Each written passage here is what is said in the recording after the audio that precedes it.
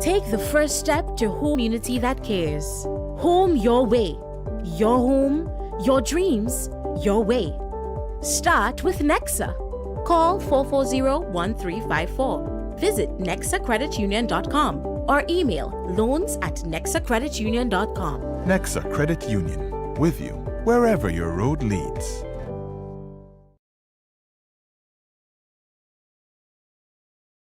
Nexa Credit Union, with you wherever your road leads.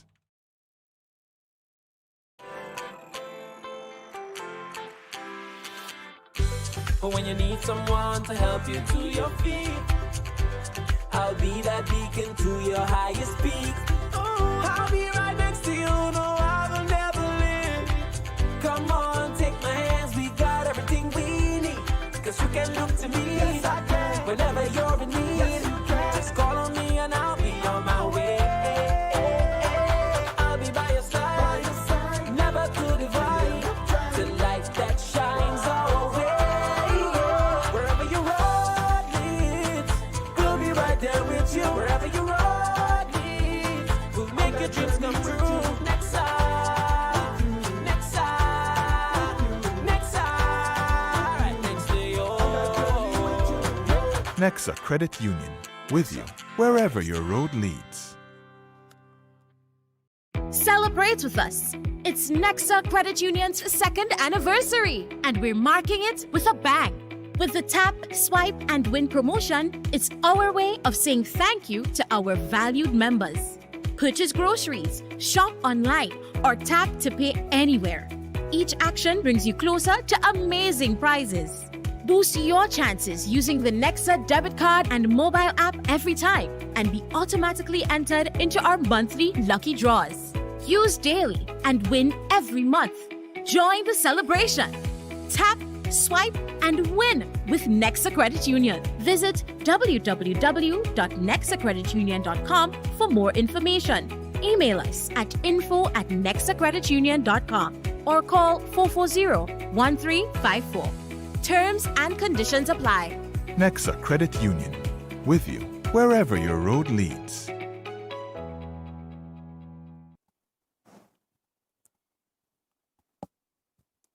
Oh, what a day it will be. I can't think of a better place for us to be. Right here at the Kirani James Athletic Stadium, or should I put Sir Dr. Kirani James. Welcome to the Nexa GUT Primary School Sports Day 2 of 2. And if yesterday was the day that set the tone, well, heaven knows what we can expect today. Great sunshine, fantastic weather. Clear skies. Yes, you may see some white clouds from your point of view at the top of the screen, but that's only more to the St. David's side, the south side of the island. And after that, basically everything coming from behind us, from over the hills in Grenville, from the west coast, all of that is crystal blue. All right, just the southeastern side can be a little bit heavy, but that is going to just drift all the way down to the south.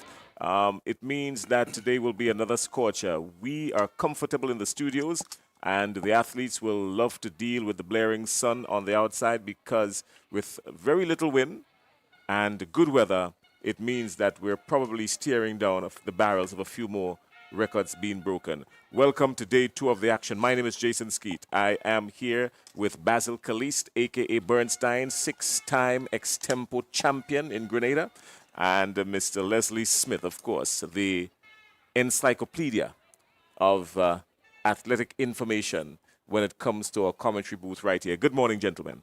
Well, good morning, Jason, and thank you for this very warm welcome and the compliments extended. And just like you, I'm looking forward to a very exciting and high-performance day of track and field here at the National Stadium.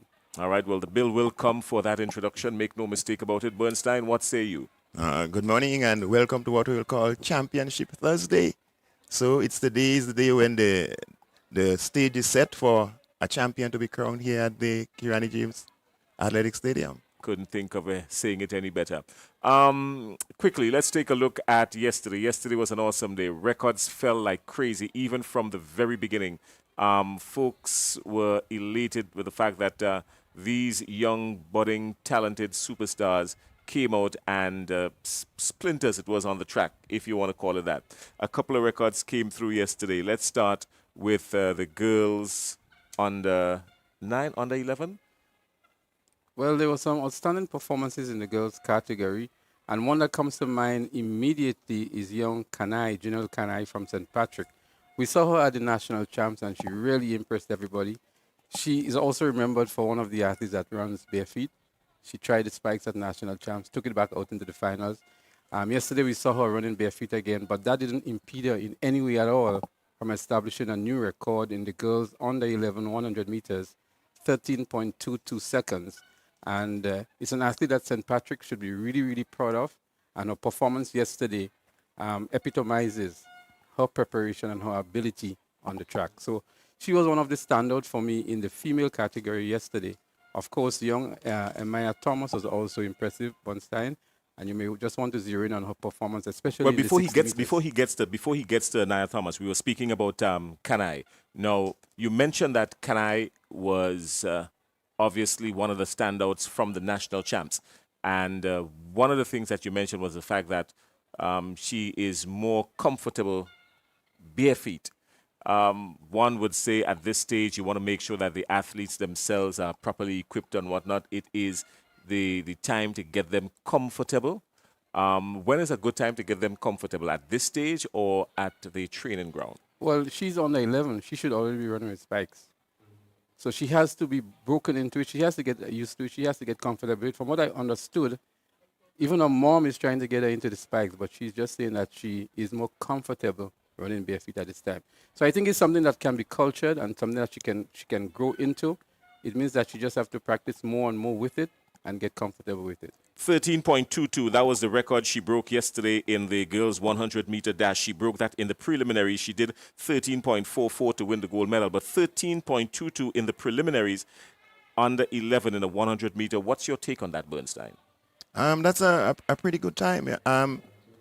Kanai is one of the athletes that we could see as a future representative for Grenada in local, regional, and at the international level. She has that potential, and once it's harnessed in the proper way, we could be hailing that name, Janelle Kanai, in the future. We're still under 11. Now let's look to the male under 11. Keyshawn Cobb, another record going down yesterday. He did 13.21 in the 100-meter. The record stood at 13.55 from 2017. He brought that to splinters yesterday, 13.21. Leslie? Well, I saw him, and as you commented yesterday, he needs to work on his start. If he has a more explosive start, as you called it, he can do even greater times than he did yesterday. But his drive phase is good. His form is good. His leg speed is good. His technique is also great. And so he's one, again, that has huge potential, but just need a little bit of fine-tuning of his technique and his start in particular, and he can do well. But the time, pretty impressive. And as a matter of fact, to break any record at this level, National Primary School Games sponsored by Nexa, is a tremendous feat indeed. So coming out of the primary schools where most of them would have been running on grass and coming onto the track here, these times are truly impressive indeed. Yeah, more records fell yesterday. The girls 100-meter under 15, a record that stood for a number of years, 13.60. Rena Hosford from St. David took that record and owned it yesterday, 13.41. Bernstein, you familiar with Rena Hosford? She appeared to be one of the fitter athletes yesterday in the sports meet. She seemed to control the race from beginning to the end, and she seemed to outrun the girls and look in a fitter and a more prepared athlete than the rest of the field that she competed against. If I can add something here too, Jason, if you notice, Rena and her colleague from St. David, they were one of the few athletes that were running with starting blocks.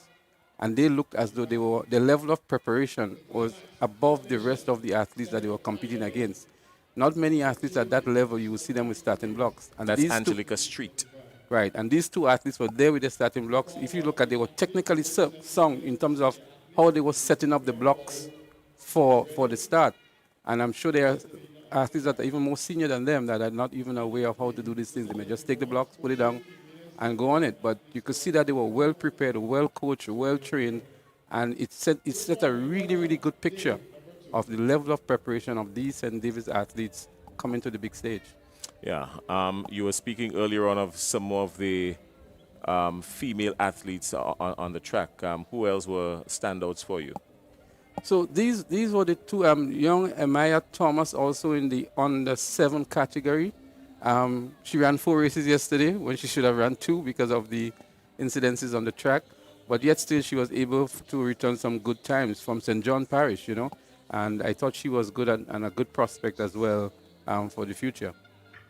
Bernstein, anybody else, particularly in the male category, that stood out for you? I want to think of Tishon Lambert. Tishon Lambert from St. Andrew. He won the 200 meters.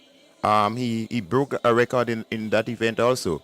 Tishon is, well, I should say a breath of fresh air for athletics in St. Andrews. He's a first-time runner, and to come on the scene for the first time in your primary school life when you're at grade 6 and being able to dominate, that's a high achievement. It's an extremely beautiful feat to for someone to just come on the scene and just take over. That's nice. Well, he reminds me of Aline Francique. Aline Francique was on a cricket scholarship to SAS and really started track and field maybe at Form 4, Form 5. And there is so much we can say about Aline Francique in terms of his international stature as an athlete. But he was also one of the, what we call maybe late bloomers in track and field. And young Tishon maybe is an epitome of that kind of thing, developing late, taking track late. We saw a young man at National Champs, Stanislaus, who won the 200 meters in the under 20 boys category, who only started running seriously last year. Right. And had a very impressive time qualifying for the Carifter as well. And these are the kinds of athletes that fit into that realm of developing late and doing extremely well. But Jason, my standout athlete in the male category would obviously be Nathaniel Richardson in the under 15 boys category. He broke 2 records yesterday in both the 400 meters and the 800 meters. As a matter of fact, he had a very impressive time of 55.66 seconds in the 400 and really obliterated the 800 meter record, a record which was 2 minutes 18 point something seconds, and he ran 2 minutes 15.88 seconds. I mean, to take over 2 seconds off a record is a tremendous feat. And young Richardson, to me, was the most impressive of those male athletes on the day yesterday, with those 2 records in both the 400 and 800 meters. Yeah, I remember that. The record stood at 2 minutes 18.47 seconds, and he did 2 minutes 15.88 seconds. So you're right, shaving off all that time. Really, it wasn't shaving off. We should probably find another analogy. Was chopping off. Shaving off suggests something smaller. But yeah, and now let's take a quick look at the field events, because the field events, these athletes were particularly impressive in the field events as well yesterday.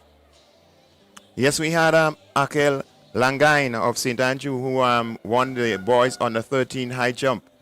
He eclipsed the record, which stood there at 1.47 meters. He broke that, and he lifted the height to 1.52 meters. So Akel, also a new jumper, not one with much experience, but one who believed in himself and went out there and performed to the best of his ability, and now he's a record holder. Yeah. Any other field events that you want to zero in on, Leslie? Well, I didn't pay a lot of attention to the field events yesterday, but I saw some impressive performances. We saw in the girls' high jump too, there were some decent heights that were covered. And but again, just like Bonstein, I think young Langain in the high jump, a record which I think was I was 17 years old that he broke. And that to me was the standard performance in the field events yesterday. All right. Well, here's what we will do.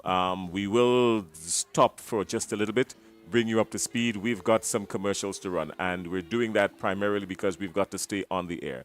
These Nexa games, sponsored by Nexa, of course, and the second year running for Nexa, the primary school games. And yesterday, day 1, records fell. We're anticipating much more of that. We're going to take a quick commercial break, and then we're going to come back here at the National Stadium. It is day 2 of the Primary School Athletic Championship right here at the National. Leads.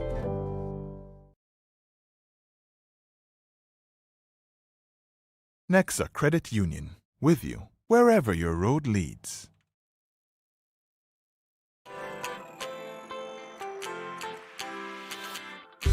For when you need someone to help you to your feet, I'll be that beacon to your highest peak. Oh, I'll be right next to you, no, I will never leave. Come on, take my hands, we got everything we need.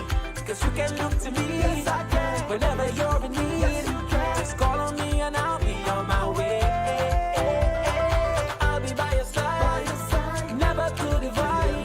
The light that shines our way. Wherever your road leads, we'll be right there with you. Wherever your road leads, we'll make your dreams come true. Nexa, Nexa, Nexa, right next to you. Nexa Credit Union, with you wherever your road leads. Celebrate with us. It's Nexa Credit Union's second anniversary, and we're marking it with a bang. With the tap, swipe, and win promotion, it's our way of saying thank you to our valued members. Purchase groceries, shop online, or tap to pay anywhere. Each action brings you closer to amazing prizes. Boost your chances using the Nexa debit card and mobile app every time and be automatically entered into our monthly lucky draws. Use daily and win every month. Join the celebration. Tap, swipe, and win with Nexa Credit Union. Visit www.nexacreditunion.com for more information. Email us at info@nexacreditunion.com or call 440-1354. Terms and conditions apply. Nexa Credit Union, with you wherever your road leads.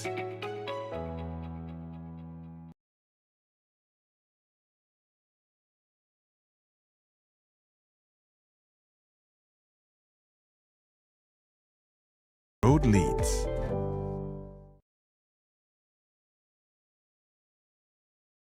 Nexa Credit Union, with you wherever your road leads.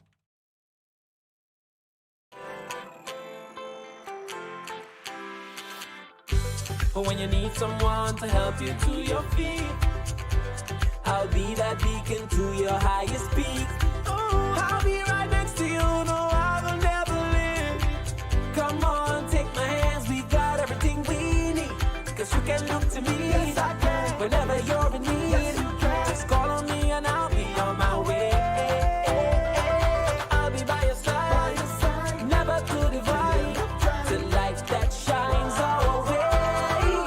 Wherever your road leads, we'll be right there with you. Wherever your road leads, we'll make your dreams come true. Nexa, Nexa, Nexa, right next to you. Nexa Credit Union, with you wherever your road leads. And we are back. Thanks a lot for joining us again, everybody. Day 2 of the Nexa Primary School Athletic Championship, track and field action in its glory, and we're here at the National Stadium. St. Andrew has been nothing short of magnificent in these championships, gentlemen. St. George right there, St. David right there on the cuff, St. Patrick doing pretty well. But the point standings that we had coming out of yesterday, Leslie, St. Andrew with a sizable lead. Walk us through that. Well, I would venture to even go further to say they have not only been good yesterday, but for several years now, because they have been dominating these games for several years. And maybe Bunstein will touch on that later on, Jason, in terms of the stretch of victories. But in terms of the point standing coming out of yesterday, we had Carriacou at the bottom on 51 points, then St. Mark on 54 points, St. John on 84, St. David, a very, very close run between St. David and St. George, St. David on 181, St. George on 185, very close indeed for that third position, St. Patrick on 206, and St. Andrew on 292. So St. Andrew is relatively way out front, you would say. And from what we've seen yesterday with their dominance in some of the categories, we expect them to extend this lead even further. And as one person remarked yesterday, maybe by 3 o'clock today, St. Andrews can start to load the buses back up to Grenville, you know. One of the things I noticed is that the top 4 are in 3 digits, and anything after that, you find everybody else basically under 100.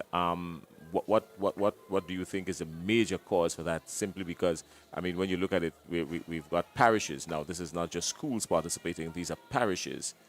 Well, if you look at it, the parishes that are in the triple figures are some of the larger parishes in terms of the number of schools. So the argument is that the pool is bigger, the quality of the athletes are better, and we can even venture to say maybe the coaching is better, right? So these schools like the St. Andrew, St. George, St. David, and St. Patrick are some of the bigger schools. St. John and St. Mark obviously are two of the smaller schools, and maybe carriacou to a lesser extent, and that may be an indication as to the pool that they have to take their athletes from and the quality that we're getting at the national level here. But one can also look at St. George's Parish, or St. George Parish, I beg your pardon, with a plethora of clubs, track clubs. And the expectation is that with all these track clubs and the early age at which these athletes go to these clubs, the expectation is that you would find maybe the better or the cream of the athletes coming from St. George. But that is not evident in these games at all. They're currently in the third position, closely trailed by St. David, which has maybe one or two clubs there, St. Andrew's 2 clubs. And St. Mark, I think, just has a new club being established there, and the Grenville 2 clubs. So the club structure is something that really helps the athletes, but we're not seeing that showing up in St. George, and it's very evident in St. David and St. Andrew. But I think the size of the schools and the number of the schools makes a big difference with the performances here at the stadium. Anybody else that would go into detail with that will tell us about the size of the parish and the number of schools is a man who would have been instrumental in being embedded within that structure. And Bernstein, you have been embedded. You've taught in St. Andrews for what, 39 plus years? St. Andrew out front, and this has to be something of immense proportions to speak about, simply because they're going for what, 15 in a row? Yes, it's 15 in a row and heading for the 29th championship. So it's 15 in a row and heading for 29 championship. So that's the target for St. Andrews today. And they have a target, and the target is on their back for the rest of the field. Yeah, the fact that Leslie was mentioning that you have a whole lot of schools and whatnot. You taught at one of the schools in St. Andrew. We have 13 primary schools in St. Andrew, and compare that with 2 in St. Mark. So you can see the disparity. So when you see that St. Mark is scoring in the double digits and the St. Andrews is already 200 plus, well, the correlation is right there. Yeah. All right.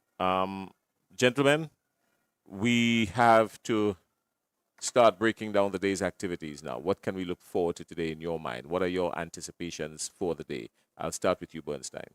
Well, I'm looking forward to see St. Andrews extending the lead, but I am still looking forward to a challenge from the rest of the field. St. George, St.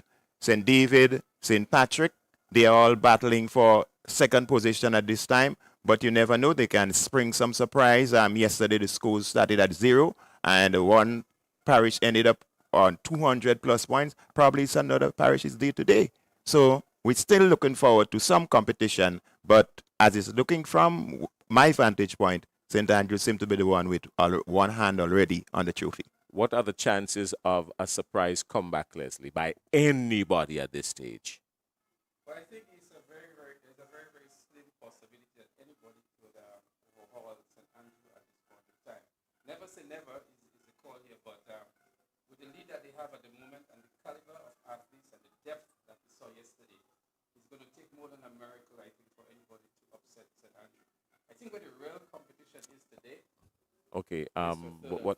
What our producer is saying is that they're not hearing you clearly, so they're going to check your microphone. But basically, what Leslie's saying, if I were to paraphrase here, is that you can't see anybody actually coming in and surpassing St. Andrew, not at this stage. Bernstein? I'm saying the same thing too. St. Andrew is poised for victory, but I'm looking forward to see some performances from standout athletes. I am still looking forward to see Richardson do something special today. I know he'll be in the 1500 meters, and whatever other event there is for the under 15 boys on the track, he'll be there. And knowing the kind of athlete he is, he's an athlete who does the sprints and also the long distance races. So with Richardson doing his due, I know that we can expect something outstanding in terms of his performance today. And being the athlete that he is, I think he's going to be our most outstanding athlete in the games for 2025. All right. Well, that's a very good assessment there, Bernstein. Thank you very much, Leslie. They've got you back on cue, and now the rest of the world can hear you. Do your due. Yes, I just want to add a new dimension to all of the dynamics that's happening here at the stadium. I think we had to be very cautious about some of the athletes being overworked over these 2 days. If you look at the athlete, I think Richardson from St. Andrew doing the 4 and the 8 yesterday, he's going to come back to do the 15. He's going to be expected to do the relays and maybe other events as well. So he has a Herculean task to perform for his parish. And I'm sure there are other athletes from other schools that might be overly taxed to give off their best and to bring in as much points as possible for the various parishes. So the team managers and the coaches has to be mindful of that in terms of how they manage these athletes in these kinds of weather conditions as well, and not try to overwork them or to overburden them too much so as not to cause injury and to marginalize their performances as well moving forward throughout the day. All right, we're going to check in with Sherry-Ann Noel because Sherry-Ann Noel is down on the ground. She's going to give us a quick preview as to what some of the things that she's seeing and what we can expect from her vantage point. She's been covering field events and bringing us up to speed with all the details on the field. Sherry-Ann, are you with us?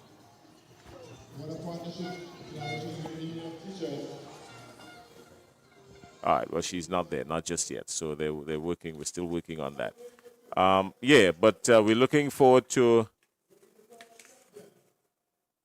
a great day today. Some of the events coming up today to start day 2. Of course, we've got the boys short put, the girls long jump under 13, the boys cricket ball through under 11, and then we're going to get into the 80-meter dash for the under 9s all the way as we head to the lunch break. What are some of your anticipations today as it relates to the field events? These young guys and girls getting onto the field. One of the things that came up yesterday is the fact that St. Andrew had such a very large contingent that not all of the athletes could have been with their peers at the athletes' village. So they had like a separate 30-something that had to be placed aside. No, that augurs well in my mind because for the competition, because I mean St. Andrew coming with a very large contingent, so too St. George. But what's your take on it? I think it's good. I don't know what's your take on it. So that goes back to the point that we were making in terms of the pool that some of the parishes have. And St. Andrew, as I recall, has a very well-organized structure in terms of the selection process and ensuring that they have athletes as well as standbys for the various events.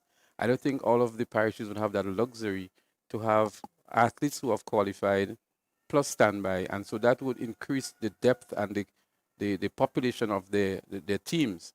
And I think that's the reason why they had this overflow and had to separate, had 2 different camps, so to speak, for the athletes. But it's a well-organized unit in St. Andrew that prepares these teams from the parish branch, the duty parish branch. And it shows up on the track as well. Because you know, Jason, as a sports person, you may not have the best team, but if you're well-organized and there is this teamwork and team spirit, you can beat maybe the strongest team. You may not have, and to rephrase that, you may not have the strongest team, but you can turn out to be the better team. Yeah, so strength is not all. Strategy has to come in the play. Sherry-Ann, she is strategically placed down on the ground as we're getting into strategy.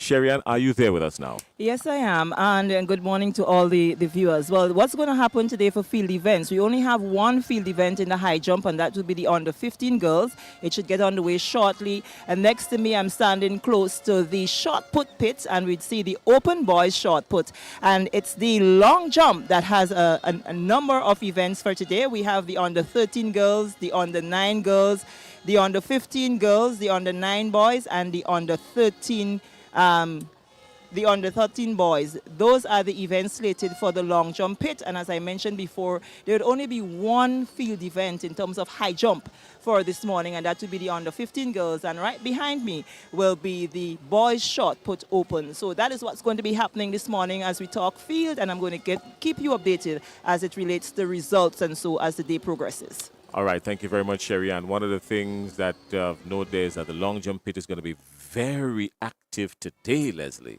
Extremely busy with all these events that Sherry has just indicated that will take place in the pit.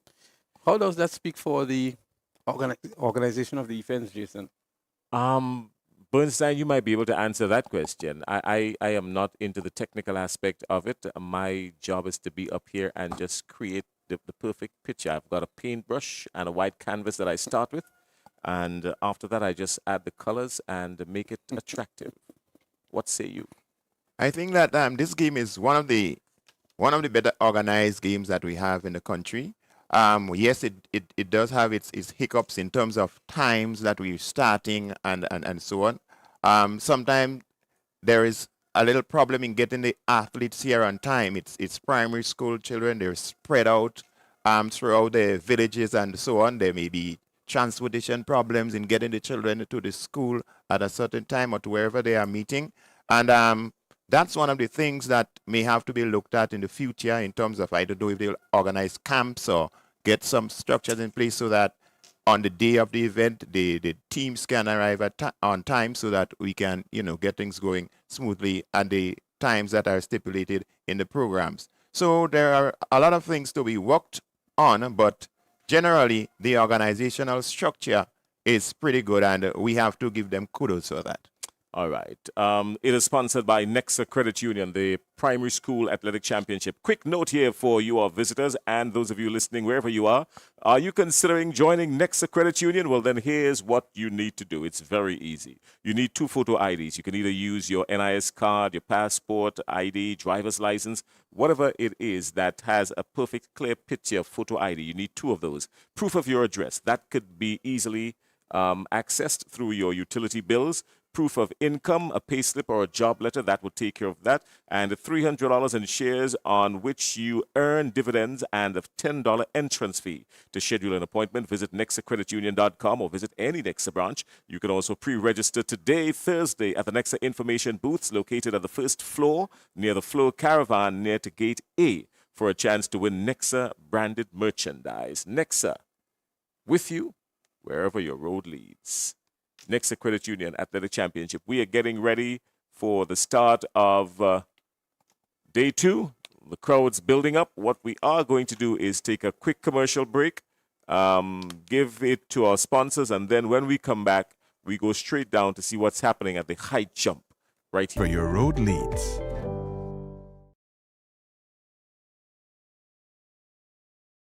Nexa Credit Union, with you wherever your road leads.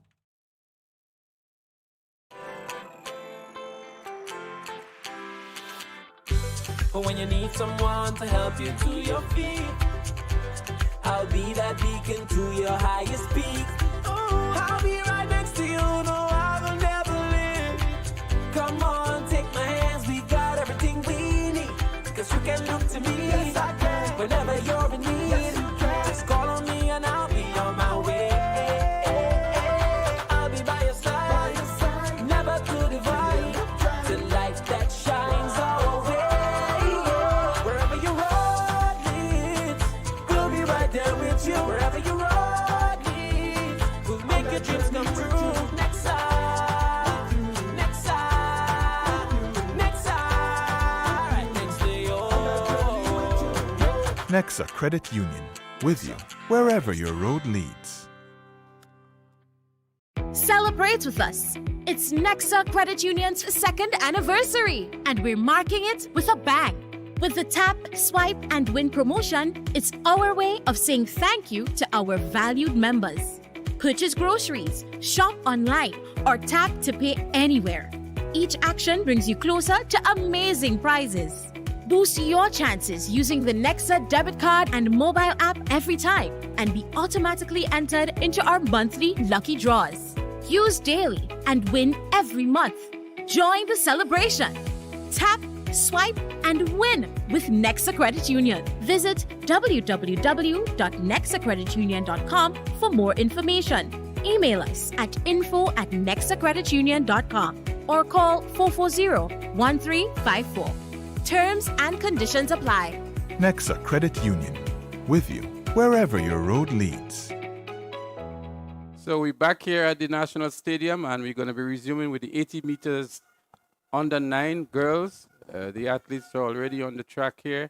Harmony Nicholas, St. George; Kalia Gordon, St. George; Janet Julian, St. John; Zoila Corian, carriacou and P.T. Martinic; Tanaya Gibbs of St. David; Shanique Richards, St. Patrick; and Harmony Lewis of St. Mark. So Shanique Richards and Harmony Lewis, they're scratched. They're supposed to be in lanes 2 and 5. So there are actually no athletes there. And some anxious moments, Bunstein, as they get themselves ready. It's the first event on track for the morning. I guess the butterflies are still in the stomachs. And so they're getting themselves ready to start things off for us on the track. The girls 80 meters under 9.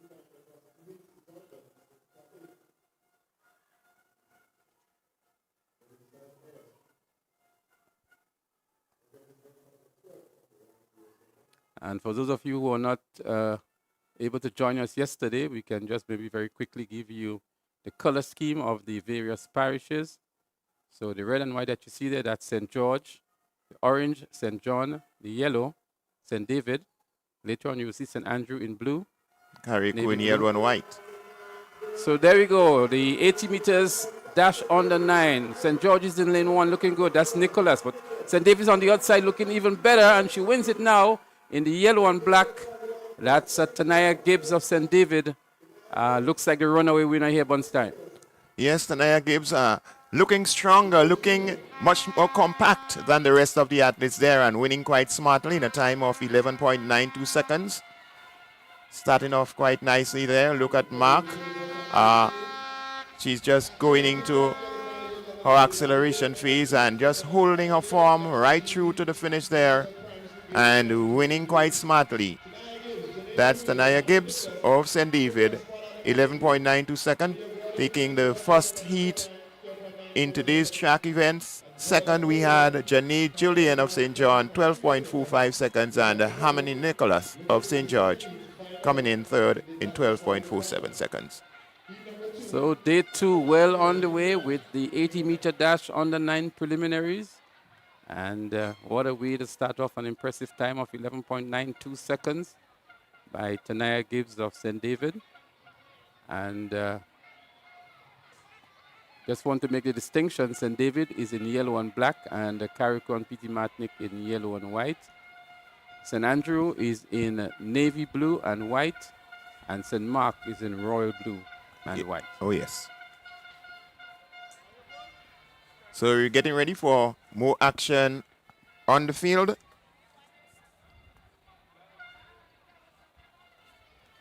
It's preliminary heat number 2 for the under 9 girls, the 80-meter dash for under 9. So we have Jonaya Nelson of St. David in lane 1. Kiana Julian of Carriacou and P.T. Martinic in lane 2. Tegan Streaker of St. Mark is in lane 3. But so let's get that sorted out. It seems as though lanes 3 and 4 are scratched. So we have Nicoda Langdon of St. Andrew in lane 5, Jahida Williams of St. John in 6, and Lishonda Charles of St. Andrew in lane 7. That's your start list for preliminary 2. or heat 2 of the girls 80-meter dash for under 9.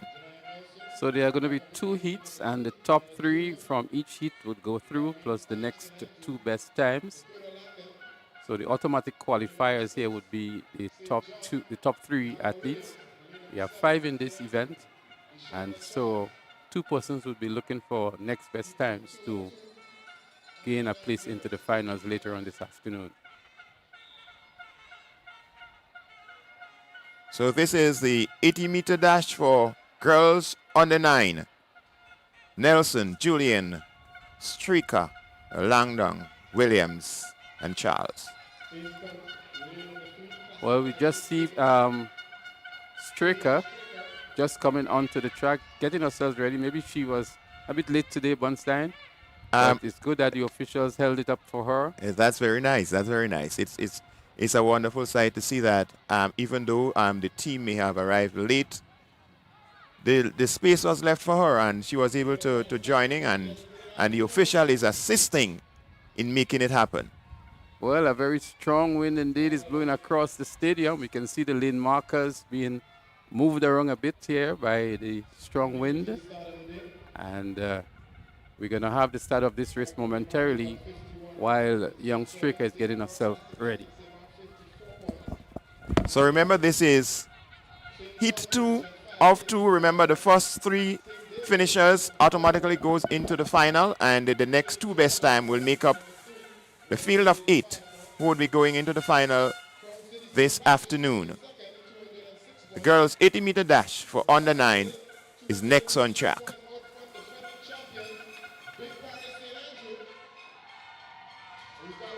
So it's day 2 of the Nexa GUT National Primary School Games 2025. Already the crowd is building, and we expect to have a bumper crowd down here today.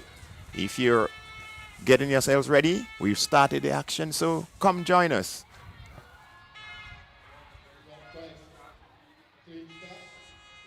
To the under 9 80-meter dash, heat 2 of 2. Some anxious moments from the young ones. Yes. Eager to get this thing done and dusted. Oh yes, anxious indeed. So we're going to do that one more time. We're going to start again. There they go. Nice clean start this time. St. David's looking good out there in lane 1 in Janaya Nelson. It is indeed Janaya Nelson. St. Andrew giving good chase on her. All right, but Nelson seems to be in it. Here comes St. Andrew now, just for the tape. It's going to be St. Andrew in the likes of Nicola Langdon. From our vantage point here, Nicola Langdon, indeed, at 12.33 seconds. A very slow start from Langdon, but running back nicely through the middle of the race and earning herself a place into the finals. Carriacou and P.T. Martin in Kiana Julian would also get a place into the finals with 12.48. She came in second, and it was actually Streaker, Tegan Streaker from St. Mark Bunstein, who was late. She came in second, and Williams of St. John came in third. So the results have been adjusted now.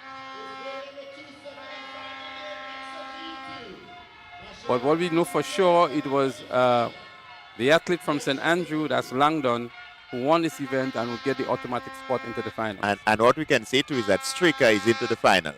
She arrived late, but she's into the finals. As we look back here now, we can tell the Streaker was in third position at this stage. But look at the run back here from Langdon out of lane 5, just edging out Nelson of St. David on the inside, and the young Streaker. Late on the track, but earning a place into the finals nonetheless. So we're getting ready for the under 9 boys. They're already on the starters line. We wait to give you the lane assignments shortly.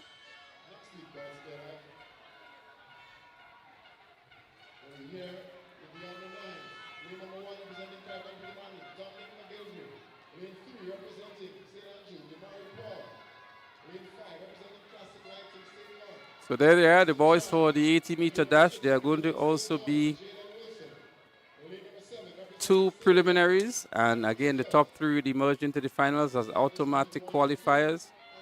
And the Bunstein, you may want to go through the lane assignments for us here for heat 1 of the 80-meter dash under 9 boys. So running out of lane 1, we have Junaya Nelson of St. David. In lane 2, Kiana Jillian of Carriacou and Pinimatnik in lane 3.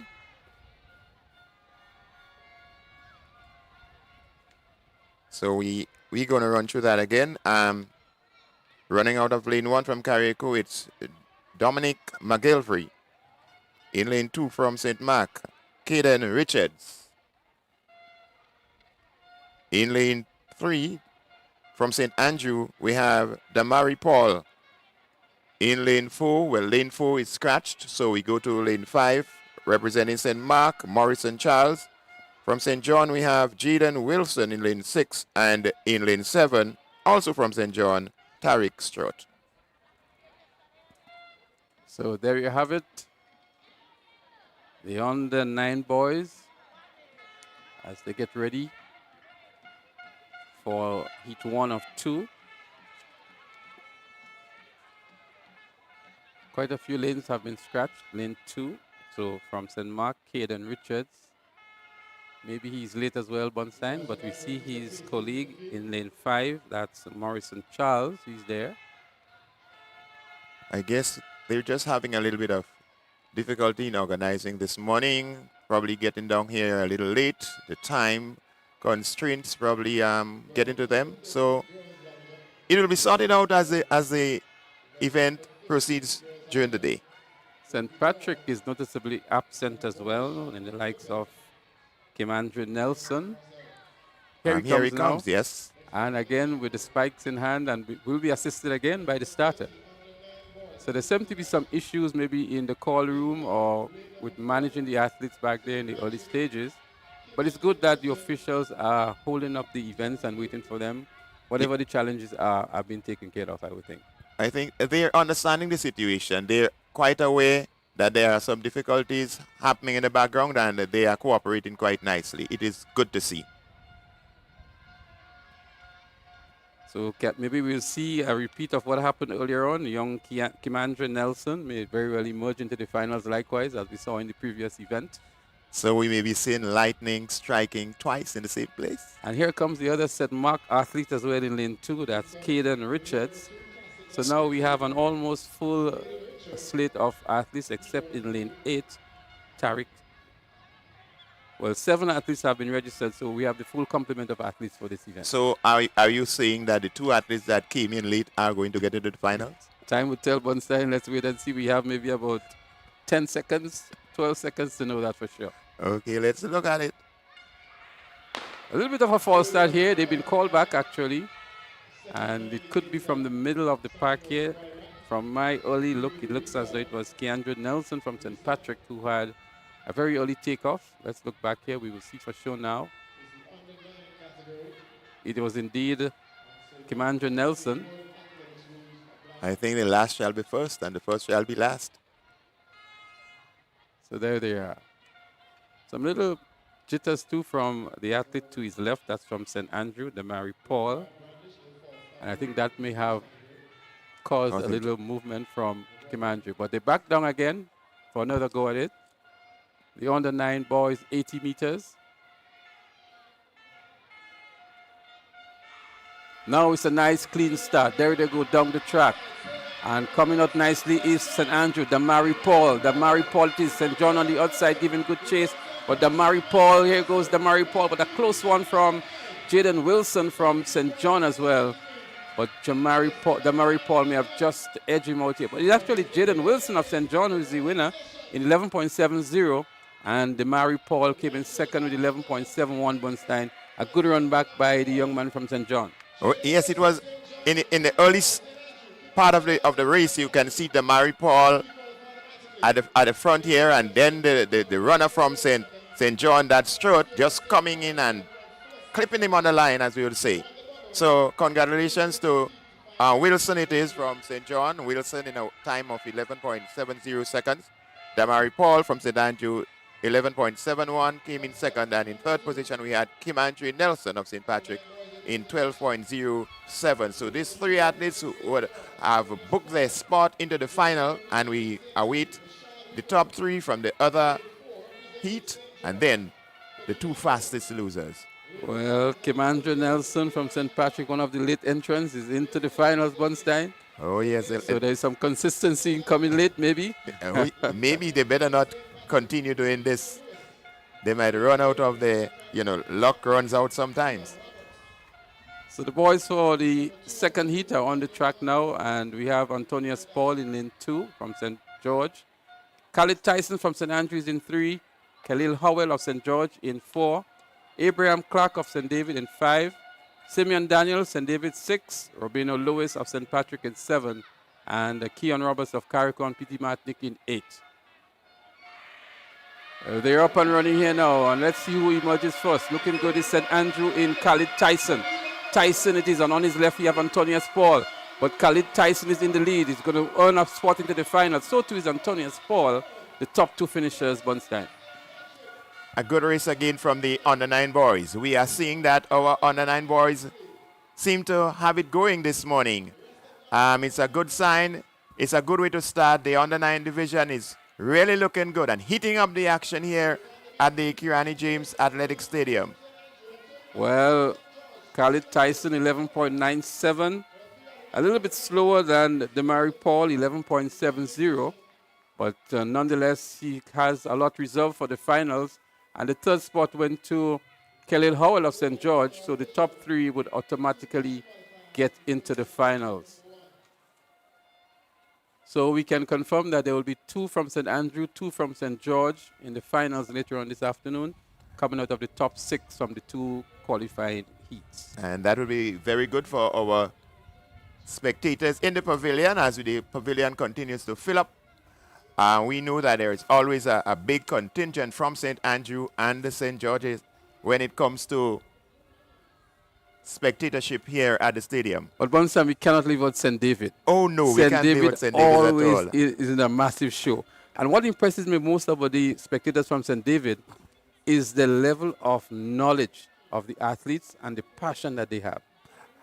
There seem to be a bunch of athletes, spectators from St. David who seem to be always here. Whenever athletics is being on show, they are always here. So St. David, kudos to you. And those of you who are still outside, on the outside, still in your homes, it's early time yet. Get the lunches ready and get yourselves prepared and come down to look at the final later on this afternoon. So doing, I want to say a special good morning to Miss Celestine out there in that tent. I'm sure she's here at the stadium. She's one of the avid followers from St. David for track and field, and there are several others, but I just want to mention Miss Celestine, who I met on the weekend, and was so knowledgeable and passionate about her track and field. And when it comes to St. Andrew, Lydia is always there. So we get it set for the under-7 girls 80-meter dash. There are going to be 2 heats as well, and the athletes, we have 4 athletes in heat 1. Anaya Weeks, we saw her yesterday from Carriacou and P.T. Martinique. She's there in lane 4. Dania Mark from St. Andrew is in 5. Akia Taylor of St. John in 6. And also from Carriacou and P.T. Martinique, Chloe Lendo.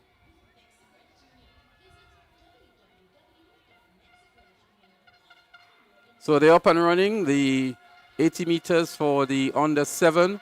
And St. Andrew already looking good. Dania Mark is there.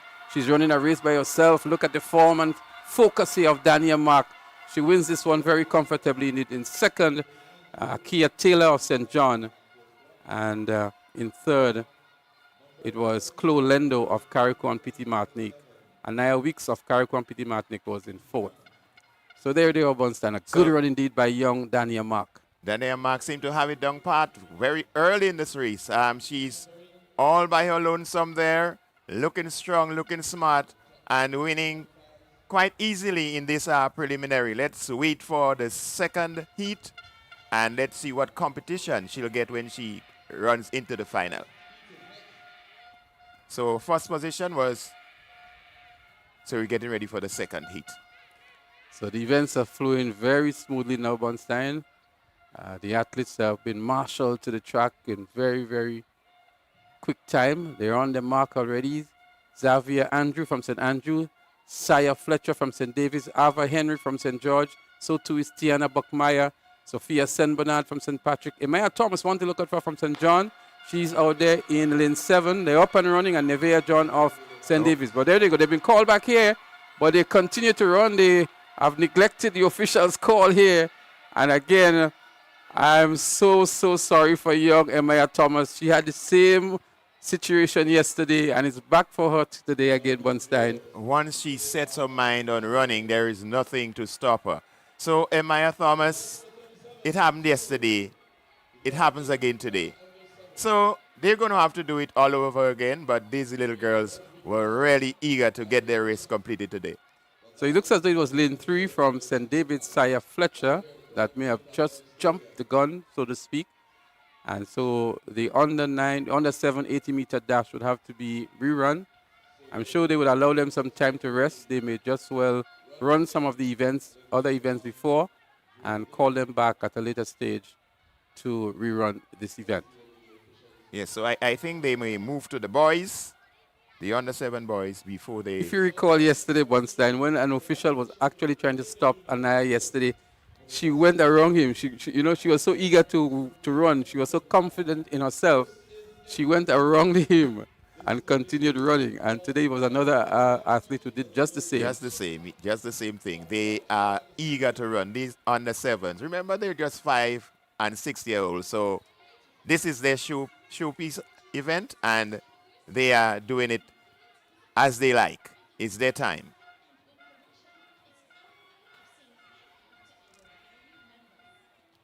So we think what may happen here is that they may run the boys in the under 7 category, and then recall the second of the 2 heats in the under 7 girls category, as we just saw what happened there moments ago.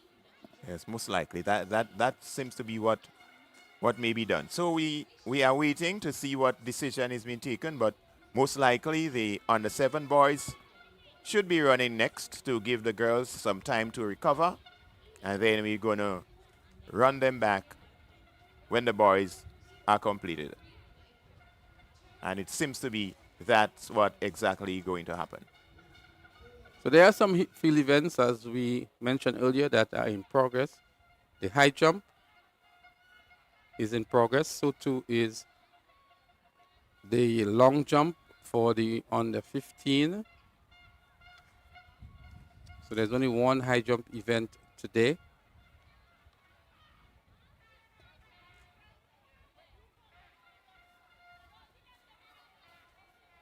These are the competitors in the high jump that we see on screen here now. The bar is currently set at 1.11 meters.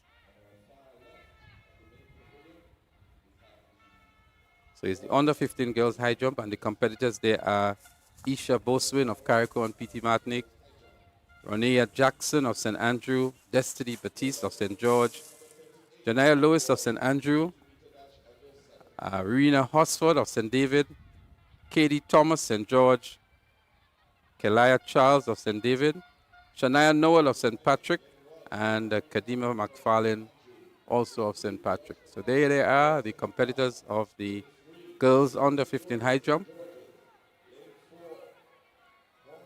But in the meantime, we go back to the track where we're going to see the first of the 2 heats in the boys under 13, under 7, that's the under 7 80 meters for boys. And we will see out of lane 1, Jamari Harvey of St. Andrew, Joshua Garnis, St. Mark, Nikhil St. Joseph, St. George, Codell Kalis Ned, St. Patrick, Aaron Mark of St. Patrick, Zequin Lendo of Carriacou and PT Martinique and O'Shea Boswin also of Carriacou and PT Martinique. St. Patrick a little bit eager, but trying to get off the block. That's the athlete in lane 4, Codell Kalis Ned. I guess he's want to follow the pattern from the previous race. This is our under 7s. As we say, it's a race of glorious uncertainties. So let's look on.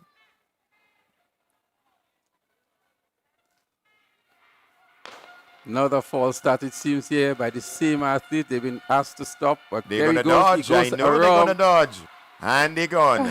Oh, there's no stopping. They've been called back a couple times, and once they see their compatriots going forward, they want to go forward as well. And providing some excitement for us here in the commentary position as well. The fans are very, very activated by that as well. Oh yes, the fans are all pumped up. They know that something interesting is going to happen once they realize that there's a false start. And they're going to dance around and continue running. And that's what I enjoy most about it, Bunstein, is that even though they're asked to stop, they're going around the officials because they see the person to the left or the right continuing to run. And so they're so eager to win or to emerge into the finals that they just keep going. Yeah, absolutely, because the young man from St. George, he did stop, but then he saw the others running, and so he continued. But this is all part of on the sevens. The eagerness is there, and that you don't want to take away. So we're going to move into the second of the two preliminaries for the under 7 boys in the 80 meters. So in lane 1, we'll have Kamal Williams of St. George. 4, representing St. David, Giovanni Matheson. Lane 5, representing St. Mark, Josiah Gans. Lane 6, representing St. Andrew, Keon Henry. And lane 7, representing St. David, Jakeem Francis. So there you have it, the lineup for heat 2 of 2 in the boys 80-meter dash under 7. There's 6 athletes taking a track there. St. George, St. John, 2 athletes from St. John, St. David, St. Andrew, and 2 from St. David and 1 from St. Andrew. I was making the point this morning about the level of preparation of the St. David's athletes. The only athlete with the track spikes here from St. David's. There they go, up and running. In lane 1, it looks like Kamal Williams from St. George. But here comes St. John in Kyrie Fletcher. But it is Kamal Williams of St. George who would win this one. And in second, it looks as though it's Kyrie Fletcher from St. John, the top 2 finishers here. Nice run there from the young man from St. George. Williams, 13.23 seconds. And the second place finisher, Fletcher, that's Kyrie Fletcher, 13.31. And Giovanni Matheson from St. David, he ended with a time of 13.96. And we have to take a note of Jahari Ross, the 4th place finisher, 13.98, because these 2 heats is the first 3 and then the next best finishers after the first 3 in both heats. Well, it will take us maybe a little while before they come back with heat 1. I believe here we now have again a recall event. That's the under 7 girls category, in which we had a false start earlier on. And I think we're going to have the event now, the 80 meters under 7 girls category.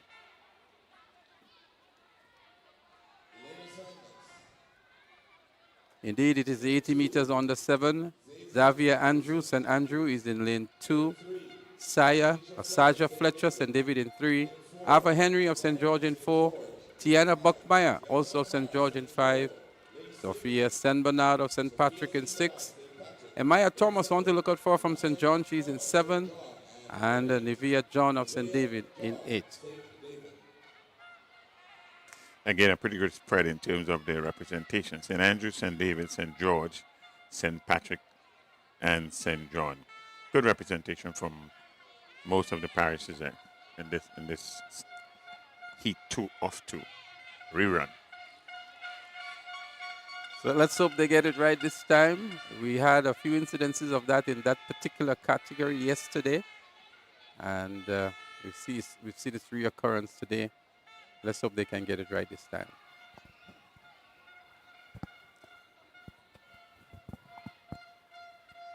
They're going to have another attempt at it here. The under 7 girls 80-meter dash.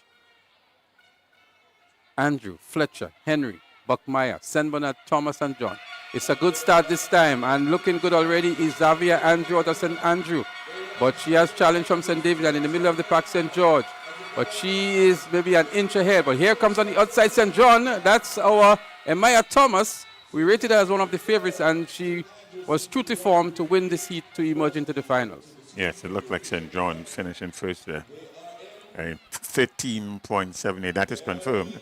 Amaya Thomas, St. John, 13.78, and in second position, Tiana Buckmeyer from St. George, 14.09 seconds, and Xavier Andrew from St. Andrews, St. Andrew in 14.16. The fourth place finisher, 14.26. That's Nevia John.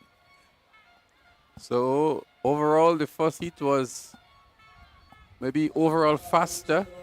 We had a faster time for the first place finisher in heat 2, but in terms of second, third, and fourth, we had faster times coming out of heat 1. So most of the finalists would come out of heat 1.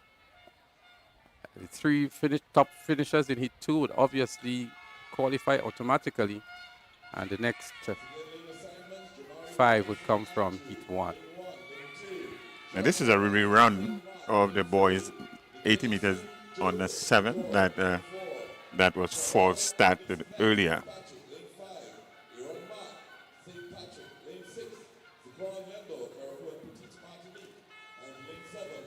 O'Shea, Boatswain, Carriacou, and Petite Martinique. So there you have it again, the lineup for this rerun in the boys under 7 80-meter dash.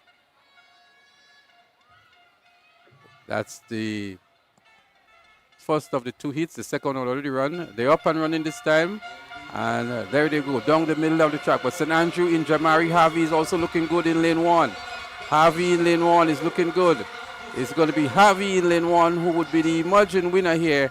And it looks as though out of lane 5, Aaron Mark of St. Patrick or Cordell Callis-Ned, the two of them are very close for second and third. But look at young Jamari Harvey here.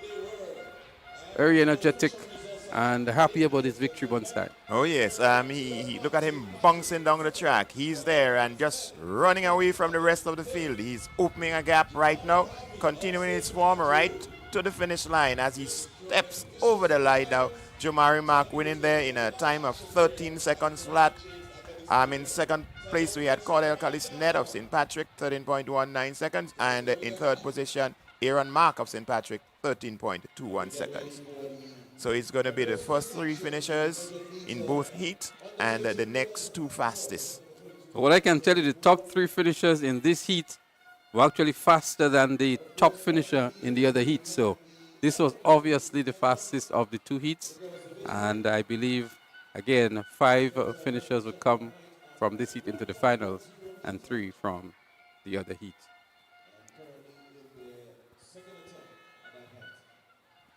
As we look back here, young Harvey, that's Jamari Harvey from St. Andrew, stumbled a little bit there, but regained his composure nicely and really maintained his form and consistency, powering all the way to the finish line. And a very close one between the 2 St. Patrick athletes for second and third, but it was Cordell Callis-Ned who eventually picked up the second position, and his compatriot, who was Aaron Mark, picked up the third position. High jump seems to be in full progress now. You see an athlete from St. George on the runway and getting ready to attempt 1.10 meters, still 1.10. That was her third, that was a second attempt at 1.1.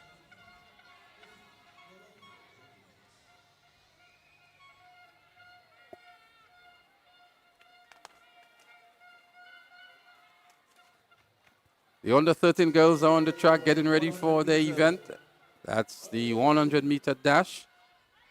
Again, they're going to be 2 heats, and the top 3 would qualify. And we're going to go through the lane assignments. St. Patrick. In lane 3, Kira Felix, Carriacou and Petite Martinique. Lane 4, Alisa David, St. Patrick. Lane 5, Rihanna Roberts, St. Andrew. In lane 6, Cariana Phillip, St. Andrew. And in lane 7. Well, there you have it, the lineup. There's actually no athlete in lane 7, but we have... Here comes the St. Mark athlete. So there she goes, St. Mark again. Isaiah James it is. So lane 7 from Classic Lighting St. Mark, Isaiah James. So there they are, getting ready for the 100-meter event. Newton, Romaine, Felix, David, Roberts, Philip, and James.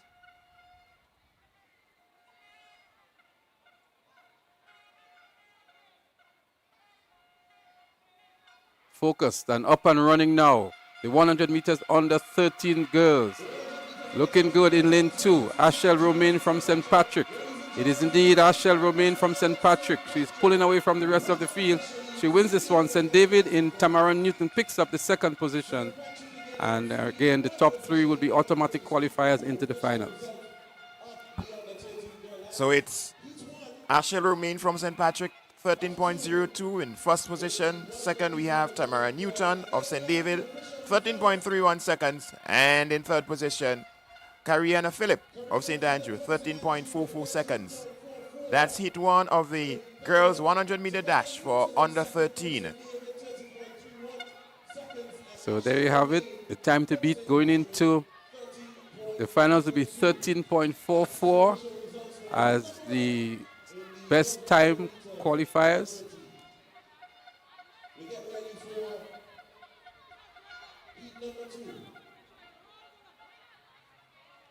Very familiar figure in lane 1 here, Leah Rose Charles. Didn't maybe had her best games yesterday. She placed second, but she came in as a hot favorite from the South St. George Government School. I thought maybe she was doing too many events. Because we saw her in the high jump as well yesterday. She was in all the field events, as well as Leah the events on the track. Rose Charles.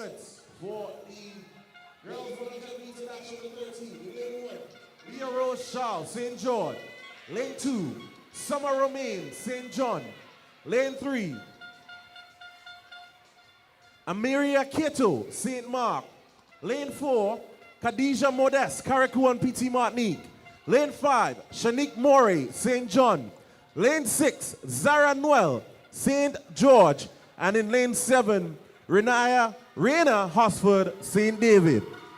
So there you have the lineup. And again, if you can be intimidated, just look at Leah Rose Charles, and that alone can get you intimidated as an athlete. She's out there in a full regalia with a starting block, a headband, and she had this long walk up the track. And I'm sure if you came with butterflies in your stomach, you have a lot now because of just the sheer appearance and confidence of Leah Rose Charles in lane 1. And let's see if it works. 100-meter dash under 13, heat 1 of 2, and they're up and running. It's a false start. They've been recalled, not to show who would have jumped the gun on this occasion. It's also very nice to see representation from St. John, St. Mark, and Carriacou and PT Martinique. The smaller the schools, the smaller divisions. Could have been the athlete in lane 4, Khadija Modeste of Carriacou and PT Martinique. But they're going to have another go at it. 100 meters under 13 girls. Heat 1 of 2. Leah Rose Charles, Romain, Cato,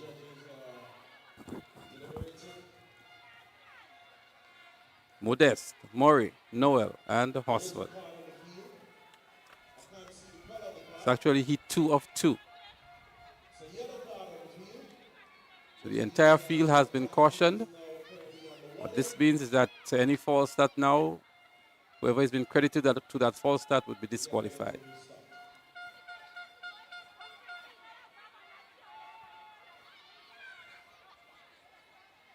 The record is 13.06 seconds.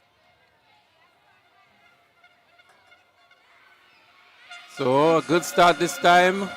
Slow start for Leah Rose Charles. She's beginning to emerge and pulling away from the rest of the field. That's Leah Rose Charles from St. George. A comfortable win in the end for her. And on the outside from St. David in lane 7, Reina Hosford. We saw yesterday been very, very impressive. But I think Leah Rose Charles will have just gotten the better of her in this preliminary. 13.62 for Leah Rose Charles. And let's see, Reina Hosford, 13.70 seconds. Once your take on the event? Leah Rose just establishing her dominance in this event, showing her prowess there and winning quite smartly in the end. Getting close to the record. The record is 13.06 with some push, some challenge. The record could be under some threat later on in the final. Well, these two athletes are going to have a showdown into the finals. I'm sure Leah Rose Charles would want to have revenge for what happened yesterday. And in this particular heat, they were on either ends of the track, one in lane 1, one in lane 7. So they were not having a good look at each other at all. But I think Leah Rose Charles was up earlier and faster and really wanted to make a statement. Yes, I also think that Romaine from St. Patrick, who ran in Heat 1, she will be up there as a significant threat in this one also. So we're getting ready for the under 13 boys. I wanted to pay attention to the guys at both end in lane 1 and lane 7. So you're speaking about Alex Alexander and Tishon Lambert. They're both from St. Andrew. But we also have Dimitri Sabazan, McIntosh, but they're up and running here. Let's see what Bunstein is saying. But in lane 1, looks like Alex Alexander. He seems to have a slight lead over the rest of the field. But here comes Tishon Lambert on the outside. Lambert on the outside. May just have been Lambert on the outside. It was very close to call between Tishon Lambert and Alex Alexander. And flash time, it was actually Tishon Lambert out there in lane 7, the eventual winner in 12.81. Alex Alexander in second in 12.88. And Caden McIntosh of St. Patrick in 13.08. Well, a very good run from both St. Andrews athletes. The record in this one stands at 12.49, but bearing in mind that they are at the extreme ends and not much in the middle of the field, we can look for something much better in the final later on. Well, let's hope that happens here. It will be an impressive run by both Tishon and Alex to push each other towards that record-breaking performance. And we look to see what will happen later on. They've earned themselves a place into the finals by virtue of placing in the top 3 in the first of the 2 heats. As we get set for the second of the 2, which would feature Timori Perry, Akim Kwamina, Lesson Matthews, Dillian Andel, Kai Kador, Alonzo Mitchell, and Xavi Jeffrey. So they're already up and running here. Let's see who comes out first in lane 1. It looks as though it is Timori Perry of St. George. Indeed, it is Timori Perry of St. George, and St. Mark would pick up the second position, but Perry of St. George wins it. It looks as though it's St. Mark's in second and St. Patrick in third. That's Timori Perry there for you. 13.00 seconds, his time to qualify. Kai Kado of St. Mark was second in 13.17, and Xavi Jeffrey of St. Patrick was third in 13.30. It's quite nice to see the St. Mark athlete being featured here. Although he plays second here, he'll be in the final, and having a final with St. Mark is always a welcome sign. So the stage is set for a showdown into the finals between the likes of Alex Alexander, Tishon Lambert, Timori Perry is also there. Likewise is Akadan McIntosh, Kai Kador, Xavi Jeffrey, top 6 finishers. As we segue to the high jump that is taking place, that's the girls' high jump in the under 15 category. Competitor from St. David. So the height has now been moved up to 1.15 meters. That was Kelia Charles of St. David, who just had a field attempt. That was actually your first attempt at the 1.15. Here is her colleague from St. David's, that's Rena Hosford. That's Rena we saw running. So that's Rena Hosford from St. David.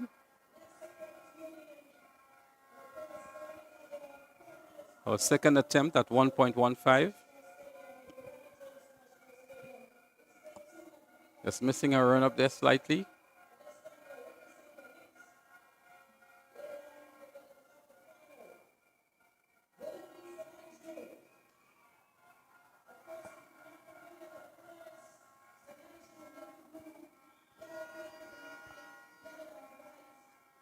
She's going to have another attempt at 1.15.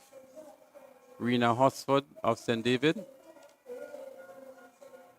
Wrong-footed a bit here on this occasion. Some issues with her approach to the bar. Bernard. Bunstein.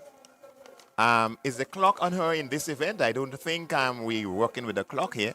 Well, it should be. She has some discomfort now. She's removing the track spikes. And is going to attempt this one barefoot. Let's see if it's going to make a difference for her. I think she may have just gone beyond the 90 seconds that she's allowed. So it seems. So she has forfeited that opportunity. It was her second attempt, so she still has another try. As we see Kelly Charles from St. David is going to have another attempt at 1.15.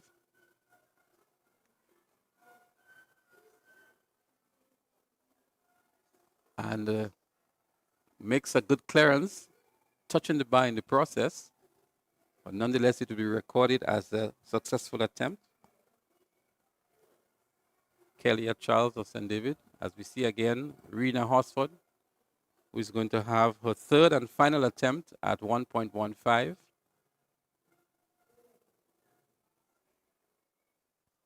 Yeah, she is having some issues here. It seems as though it's a confidence issue as well, Bonstein. I think I think that's the case. I think she's having some problems. So she seems to have called it off. I think she's indicating that now to the officials. As we go back trackside for the 200 meters under 11 girls, April Richards, Mariah Paulson, Chaya Pei, Janelle Kanai, look out for her, Arden McQueen, Kalana Fletcher, and Nadira Filbert. These are the competitors for the 200 meters under 11. They're up and running.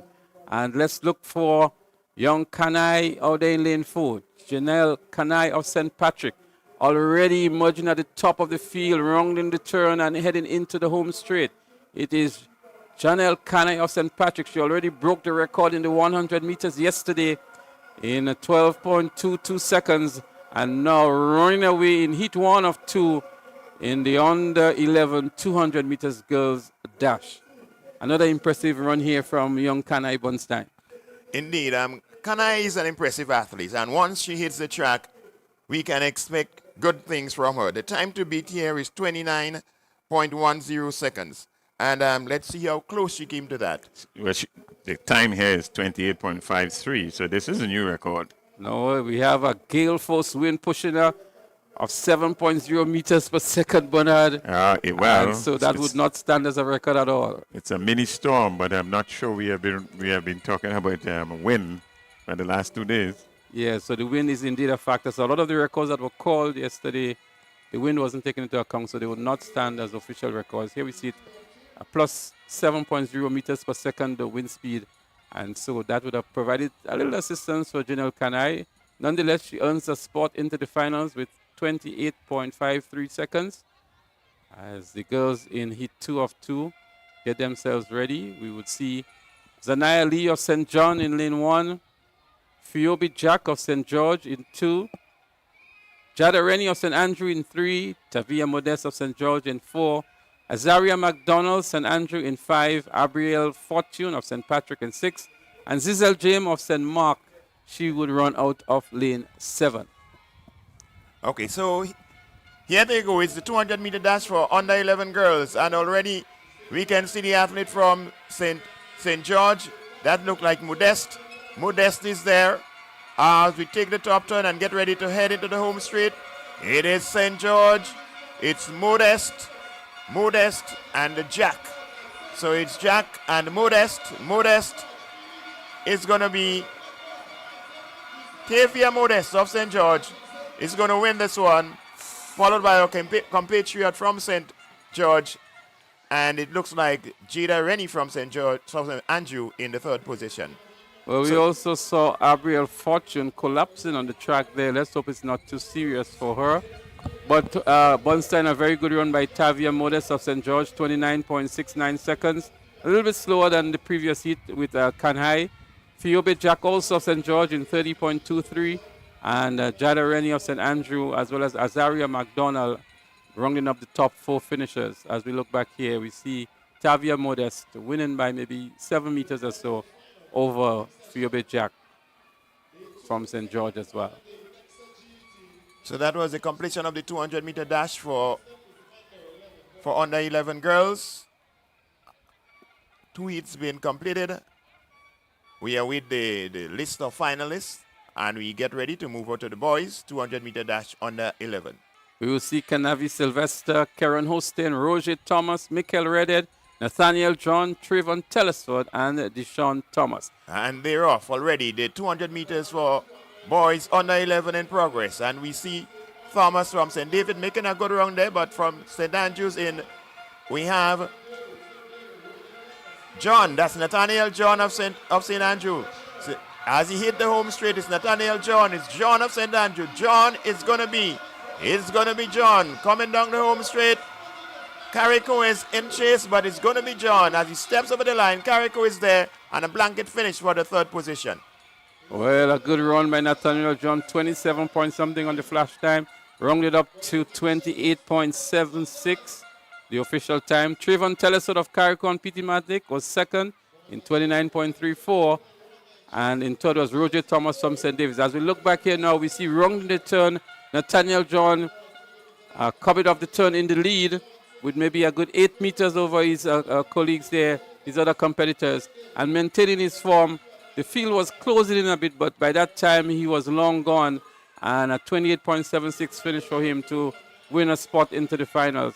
Carriacou and PT Matic, Trayvon Telesford, he was second in 29.34, and as I mentioned, Roger Thomas of St. David in third, 29.82. It's a good showing there by John. In fact, it's quite easy in the end. And it's really refreshing to see Travion Telesford from Carriacou and PT Matney make it through to the Positive reading of 4.4 meters per second, which makes it illegal. We must not cross that 2.0 meters per second to get our time being official. So, Bernard, again, the wind is very strong. Oh, it's a mini storm over there. But it's pushing the athletes, it's behind them, so it's affecting a lot of the times that I returned here today. And we must take that into consideration. And to your point, I'm not sure if the records that was called yesterday would stand because the wind was just as strong. So we're getting set for heat 2 of 2. Kishon Cobb, one to look out for. Cameron George, Zubiri Marshall, Mikhail Lewis, Dequan Descent, another one to look out for. Rajani Wellington and Kyle Stanislaus. So they're off. It's 200 meters for under 11 boys. And already we see a move from Cobb on the inside. Also having something to say there is Dequan Descent of St. George. So as we take the turn,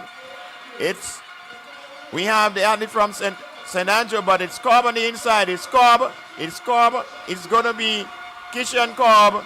St. Patrick is making a move. So it's Kishon Cobb. And then we have Wellington from St. Patrick and Lewis from St. Andrew. Kishon Cobb continues to impress, 28.29 seconds to win heat 2 of 2. Rajani Wellington of St. Patrick is in second with 28.71. And Mackay Lewis of St. Andrew third at 28.93. But looking back here again, Cobb was not yet in the picture. In the middle of the field, Descent and Wellington and also Lewis were looking good. But heading into the home straight, it was Cobb all by himself. Kishon Cobb from St. George, who was that impressive yesterday, coming back and looking in obvious form today, earning a spot into the finals. So too is Wellington from St. Patrick and Lewis from St. Andrew. Oh, I think we have the making of a really, really competitive final in the afternoon session. And well, we're looking at Bernard 28.76 and 28.29, the top two finishers. That's a showdown already. Yes. That's a showdown already between a little bit more assistance in the second heat with the win of 5.7. Nathaniel John of St. Andrew and Kishon Cobb of St. George going to have a showdown into the finals. It makes for good competition later on today. If you are out there and thinking about coming to the Kirani James's Athletic Stadium, you should do so because we are going to have a real competitive afternoon session. Well, already we have a lot more spectators than we saw yesterday. A lot of the spectators always feel that the final day is the better day, especially where the champions will be crowned. And to speak of champions, St. Andrew continue to lead. They're looking for their 15th consecutive championship and the 29th overall. An unsurpassable amount of championship victories for St. Andrew. And they can call it off maybe very early today. Oh, they are almost like the Jamaicans. at Carifta. So we can see the crowd building. It's building up. It's a very much larger crowd than we had yesterday. I don't know what we'll have to put in place to encourage the patrons to come down on the first day, but tradition is tradition. They love to do it on the second day. I'm sure Bunstein and Bernard, a lot of the folks who are home, maybe prefer TNR Communications broadcast of the games and opting to stay home as well.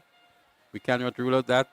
But we still encourage everybody to come on down who are able to, once you are within the vicinity of the Kirani James Athletic Stadium and you have available transportation, come in and be part of this electrifying moment here and to support the athletes from the primary schools in Grenada. They're doing very well, some outstanding performances, and they just need a little bit of encouragement and motivation right here at the stadium to even do better. But the young people are having a ball, one way or the other. The children are really enjoying this. And so far, it's been quite competitive. Competitive it has been indeed. So we're not having much action on the field. At present, the high jump is still in progress. The height is now 1.2 meters. And the under 15 girls are there doing their thing. We still have a few competitors, and we'll be sharing some information on that with you. Yeah, what we will do, we will try to get Sherian, who is covering the events on the field, to give us an update on what's happening in the long jump pit, what's happening in the shot put area as well, and also in the under 15 girls high jump.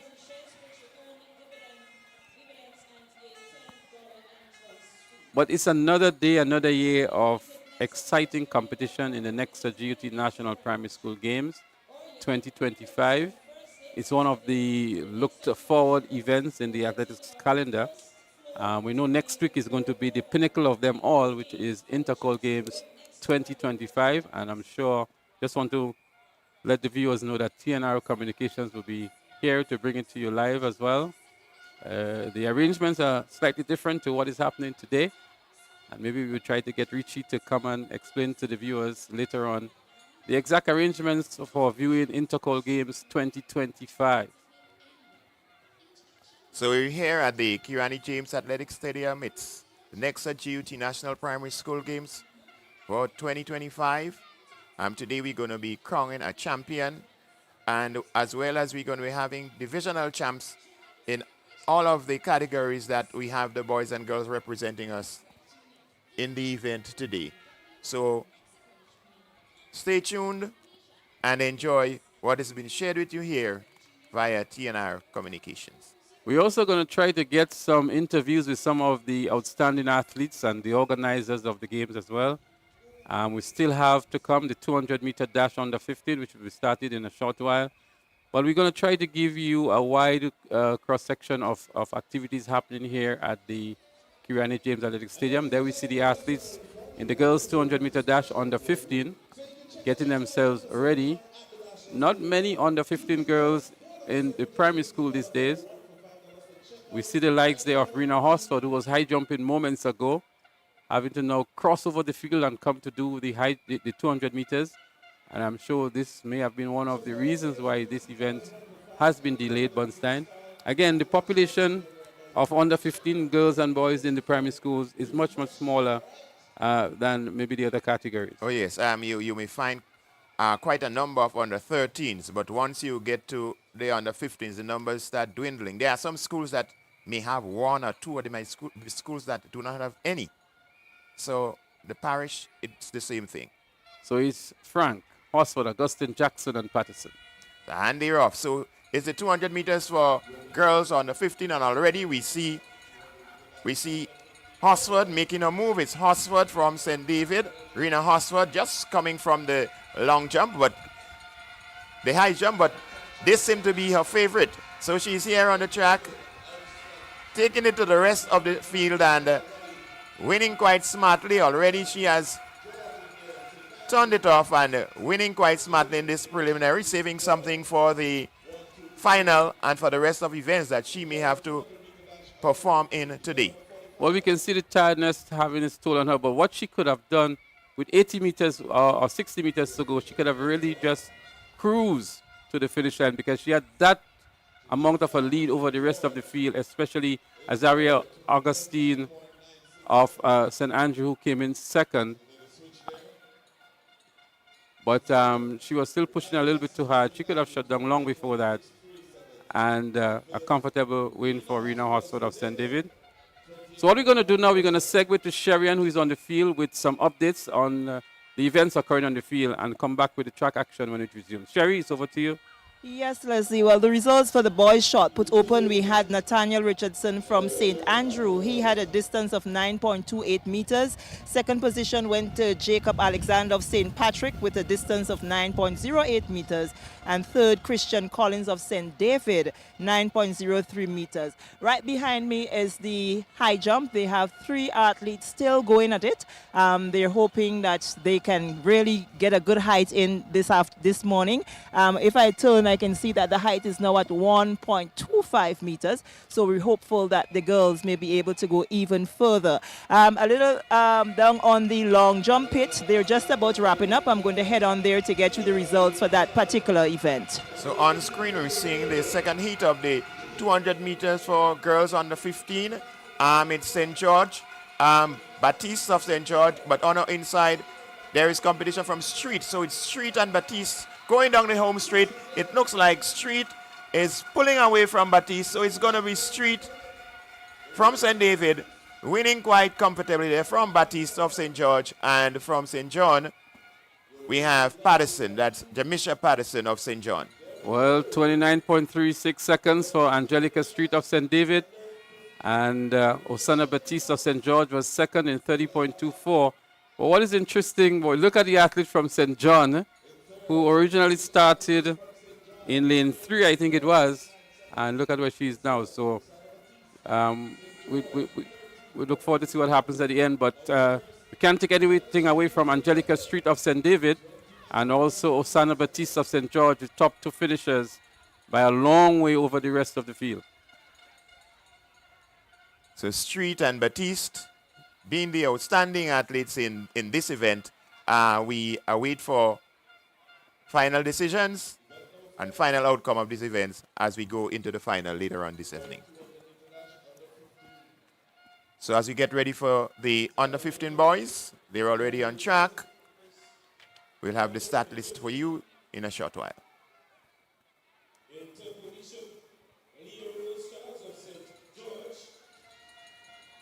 And in second position, Alicia David, St. Patrick's. So the lineup for the boys 200 meter under 15. Terry Samuel, Nathaniel Moore, Shondell Harriman, Christian Collins, Kyle McQueen, Peter Thomas, and Zilon Charles.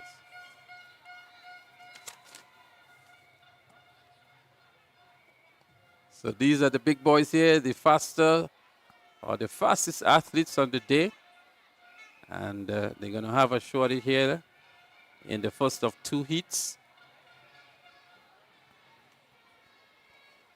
We've been having such strong winds today, but the record stands at 25.47. If only the wind will stay down, we may be able to see some challenge to this record. We're still only in the preliminaries as well, so let's hope that later on in the afternoon, the conditions might be a lot more favorable, although the athletes may be a little bit more tired as well. We hope that they can get a lot of rest and rehydration during the events, and that the coaches and managers are doing a fantastic job to manage them well amidst the many events that they are competing in here. Moments ago, we saw Rena Hosford looking a little bit tired coming out of the high jump, and that is the workload that these athletes have. So it's a 200-meter dash for under 15 boys. Samuel, Moe, Harriman, Collins, McQueen, Thomas, and Charles. And here they go. It's the 200 meters for under 15 boys. Already we see some movements from Thomas of St. George. Thomas of St. George is there. Collins of St. David. It's Collins of St. David as we take the top third and heading for home. It's Collins of St. David. Collins from St. David. Samuel is there too. And from St. Patrick, we have McQueen. And St. John, Zilon Charles made a dash for it in the final 10 meters or so. And we see it's Christian Collins of St. David, 25.35 seconds. Zilon Charles of St. John, 25.88 seconds in second. And Kyle McQueen of St. Patrick in 25.95. Well, from the looks of that Bunsen, that looks like a record-breaking performance, 25.35.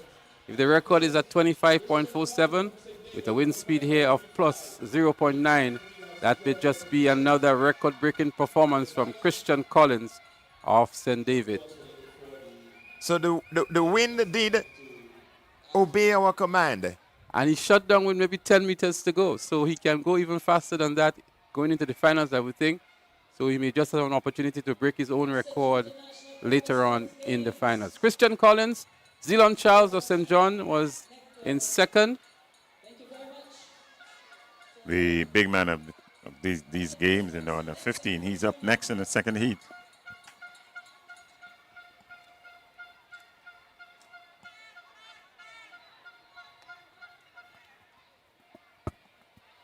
There they are, the competitors for the second of the two preliminaries in the 200 meters for under 15.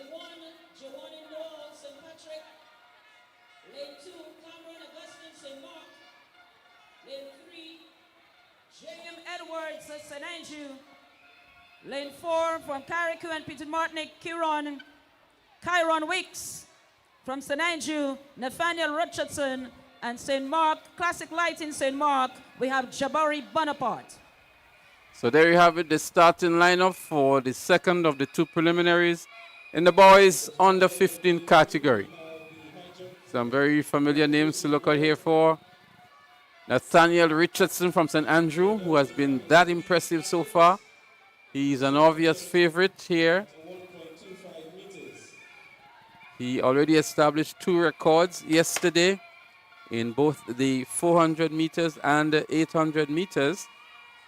And he's here now again, maybe to go after another record in the 200 meters. We saw moments ago in Heat 1, the record being broken. And let's see what Nathaniel Richardson can do here to get maybe 3 records. And in Richardson one game. didn't just win yesterday, he dominated, really. It was just dominant performances yesterday. Class above the rest, but good showing in this last heat there, 25.35 seconds for the winner, Collins. So the final later in the day will present itself with good competition. Let's see what the second heat brings. It's Noel Augustine, Edwards, Weeks, Richardson, and Bonaparte. Well, Richardson is running out of lane 5 for St. Andrew in the navy blue and white.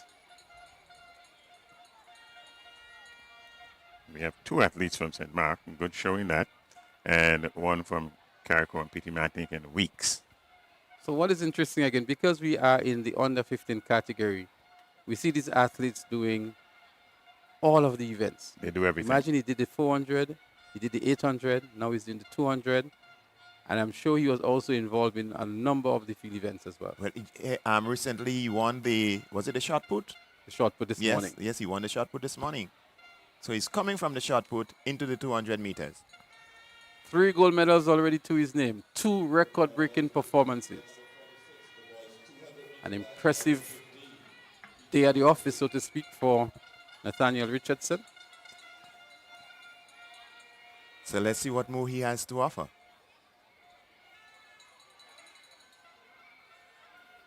So it's the boys 200 meters under 15.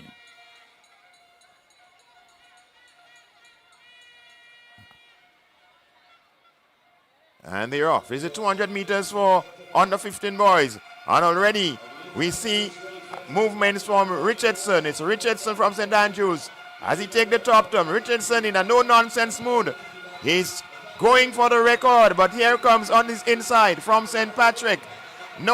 Giovanni Noel, but it's gonna be Richardson, Nathaniel Richardson. What's the time gonna be? Well, 24.68 on the flash time, so that would be a record-breaking performance. We look to see what the wind speed is gonna be, but a very, very impressive run by Nathaniel Richardson here from St. Andrew. 24.74 illegal wind speed of 3.7 meters per second, but it's going to be a real showdown going into the finals. It will be quite competitive. We can be assured of that one. So all conditions 24.74. That's a good time for under 15 200 meters. And for one who has just finished competing in the shot put.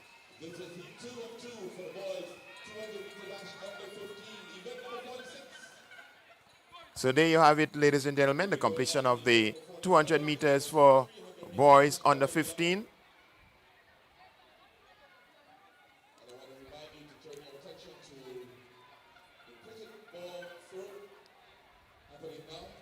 So the stage is set now for some exciting final events based on the closeness of the times that we saw returned by the athletes in the preliminaries. And so a lot is in store later on this afternoon when we get into the finals. And that is, in fact, what you would like at finals. And so we can expect some really competitive racing later on today.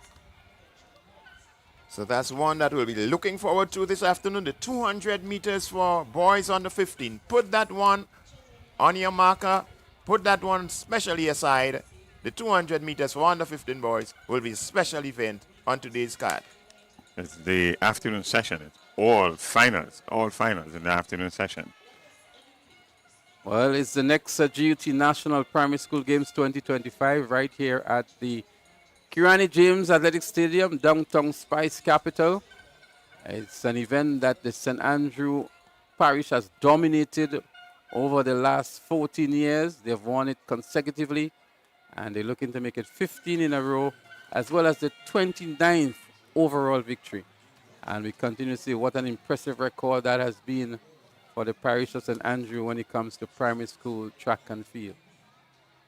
Yes, St. Andrew continuing to dominate track and field as a parish in Grenada.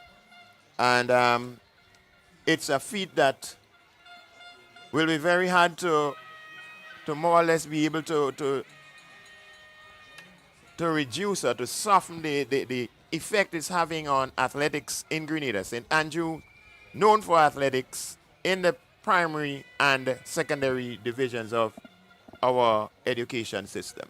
Well, we will try to get a points update for you because there's a real battle between third and fourth positions between St. George and St. David. At the moment, St. Patrick is in second position, but there was a very, very strong level of competition for third and fourth between St. George and St. Patrick. And we still have some more preliminaries to come. That's in the 400 meters for the under 13s. And as soon as they're ready with that, we'll bring it to you live here at the Kirani James Athletic Stadium. We will also try to get some further updates from Sherian. We heard what has happened in the shot put. Nathaniel Andrew, he won that. And then we heard that there were only 3 competitors left in the high jump for the under 15s, as well as there is some long jump going on as well. And Sherry is on the ground and she's going to bring us some up-to-date activity momentarily.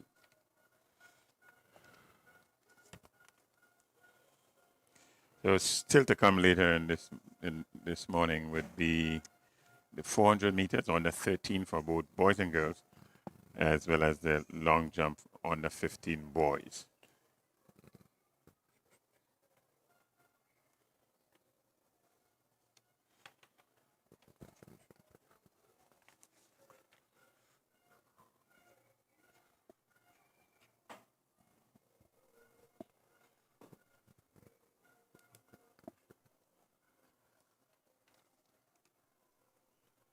So again, we welcome all you viewers and those of you who are enjoying our experience in this broadcast. We still have a lot of space here at the National Stadium that you can come on down and be here in living colors to experience the moment and to show your support to these athletes. They've been doing a tremendously good job. They've prepared all year maybe for this event. They've had the various branch sports and parish sports. And some of them have even participated at the national relays and the national champs. And this is the pinnacle of their moment here now to really showcase the talent and the ability as they compete for their parish against the other parishes. And so it's a moment that they all look forward to. It's a moment that the coaches look forward to as well, and the various schools. So although they're competing for parishes, I'm sure there are persons here who are routing for athletes from various schools.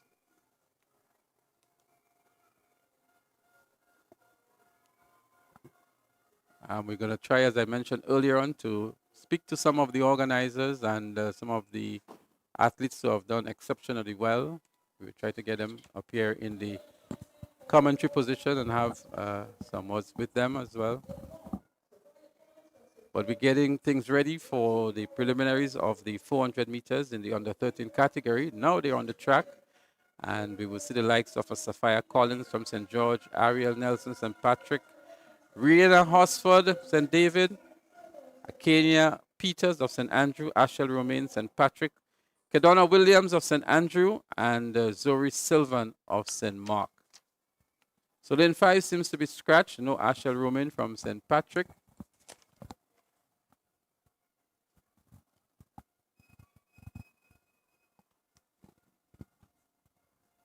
Again, there are going to be 2 preliminaries. The top 3 would be automatic qualifiers, and then the next 2 best times would join the winners into the finals. Gentlemen, from what we've seen so far, these times they are very competitive, and it sets the stage for very, very competitive finals. I have to agree with you there. Just about all the events on the track this morning, not so much with the first place finishers, but anything after first place, certainly in the under 15. First place and then everything after that was quite competitive. So we're getting ready for the 400-meter dash for under 13 girls. That's heat 1 of 2.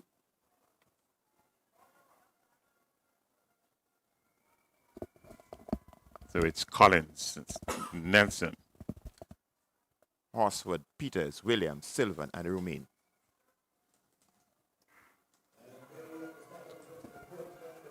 So in progress, it's a 400-meter dash for under 13.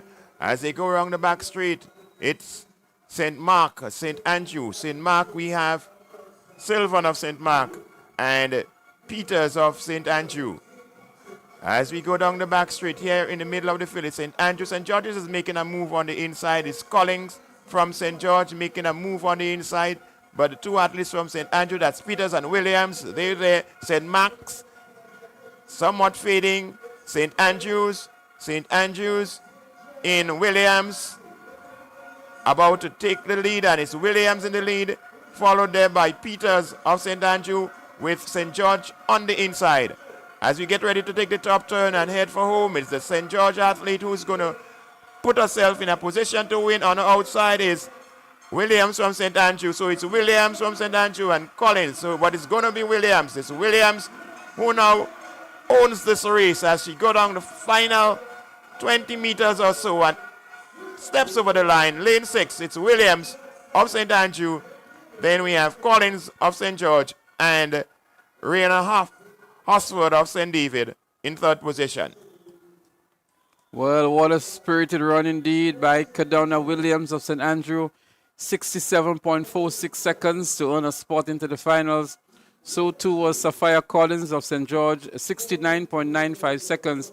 And Rena Horsford of St. David picking up the 3rd and automatic qualifying position in 71.41 seconds. As we look back here, we see young Williams really giving up for all here, looking to get a good time to go into the finals and a good lane as well, as we saw Sophia Collins tiring up a little bit here, but nonetheless a very good run. I think her middle 200 meters were her best as she emerged off the turn with a slight lead, but it was Kadona Collins who really took charge on the home straight heading for the finish line. What was interesting about Williams here, she ran her race. There was a bit of a challenge somewhere halfway stage from Collins on St. George, but she continued to run her race. She knew what she had, and so ended up the victor, and quite easily in there. In lane 3, carriacou and Petit Martinique, Jalissa Rawlins. Lane 5 from St. George, Jelena Panchu. Lane 6, Carriacou and Peter Martinic, Nia Alexander. And in lane 7, St. John, Tiana Franklin. So there you have it, the starting lineup for the girls 400-meter dash under 13. Lane 4 is scratched. There is no Amira Kato of St. Mark. Well, they're on the marks and getting ready for a qualifying spot into the finals. So here we go. It's a 400 meters dash for girls under 13.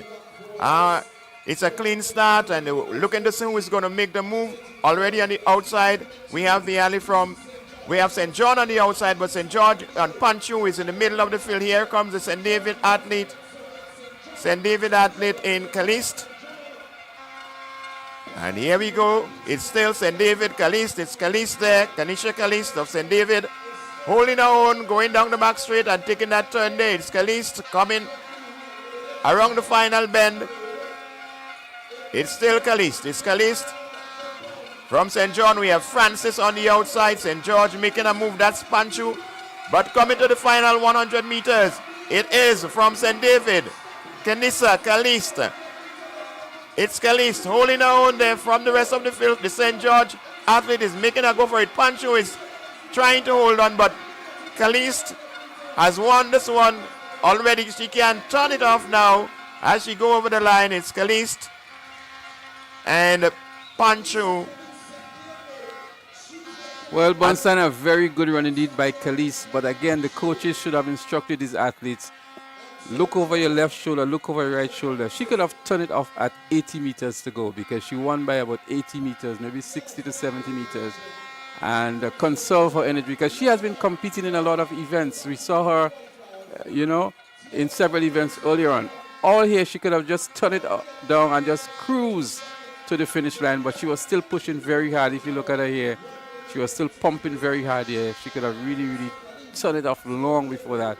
But nonetheless, a very good run, a very strong run. She was dipping for the tape as well. And she seemed to be exhausted as she came to the end of the race. She could have saved so much for the final. But she has earned her spot rightfully so into the finals. And she's going to battle with the others later on this evening when it gets down to the medal round of competition.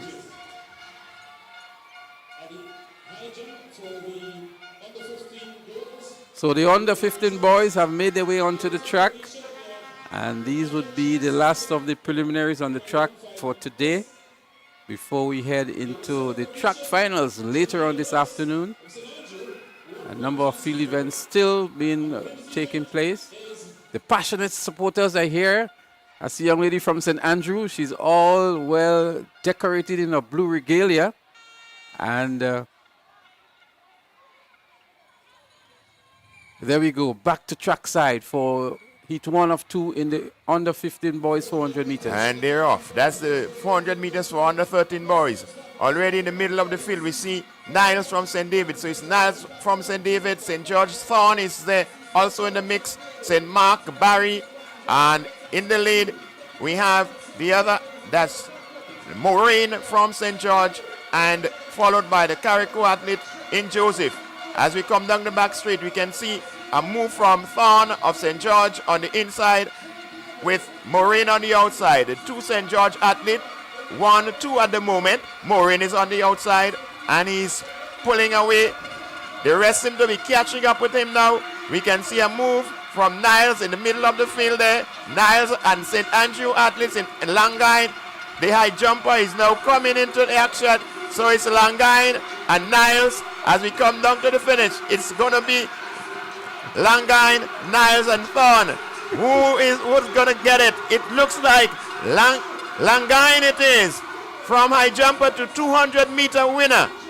It's Langine from St. Andrew winning the 400 meters for under 13 boys. Preliminary 1.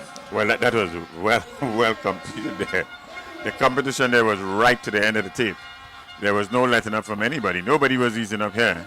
Well, St. George's did the early run-ins here, but Langine, you can see him digging deep here, looking for reserve and changing gear. We can see the effort put in there by Langine. And Collins, who had a very good, maybe second 200 meters, was fading away. He was really tiring it up. And Langain, coming from the high jump yesterday and doing well to earn a spot into the final. 63.10 seconds. Niles, who was second in 63.49. And Nathaniel Moraine, who did a lot of the bulwark up front, 64.76 seconds. Well, it's the first three that are automatic qualifiers, and they certainly battled it out to the end to ensure that they did qualify automatically. Well, I can tell you they ran that preliminary as though it was a finals. They gave off their all. They were not holding back anything at all for the finals, just to get into the top three. So it's heat number 2.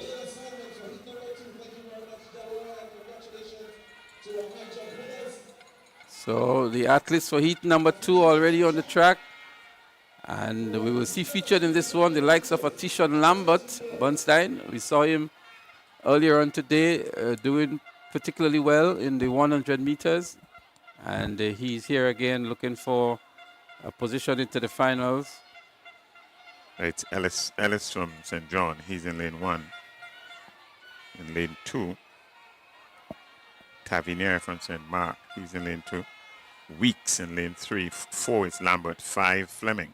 6, St. Louis. 7, Sabazan. So they're on the mark.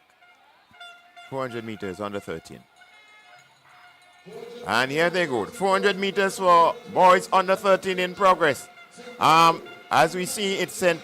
John making a run on the outside. That's Amory Ellis. He's making the first movement. And the rest of the field seem to be just gathering for the final 300 meters. Now, Lambert has begun to make his move. It's Lambert in the middle of the field. He is making his move. He's going to run past them as if they're not there. It's Lambert, the winner of the 200 meters and already the fastest qualifier in the 100 meters. He's gone. Lambert, as we go around that top turn there, it's Lambert being chased by the St. Patrick athlete. That's Fleming. But Lambert, as he enters the 100 meters, is now going to dash and go into the afterburners. I think he can slow it down now if he's thinking about the finals. But at this age, they don't think about slowing down. It's Lambert with a 20 or 30 meters from the rest of the field. Here comes the St. Mark and St. Patrick athlete completing the 400 meters for under 13 boys, but Lambert doing all the running here. Well, a much faster time in this preliminary, 60.62 seconds for Tishon Lambert of St. Andrew. Giovanni Tavernier of St. Mark, he was second in 63.80. So quite some distance here between the top two finishers. And then Daniel Fleming of St. Patrick was third in 64.54. But look at young Tishon Lambert here. He was all by himself, running for a good lane, I would think, at this stage. But a very impressive time. The fastest time going into the finals. And it was a close one for second and third. In the end, it was Giovanni Tavernier of St. Mark who picked up the automatic second position from this heat, and Fleming the third position. So Bernard, again, the stage is set for thrilling finals in the 400 meters in the under 13 category. Very much so. And the two winners, first and the second heat, they were just head and shoulders, really. Well, the first three finishers, two from the first heat, the winner in this second heat, really head and shoulders above the rest.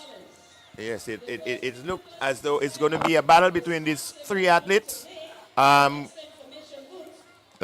and Langain are going to battle out for the first and second position, it seems. But anything can happen in a final. Yes, So as it is now, the young man from, that's Lambert, Tishon Lambert from St. Andrew, he would go into these finals with a significantly better time than anybody else in these finals later today. Well, we're here at the Nexa GUT National Primary School Games 2025. And what we're going to do now, we're going to segue to Sherian, who is out there on the track, on the field, as a matter of fact, with some updates as to what is happening. Sherry, it's over to you. All right, so the results we have for you at this time is from the girls U20, U13 long jump. It was a rather interesting field event. We had Karina Phillip, that athlete out of St. Andrew. She had a distance of 4.49 meters, taking the gold medal. Alyssa David of St. Patrick, 4.48 with the silver. And Leah Rose Charles of St. George, 4.37, taking the bronze medal. So that was the girls U13 long jump results. I also have results for you for the under 15 girls high jump. As we mentioned earlier this morning, that's the only high jump event on for today, and the winner came out of St. George's in that of Destiny Batiste. She cleared a height of 1.28 meters before she actually retired, and she would get the gold medal. Second position went to Janiyah Lewis of St. Andrew, 1.20 meters, and third, Ronia Jackson, also of St. Andrew, with 1.15 meters. Still in field events, we have ongoing javelin to commence and long jump in the long jump pit. So we'll give you more updates on that as the day progresses. It's Sherian for providing these current updates as to what's happening on the field, and we want to say congratulations to the winners. In the girls under 13 high jump, Kerry and Phillip of St. Andrew. In the under 15 girls high jump, it was Destiny Batiste of St. George. And we're going to provide you with more updates as we get them. But Bunstein, a lot is happening both on the track and on the field, and we're happy that we can provide the updates of what's happening on the field. That has been a clarion call from our viewers over the years in terms of coverage of the field events, and we're happy that Sherian is here to cover these events and to bring the results for those persons who are particularly interested in the field events. Well, yes, the patrons who are looking on, some of the parents or some would be the relatives or fans of athletes who are field event athletes. And they have to get the flowers, as we say. We have to make sure that we recognize these athletes. They are part and parcel of the event. It's not just track. It's not Grand Slam track. It's track and field at the Kirani James Athletics Stadium. So it's good that we have Sherry out there to give us all the information concerning the field events. It's building up the spectacle that we're having here at the stadium, and we wish to continue giving a good showing for our viewing public, both in track and field.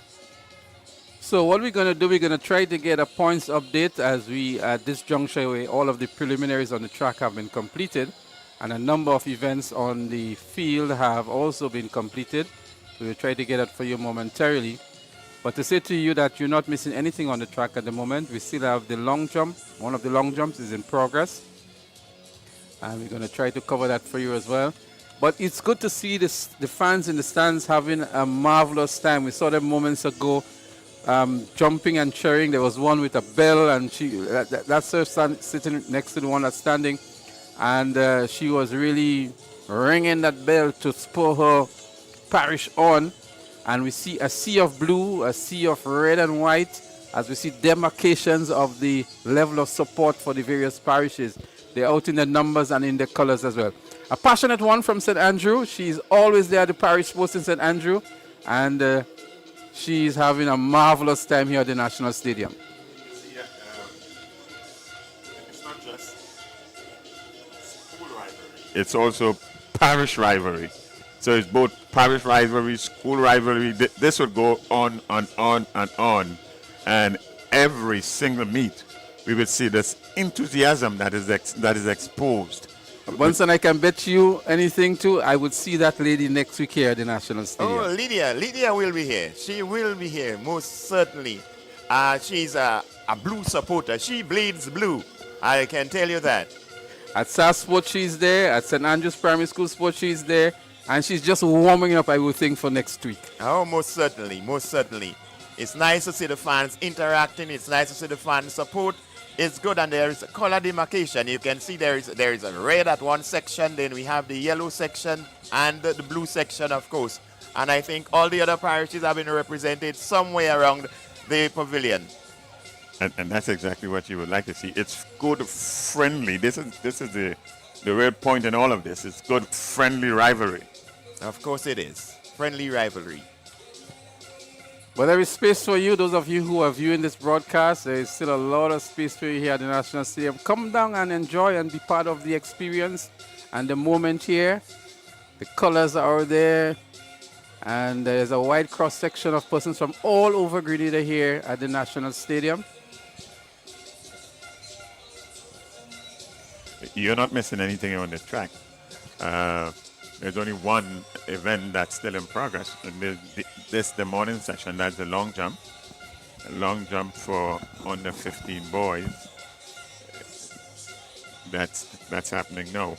But all the other preliminary events on the track would have been completed for this second day of the GUT National Primary School Games 2025.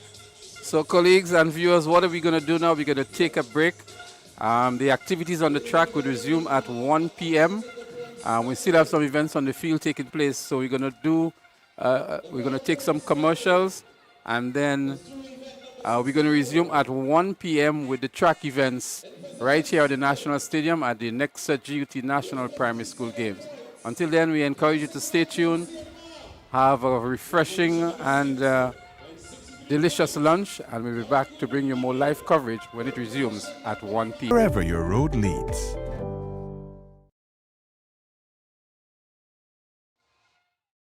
Nexa Credit Union, with you wherever your road leads.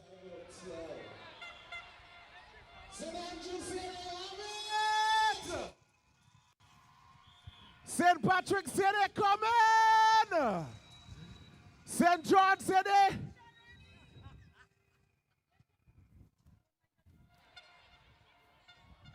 St. John said that they're right behind. And St. George's said they reach. They have arrived. They have arrived. That was the point standing for you after event number 64. We still have a lot more events to go in this, the Nexa GUT National Primary School Games for 2025. We still have a lot more sports. Still have a lot more track and field action to go. So you need to call a friend and tell them that they need to be here at the Kirani James Athletic Stadium. The action continues.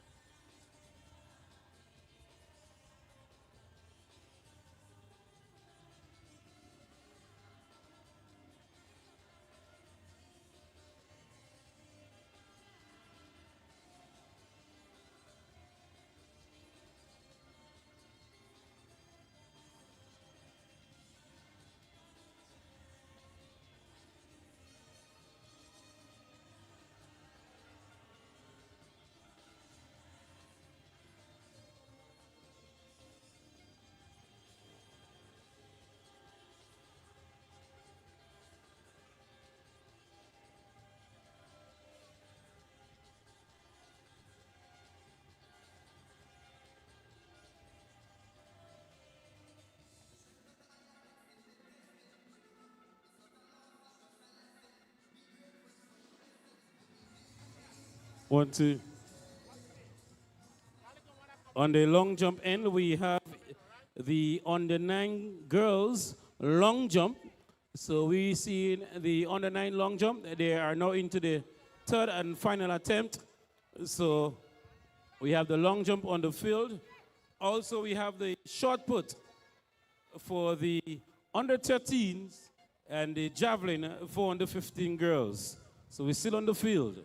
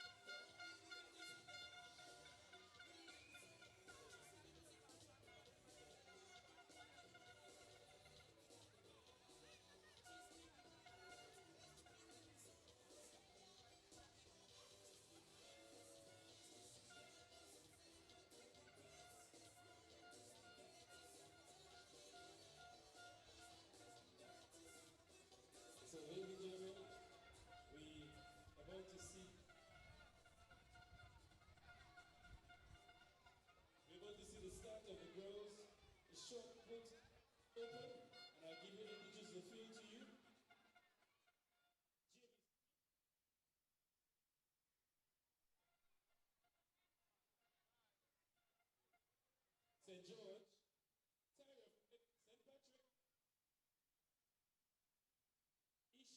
Boswin, carriacou.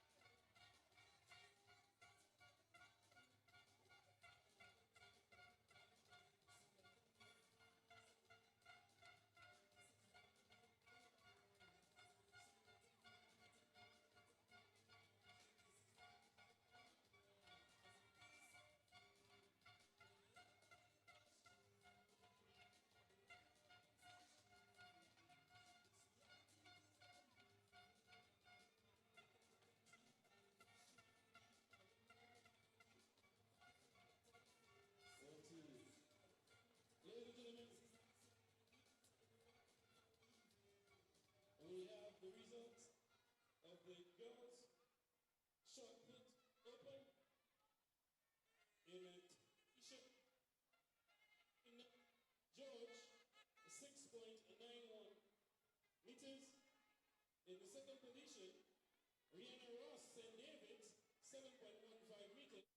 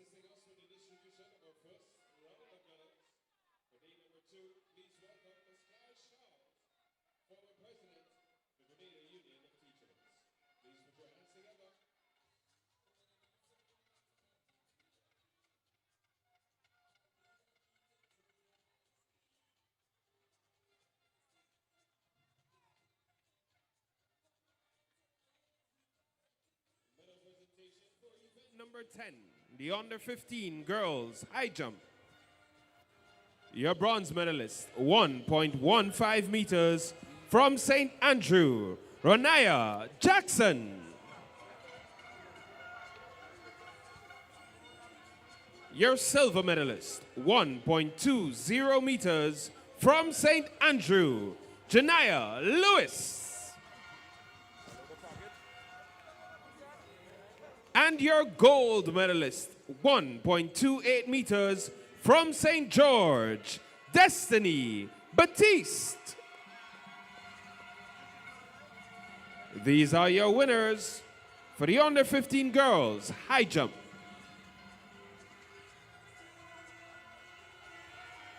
Medal presentation for event number 14, the boys shot put open.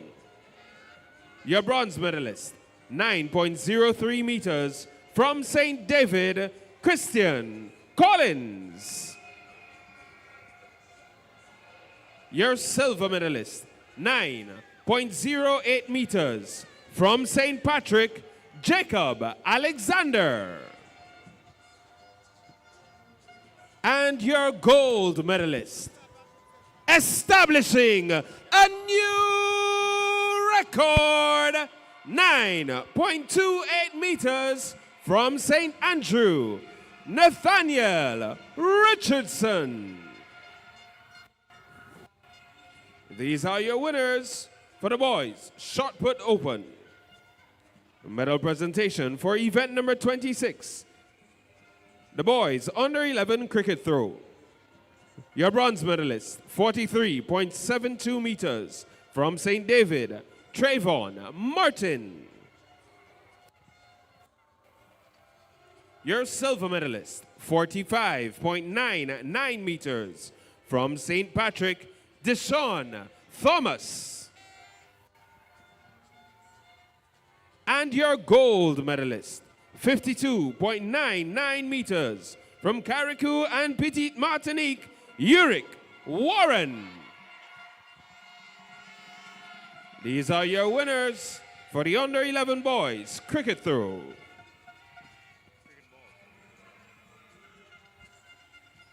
We move now to event number 13, the girls shot put open. Your bronze medalist, 6.91 meters, representing St. George, Kadeen Nelson. Your silver medalist, 7.15 meters, representing St. David, Rihanna Ross. And your gold medalist, 7.31 meters, representing St. Andrew and celebrating her birthday, Michaela Williams. These are your winners for the girls shot put open. Our final medal presentation, event number 18, the under 15 girls javelin throw. Your bronze medalist, 16.58 meters, representing St. David, Kyler Griffith. Your silver medalist, 17.00 meters, representing St. David, Kalia Charles. And your gold medalist, 18.89 meters, representing St. Andrew, Jania Lewis. These are your winners for the under 15 girls javelin throw.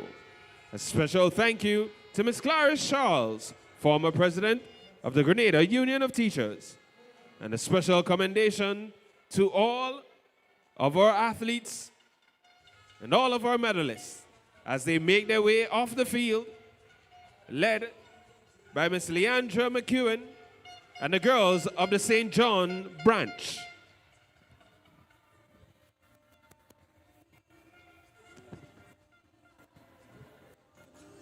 Thank you very much, Russell. Congratulations to all the winners. Don't forget, it's all about Nexa Credit Union, together with the GUT. It's the National Primary Schools Games right here at Dr. Kirana James Athletic Stadium.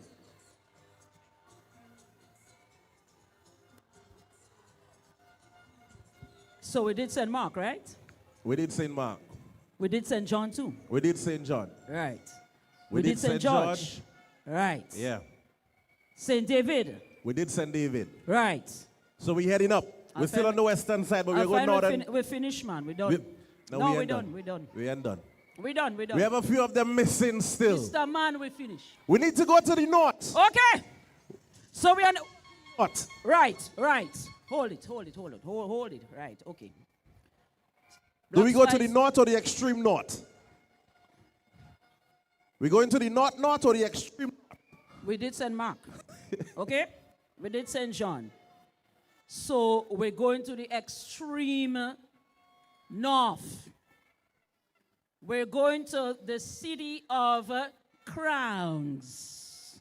Let me say it properly. Crowns. Is anybody from St. Patrick? St. Patrick people, I can't hear you. Okay. Run it, Black Spice.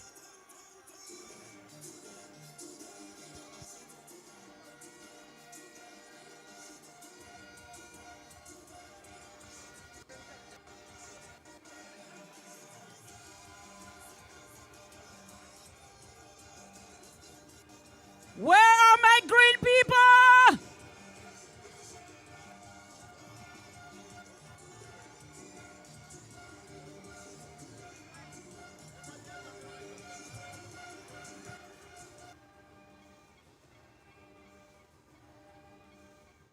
I want to go a little further to the north. I want to head over to the sister. Anybody from carriacou and PT Martinique?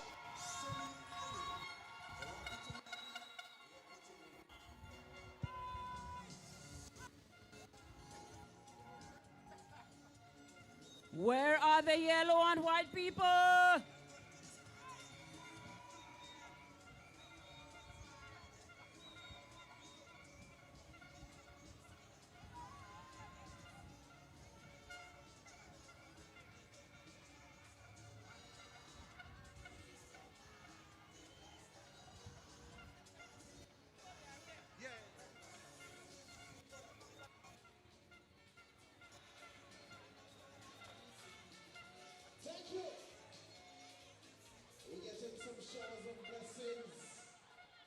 It seems like you want us to go across to the east. Or you want us to jump across to the east. Everybody from St. Andrew.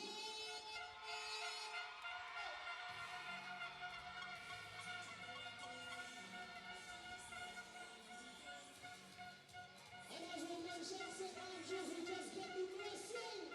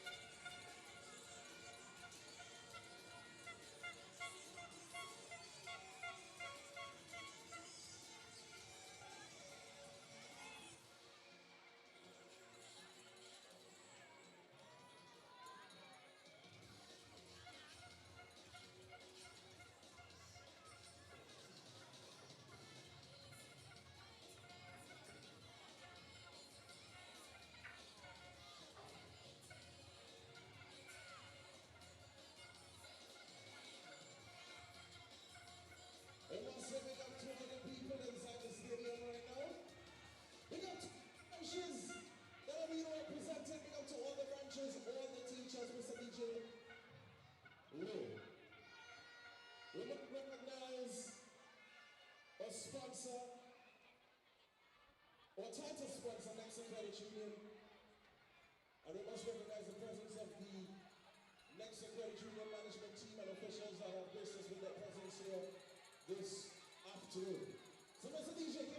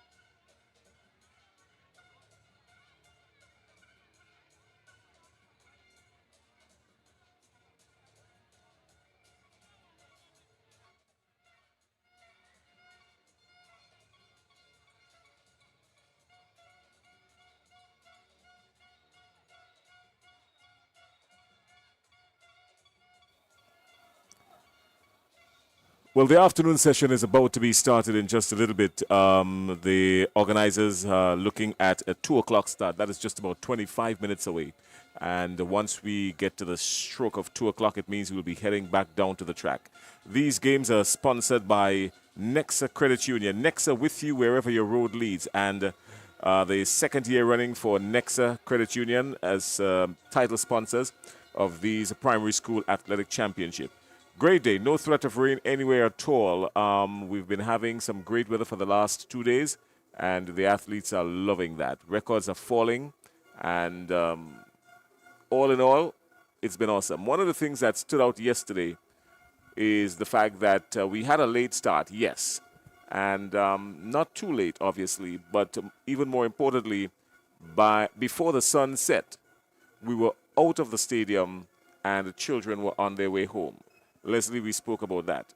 One of the persons that you would credit for this kind of efficiency is the person responsible as the director of the games. And that person is sitting to my right. She is Shakira Collymore, affectionately known as Lati. Shakira, good afternoon. Come on, she's shy. You have to speak up to me now. All right. It has been a huge task. Being director of the games is, they're going to try to sort out your mic in just a little bit. There is just some minor issues that we're going to deal with, right? So while they're doing that, Leslie, let's talk a little bit.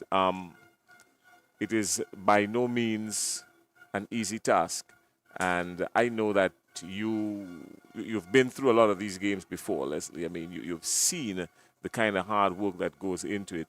I mean, yesterday we were out of here before sunset. So the mid director has a very huge responsibility, and as we often say, on easy is the head that wears the crown. And so the mid director has to coordinate all aspects of the games, both on the track and off the track. And so Ms. Collymore, who has been entrusted with that huge responsibility, would have to bring her A game all the time to ensure the smooth and efficient running of the games. And so, as you mentioned, although it started late yesterday, we had a very efficient running of the events once it started. And today we saw that again. As a matter of fact, you viewers might be complaining about the long intermission that we're having here now, and that is because of the efficient running of the events once they've started. And we're on course again to have an early closure this afternoon. But Ms. Collymore, who is here, Jason, although this is her first attempt at directing the National Primary School Games, she has been around sports and track and field for quite a long time, and a former national athlete as well, and a coach in her own regards. And she would have made her debut, if I recall correctly, last year at the GUT St. Andrew's Branch Primary School Games in St. Andrew. And she did a magnificent job, a fantastic job, as a matter of fact, for the efficient and smooth running of those games. So from that, I believe the organizers would have seen the talent, seen the organizational skills that she has, and right away elevated her to the big stage here at the National Stadium for the Nexa GUT Primary School Games. So we're still trying to sort out the microphones for Ms. Collymore, but I can tell you that from what we've seen so far, she's doing a fantastic job, and she will continue to do so in all estimations. These games are no easy games to put together. You have 6 parishes, and then you have Carriacou and PT Martinique, and then you have maybe close to 100 and something different officials that has to be coordinated, over 50 events, both track events, field events, and then you have all of the background story that goes on from the call room to the results, the meet managers, that she's coordinating all of that. So it's quite an onerous responsibility that she has. And as we quite agreed, she's doing a fantastic job so far. All right. Well, now is a good time for us to get her, and I think we've sorted out the technical issue. Leslie, you carried us there for a few seconds. Well done. And Shakira, good afternoon again. Good afternoon. All right. So we're hearing a little bit better now. a huge task it is. I mean, coordinating these games, directing these games. This is your first time at this level, but you've been operating at the parish level for some time. Yes, I have been. I've also been a part of the intercol games and the primary school games and other national meets quite some time, but in a different capacity. But this is my first time on a national level directing an entire sports meet. So this was the only new thing. But in terms of knowing the run around and the logistics, I have been around for quite some time. Yeah. What do you credit to the fact that we were able to get out of here before sunset? Because a lot of the things that people speak about when we have these games is sometimes how late children leave the facility and then having to come back again the following day. That in itself was one of the high points of yesterday, the fact that we left early. I think that's the biggest concern when we have national meets. Because we use the national stadium, a lot of these branches and athletes are from the exterior. And I being from St. Andrews myself, it's a challenge getting here early on mornings and having to leave late and having to come back for another day. And I think this was a concern raised by all the branch reps that sometimes we finish too late, especially on the first day, and the kids are tired, have to go so far and come back to compete the next day. So this was something that I was very passionate about in terms of people leaving early on the first day especially to ensure that the athletes are well rested and can come back to compete on a high level the final day of competition. Yeah. Leslie spoke about the rigors of such an important task. I mean, how has it been for you generally? Generally, it's been hard because there's a lot of moving pieces, not just the day with the execution of the races and field events and so, but there's a lot of logistics. You have to speak to RGPF. You have to make sure you have persons in charge of different aspects to ensure that everything can come together and work smoothly. And nothing's perfect. So we would have hiccups here and there, but I think the main thing was to try to get it running as smoothly as possible. And we could have seen that yesterday we started off, a bit shaky, a couple hiccups here and there, but we were able to finish on a high note and get the sports running smoothly and finish in a timely manner. Leslie? So, Ms. Collymore, take us through the role. You mentioned a few aspects of our meet director. I'm sure it doesn't start on the day of competition. It starts way before that, I'm sure, but you take us through and guide us through what it is that you are directly responsible for doing. So you mentioned different facets of it, but take us through a day in the life of a meet director. Okay, so as the meet director, you basically would make a checklist. So it's not only about things that are happening on the day. For example, you have to meet with the logistics team of the GUT, because GUT is the people that are responsible for hosting the games. You also have to meet with the sponsors, because these are the people who are giving the monies and so to get the sports running, but many of them sometimes don't really understand how sports is.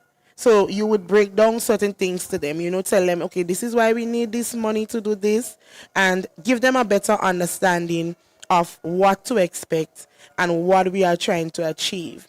Also with the branch reps, you have to meet with them, you have to give them your expectation. One of my concerns was the number of athletes.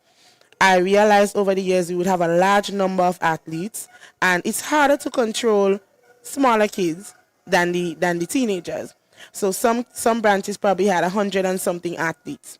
So what I decided this year is that we put a cap on the number. So we had an 80 maximum for teams, right? And that sort of leveled the playing field as well.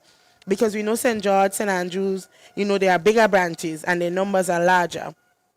And the smaller parishes, sometimes not sometimes, but they are at a disadvantage because they have less schools, less kids. So if you put a cap on the number, we sort of level the playing field in terms of this parish might be able, as a smaller parish, to come up with at least 80 athletes, though they have a smaller pool to choose from. Now, the bigger parishes, they would have to, weigh down to the best set of athletes, and they utilize those athletes. So that sort of level the playing field and help manage the amount of kids because they would stray, they would go different places, and the larger the number, the harder it is to manage. So this was one of my key concerns as well, and I think the branch reps took it really well, and they shared the same sentiment. So as a director, you might want something, but you have to discuss it with the stakeholders. But you have to sell to them the reason why this should be the way it should be. And once they understand it, they would buy into it, and you could get things done. Even with the officials, we are all adults. Some of these officials are older than me. They've been here longer than I have. But as a director, you have to build a relationship with the people that are working under you to a point where they're comfortable, and you can say, hey, I need you to do this. No, or I need you to do that. And they do it without even hesitating, not feeling like, okay, this person is trying to control me. But we have a relationship where we know what we have to get done, and we're going to get it done because this was the directive from the director. And I must applaud all the officials. They work really well. I know I'm the person at the top giving the instructions, but without the team of officials that we have, we would never be able to complete the meet and in a timely manner and just work in general to ensure that everything goes smoothly. 586 athletes. That's what we have listed. 586 athletes. Yep. And you mentioned the cap. One of the things that we were discussing yesterday, Leslie, was the cap on the athletes. And there was one zone in particular that had more than the required amount for the day. And that caused a bit of concern with who had to come in and who had to pay. And how I hear you say it was well received from the branches, but how does the athletes take it? Okay, so the athletes, remember, you have a training team. So you have people that you probably have on standby. Other athletes would make up the training team. Now, if you realize we have 500 and something athletes, however, if we cap, we know the number would not be that per se, but the athletes were registered because some of them are standby athletes and so. In the athletes village or on the day, we have 80 athletes that are assigned to compete on that day. The other kids, I think what St. Andrews did, those kids that were training and they were on standby or they didn't make the final 80, they had people sponsor and they paid for them to come to the stands to look at the game. Because at the end of the day, even if we travel to other meets, if we have a cap number, regardless of how many people were training, even if it's 180 and the cap is 80, we have to follow the directives. The cap is a cap. The cap is the cap. So we're trying to get them climatized with high-level competition because the same kids would possibly be representing at the CUT games. That's the games for the junior age group. And when you go to those meets, it's that same settings. It's a professional settings where they are big on time and big on numbers and logistics. So we have to ensure that we get them into that mindset that if we go out to compete, we already know what to expect because this is something we mimic on a local level. So, Ms. Collimo, one thing I want us to zone in on is the level of performances of these athletes that we're seeing here, and maybe to also take a deep dive into the workload of some of these athletes. And as a coach yourself, you may have some concerns or some advice that you may want to give. But take us through what you've seen in terms of the performance level of the athletes and the management of these athletes as well. I think the athletes are doing exceptional. They are very competitive, especially in the sprints. I know we don't zone into the field events as much because, everybody is so focused on the track. But even in the field, we had some good performances. I think the child from St. Andrew in the high jump, he broke the record at least 3 times. And he was going. And, these things show that with practice and hard work, the kids can excel. Even at the track, we had some records being broken. So it just shows the hard work that the different branches, and we cannot rule out the clubs because a lot of parents are integrating their kids from early into the club setting. So these kids are getting formal training. And we can't rule out the work that the branches have been putting in to ensure that the athletes are ready to compete. So I was really impressed with the results yesterday in terms of records being broken, not only on the track, but in the field. You know, sometimes we hardly have as much records in the field events. So I was happy to see that. It was keenly contested.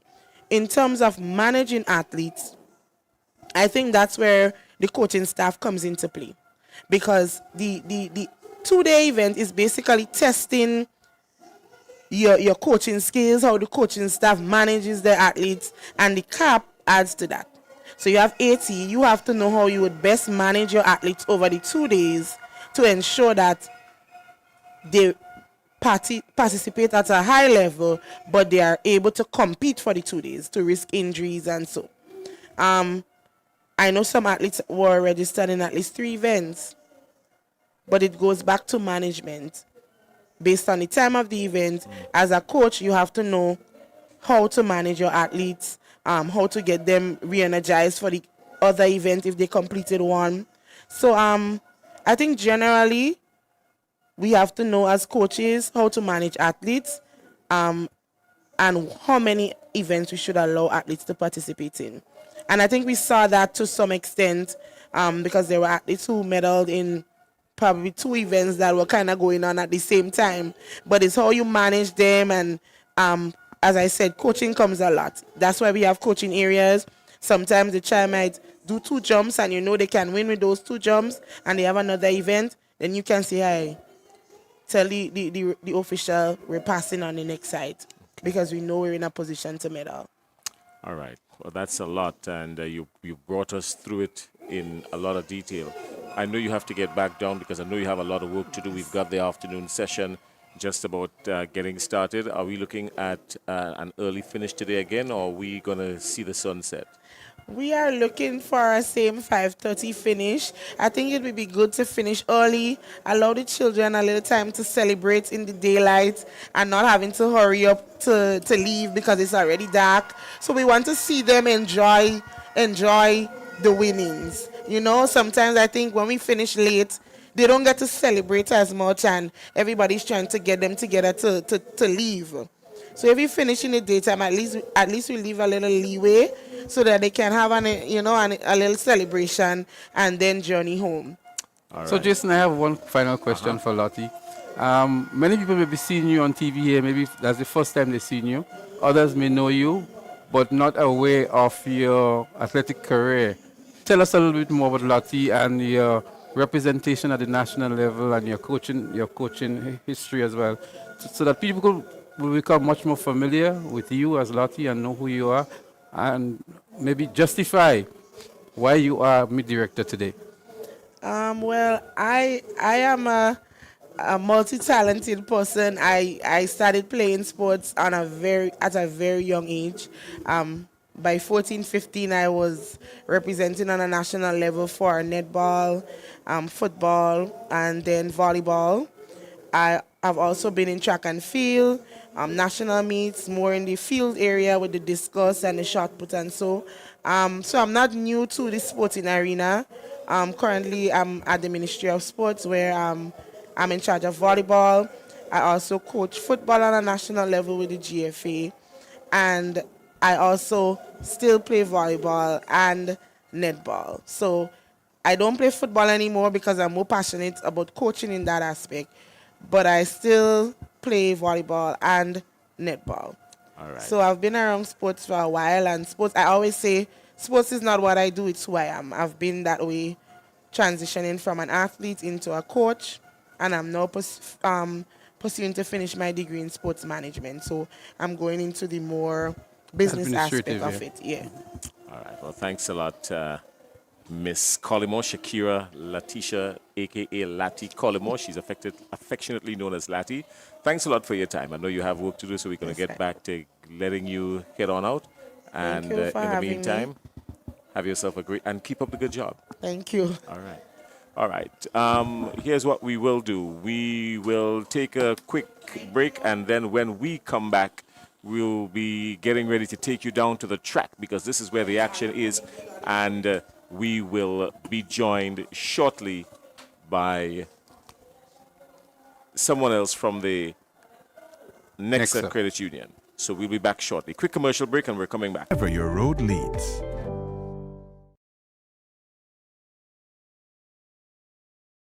Nexa Credit Union, with you wherever your road leads.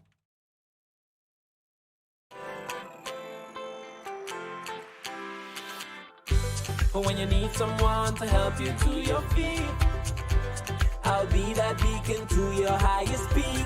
I'll be right next to you, no, I will never leave. Come on, take my hands, we got everything we need. Cause you can look to me, yes, I can. Whenever you're in need, yes, you can. Just call on me and I'll be on my way. I'll be by your side, never to divide. The light that shines our way. Wherever your road leads, we'll be right there with you. Wherever your road leads, we'll make your dreams come true. Nexa, Nexa, Nexa, right next to you. Nexa Credit Union, with you wherever your road leads. Celebrate with us. It's Nexa Credit Union's 2nd anniversary, and we're marking it with a bang. With the tap, swipe, and win promotion, it's our way of saying thank you to our valued members. Purchase groceries, shop online, or tap to pay anywhere. Each action brings you closer to amazing prizes. Boost your chances using the Nexa debit card and mobile app every time and be automatically entered into our monthly lucky draws. Use daily and win every month. Join the celebration. Tap, swipe, and win with Nexa Credit Union. Visit www.nexacreditunion.com for more information. Email us at info@nexacreditunion.com or call 440-1354. Terms and conditions apply. Nexa Credit Union, with you wherever your road leads.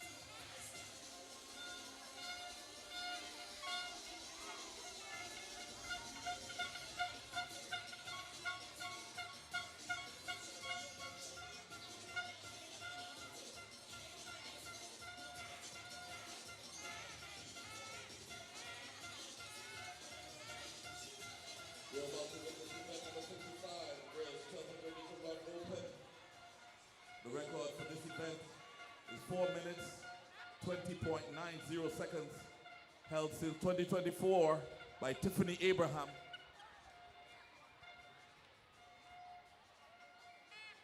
And she's on the field today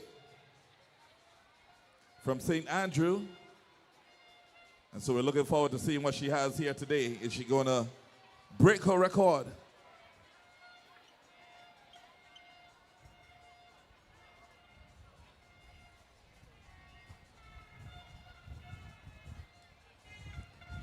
In the lineup, we have Rosiah Charles from St. Patrick, Naya Alexander from Carriacou and Petite Martinique, Sarah George from St. George, Amaya Joseph, St. David, Sharika Patrick, St. Mark, Nehemiah Joseph from St. Mark, Kamaya Ramdeen from St. Andrew, Julissa Rawlings from Carriacou and Petite Martinique, Isabella Britton from St. John, Zanaya Lee from St. John, Tiffany Abraham, St. Andrew, Gabrielle Davis from St. George, Tishona Gibbs from St. David, and Kayla Phillip from St. Patrick.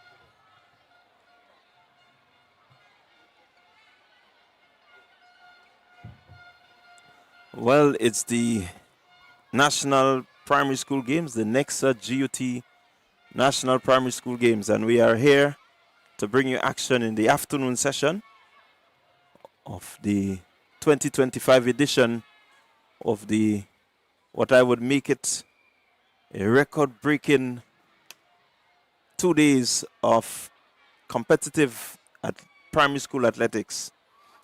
Welcome back, everyone, and on your screen, we'll see the start of the 200-meter, the 800-meter open girls.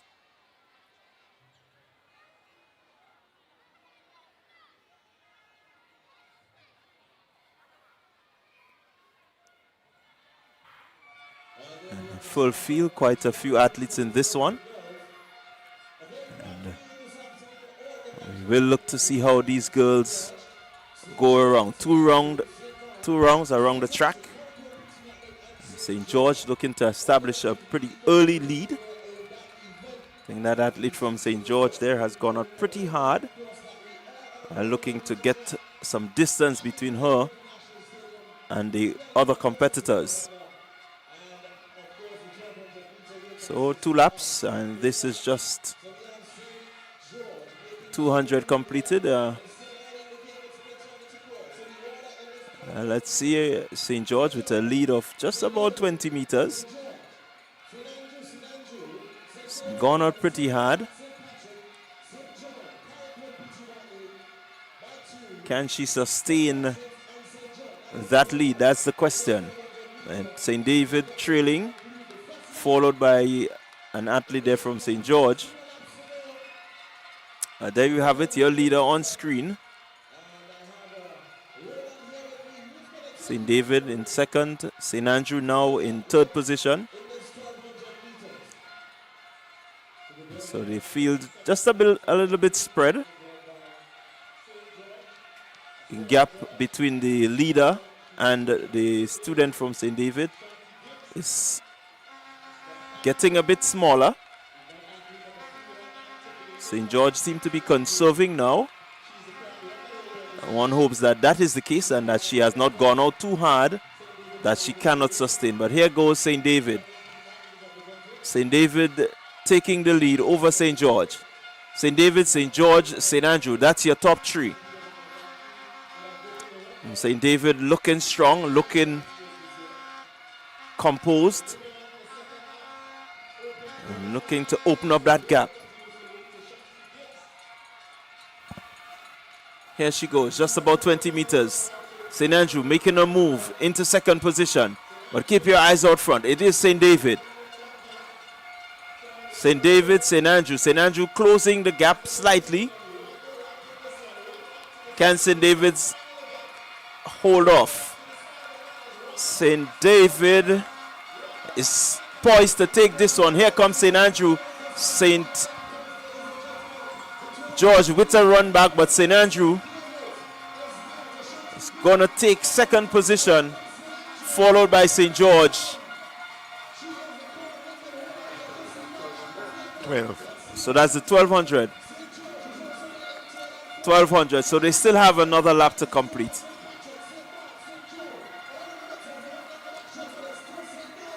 out front, St. David, St. Andrew. Still just about 20 meters separating the top first from second. It's widening now. It's widening a bit. St. David, St. Andrew. St. David, St. Andrew. That's the first two on your screen. The others are a distant back. They come around the bend, just about 200 remaining. Here she comes. St. David. St. David, 1200 open girls. Seem poised to take this one. But St. Andrew closing and closing quickly. Here goes St. David's, arms pumping, looking strong. She's looking very well composed. Moving away from us now. That athlete from St. David is not letting up. She is not letting up. That is Tashanti Gibbs of St. David, your winner. The 1200 meter open girls. Congratulations to her. St. Andrew second, and here goes St. George third and fourth respectively. But what a run there. St. John's coming in.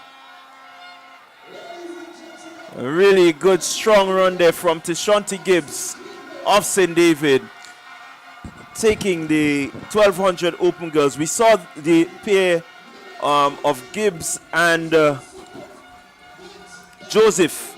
They ran really well in the 800, but this being the 1200, another extra lap, and Gibbs showing that she has the endurance to really, own this event. And Gibbs would have run this in 4 minutes. I'll come back to the winning time, because the winning time seems as if it's 4 minutes 6.69 seconds, which in fact is a new record. The old record being 4 minutes 20.90 seconds. We might have to wait on the wind reading to.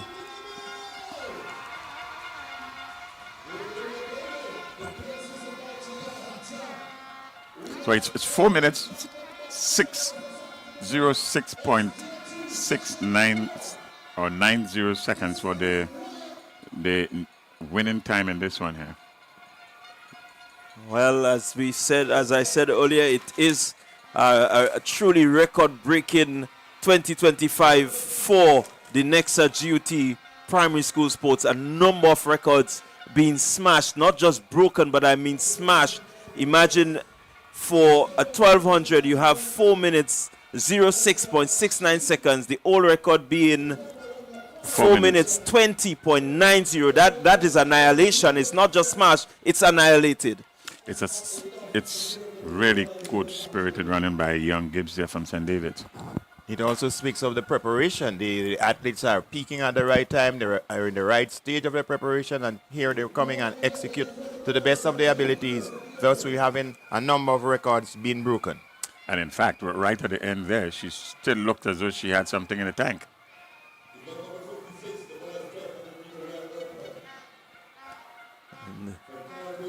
So up next would be the 1200 meters run open for boys.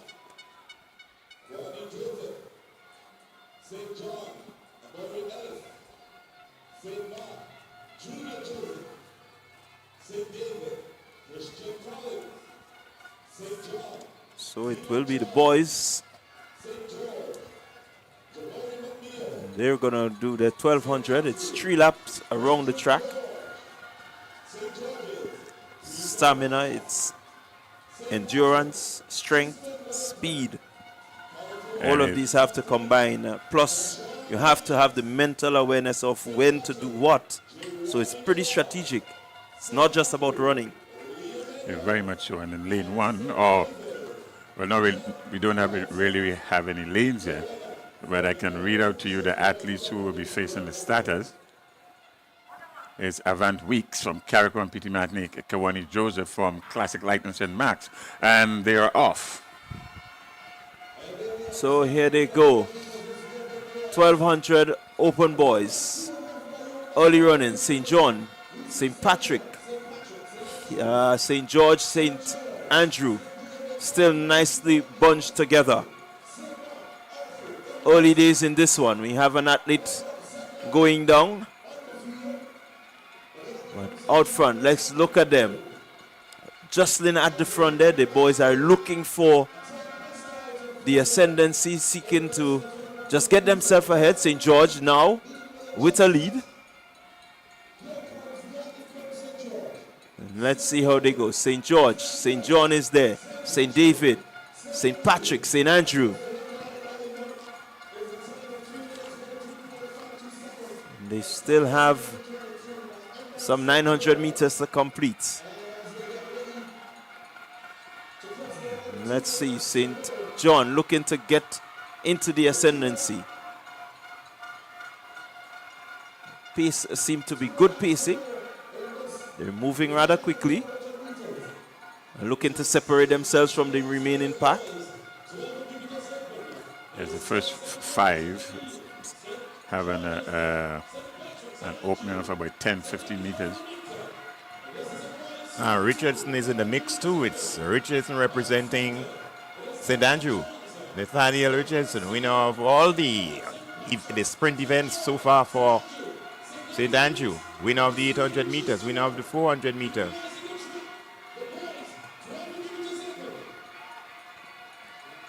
Yes, and we do have with him from St. John, Zaylon Charles. He's your leader. So it's Zaylon Charles leading. St. George is right there. They're looking to separate themselves from the pack, the top 3 here now. And here comes St. George making a run.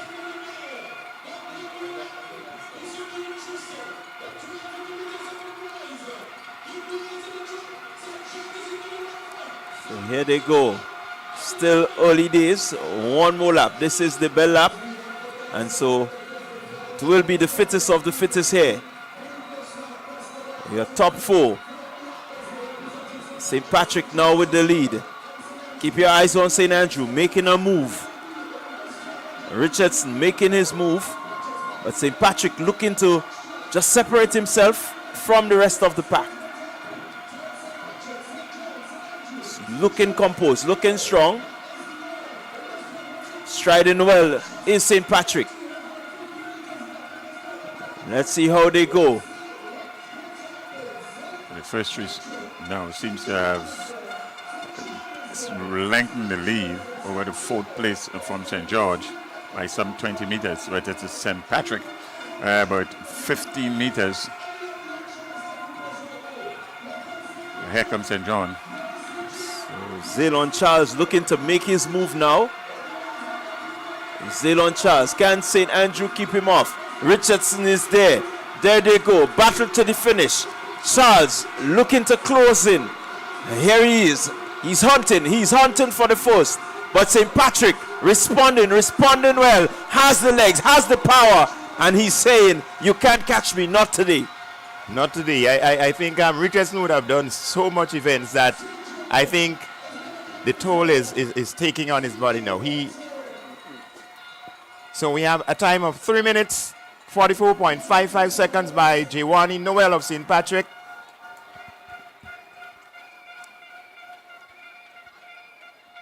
Just a bit off the record. The record stands at 3 minutes, 43.52. So he's a little bit off the record, but a good win for Giovanni Noel of St. Patrick. In St. John's, Zaylon Charles is in second position, 3 minutes, 45.59. And in third position, that was Liam Edwards of St. Andrew and not Richardson, as we thought. 3 minutes, 49.01 seconds. I guess they're saving Richardson for some other events.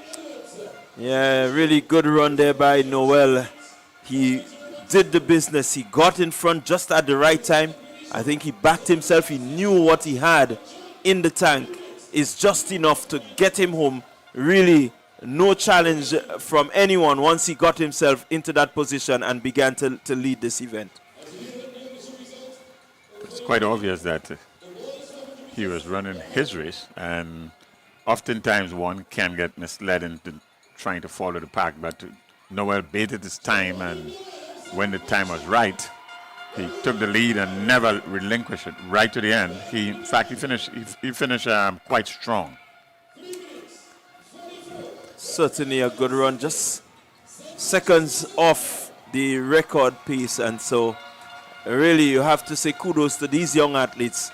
I'm telling you, we really are seeing something phenomenal happening at the Nexa GUT National Primary School Games 2025. Yeah, so it's Giovanni Noel from St. Patrick, 3 minutes 44.55 seconds. So we're going to give you a brief update of the points standing that we have at present. In 7th position, we have the Classic Lighting St. Mark on 57 points. In 6th position, carriacou and Petit Martinique on 63 points. In 5th position, currently on 84 points, St. John. In 4th position, on 193 points, we have St. David. The top 3 in 3rd position on 198, St. George. Second on 219 points, we have St. Patrick. And out in the lead, 317, St. Andrew. We are readying ourselves now to go back on the track. It's a short sprints. We are going to start with the girls 80 meters dash under 9. And coming into this event in the leading time of 11.92 seconds, the athletes from St. David. See, Tanya Gibbs from St. David, the leading time of 11.92 seconds. And another one to look at with 12.33 seconds is from St. Andrew, Nekoda Langdon. And so it's Gibbs, Langdon, and the athletes from St. John, Janice Julian. These 3 came into these finals with the best times. So all the events in this session are final events.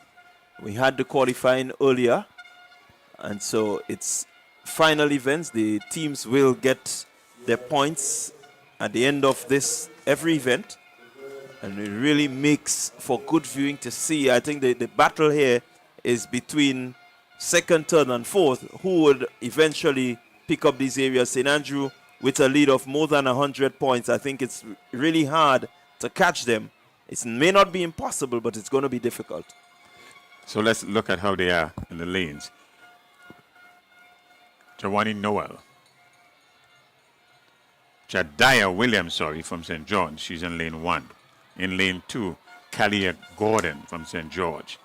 In lane 3, Nekoda Langdon from St. Andrew. In lane 4, Janice Julian from St. John. The St. David athlete, Joniah Nelson, she's in lane 5. Lane 6, another St. David athlete, Tanya Gibbs. St. George, Harmony Nicholas. And in lane 8, Tegan Straker from Classic Lightning St. Mark's. So we see the ones to look for in this event. We have Tanya Gibbs of St. David, who qualified with a time of 11.92 seconds. Also Langdon of St. Andrew and Nicholas of St. George. St. David. Lane 7, Harmony Nicholas, St. George. And lane 8, Tegan Straker, St. Mark. All right, so we're going to keep our eyes on lanes 4, 5, 6. Keep your eyes on 6 in Gibbs. She came in with the best time. She's sub 12. All the others are within the 12-second region. Here they go with the start. It's early runnings.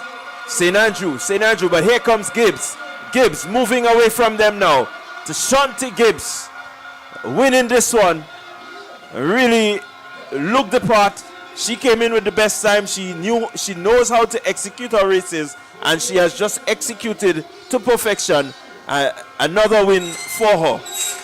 A beautiful run there from Gibbs. She established herself quite early in the race. Look at her at this moment. Right now, she knows this is mine. And all she has to do is maintain her top end speed right up to the finish. And she steps over the line now. First position. Congratulations to Tanya Gibbs of St. David. Winning here in 12.04 seconds, to be followed by Nicoda Langdon of St. Andrew, 12.33. And in third position, Junaya Nelson of St. David, 12.45 or 12.54 seconds. Very distinctive running style Tanya Gibbs has. Upright running style. The boys are up next. Boys 80 meters dash on the 9. And they coming into these finals with the best time of 11.71 seconds. The athletes from St. Andrew, Demary Paul. And he is in Demary Paul, he's in lane 4.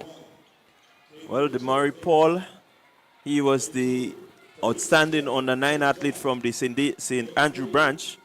I think he was the champ at the St. Andrews branch, and so he has the whole of St. Andrews on his shoulders right now, trying to make sure that he comes up with a victory in this one.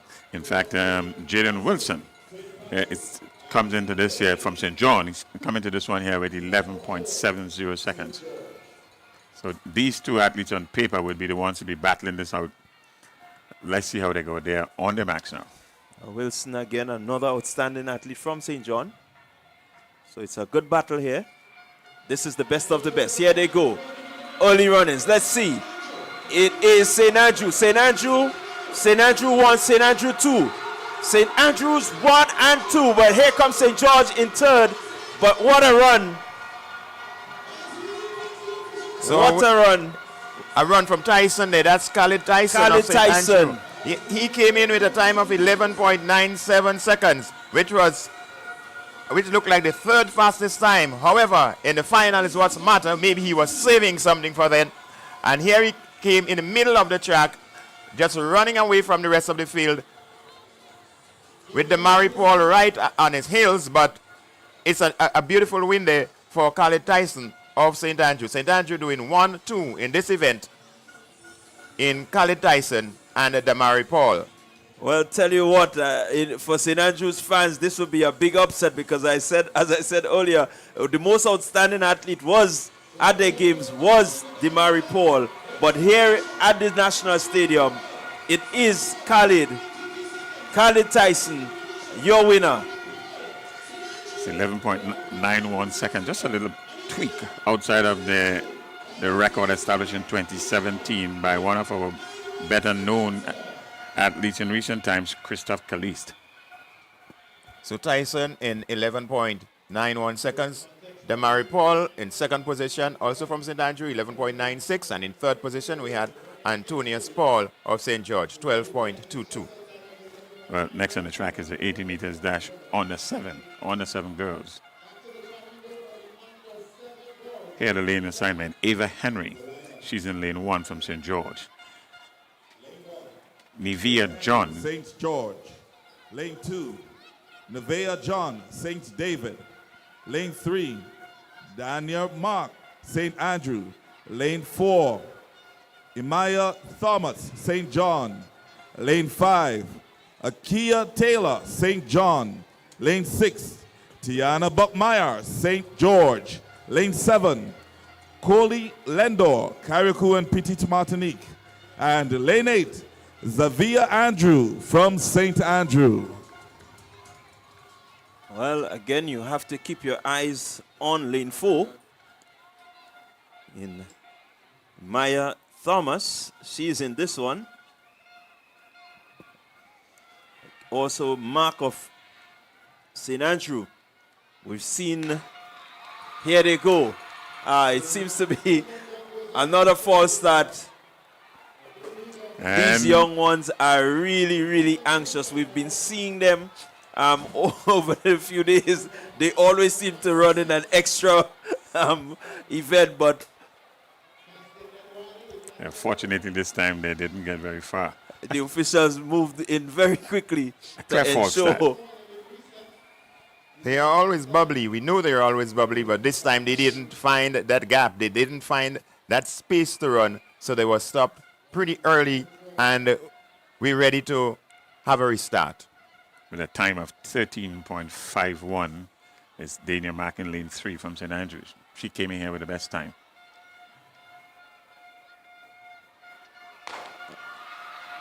Again, we still have... And there is Dania, false start. But she was right up there. That's false start number 2. So they would have already run a good 50 meters. Well, they're a bit anxious. They want to get on with the business. They're only 5 and 6 year olds, so they don't need to be there that long. They're saying, let's go, man. Just fire that gun and let's get off here. Well, they have to remember, the officials, they have to bring them through the paces. Everybody has to be ready. No one can have that advantage. So coming in with the best time, we have Jamari Harvey of St. Andrew. Also look for Cordell Callis Ned from St. Patrick. And we have... Here they go. Clean break this time. Let's see how it goes. Clean break. Keep your eyes on the middle of the track. They're really tightly bunched. But here goes St. John. St. John moving away now. In lane 4 is Edward Thomas. Imaya Thomas. I told you, keep your eyes on her. She's been running. She has all the energy. She is unstoppable. So winner, Imaya Thomas of St. John. And looks like St. Andrew there in second position. That looks like Dania Mark. This really is an upset of some sort. The favorite in this one was in lane 3, athletes from St. Andrew.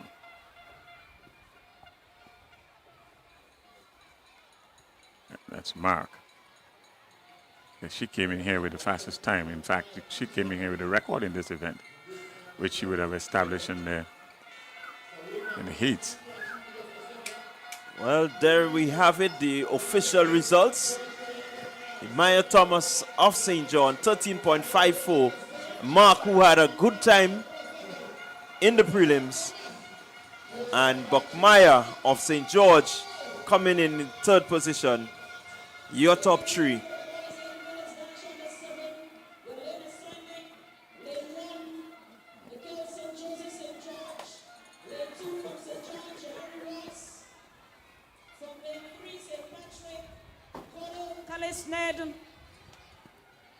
St. Andrew, Jamari Harvey, St. George, Kamal Williams, St. John, Kyrie Fletcher, St. David, in lane 7, we have Giovanni Matheson, and in lane 8, from St. Patrick, Aaron Mark.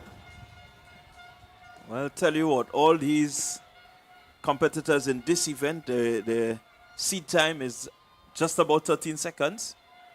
You may just have 2 of them that has a pretty low 13, but it says that there's no one really leaving each other. They're nicely, tightly bunched. It will be down to execution for your winner in this one. The record in this event is 13.10 seconds. This was established in 2017. And coming into this event in the preliminaries, Jamari Harvey, he ran. And they're off, already seconds. making the running. St. Pat, are they going to be called back? Yes, they are.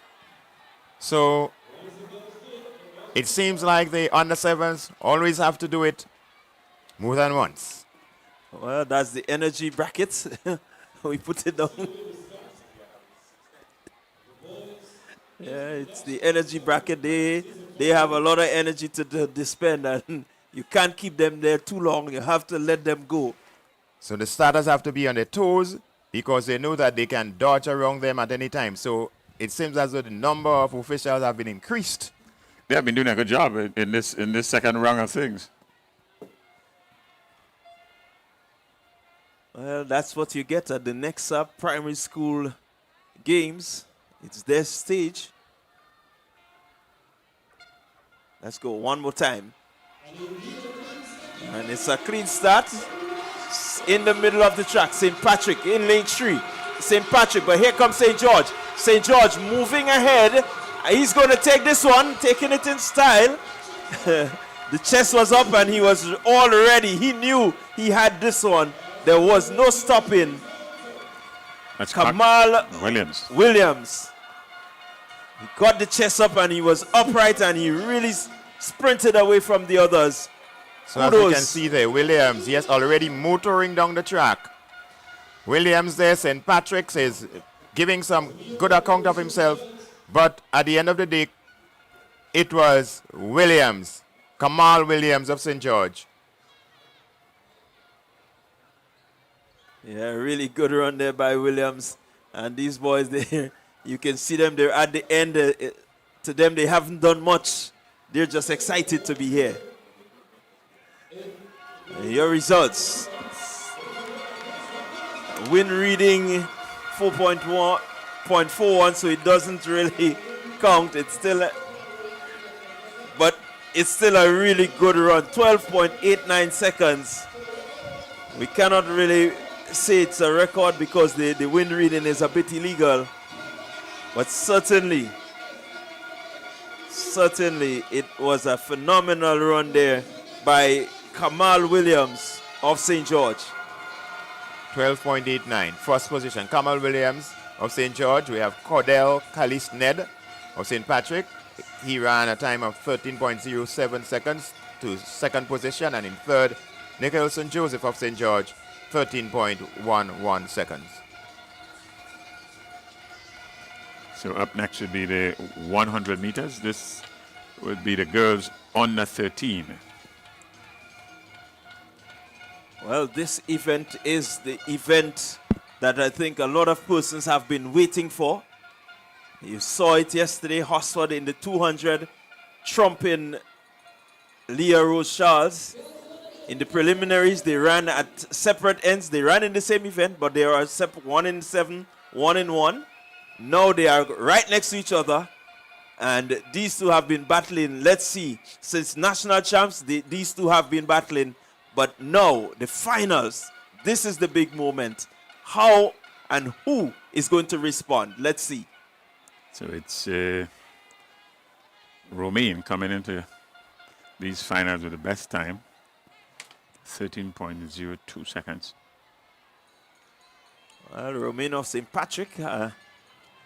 Yes, she came in with the best time. Let's see if there's going to be an upset that Charles Hosford will get beaten here today. I mean, that will be a really big upset because I'm betting that most fans are prepared to see Hosford or Charles.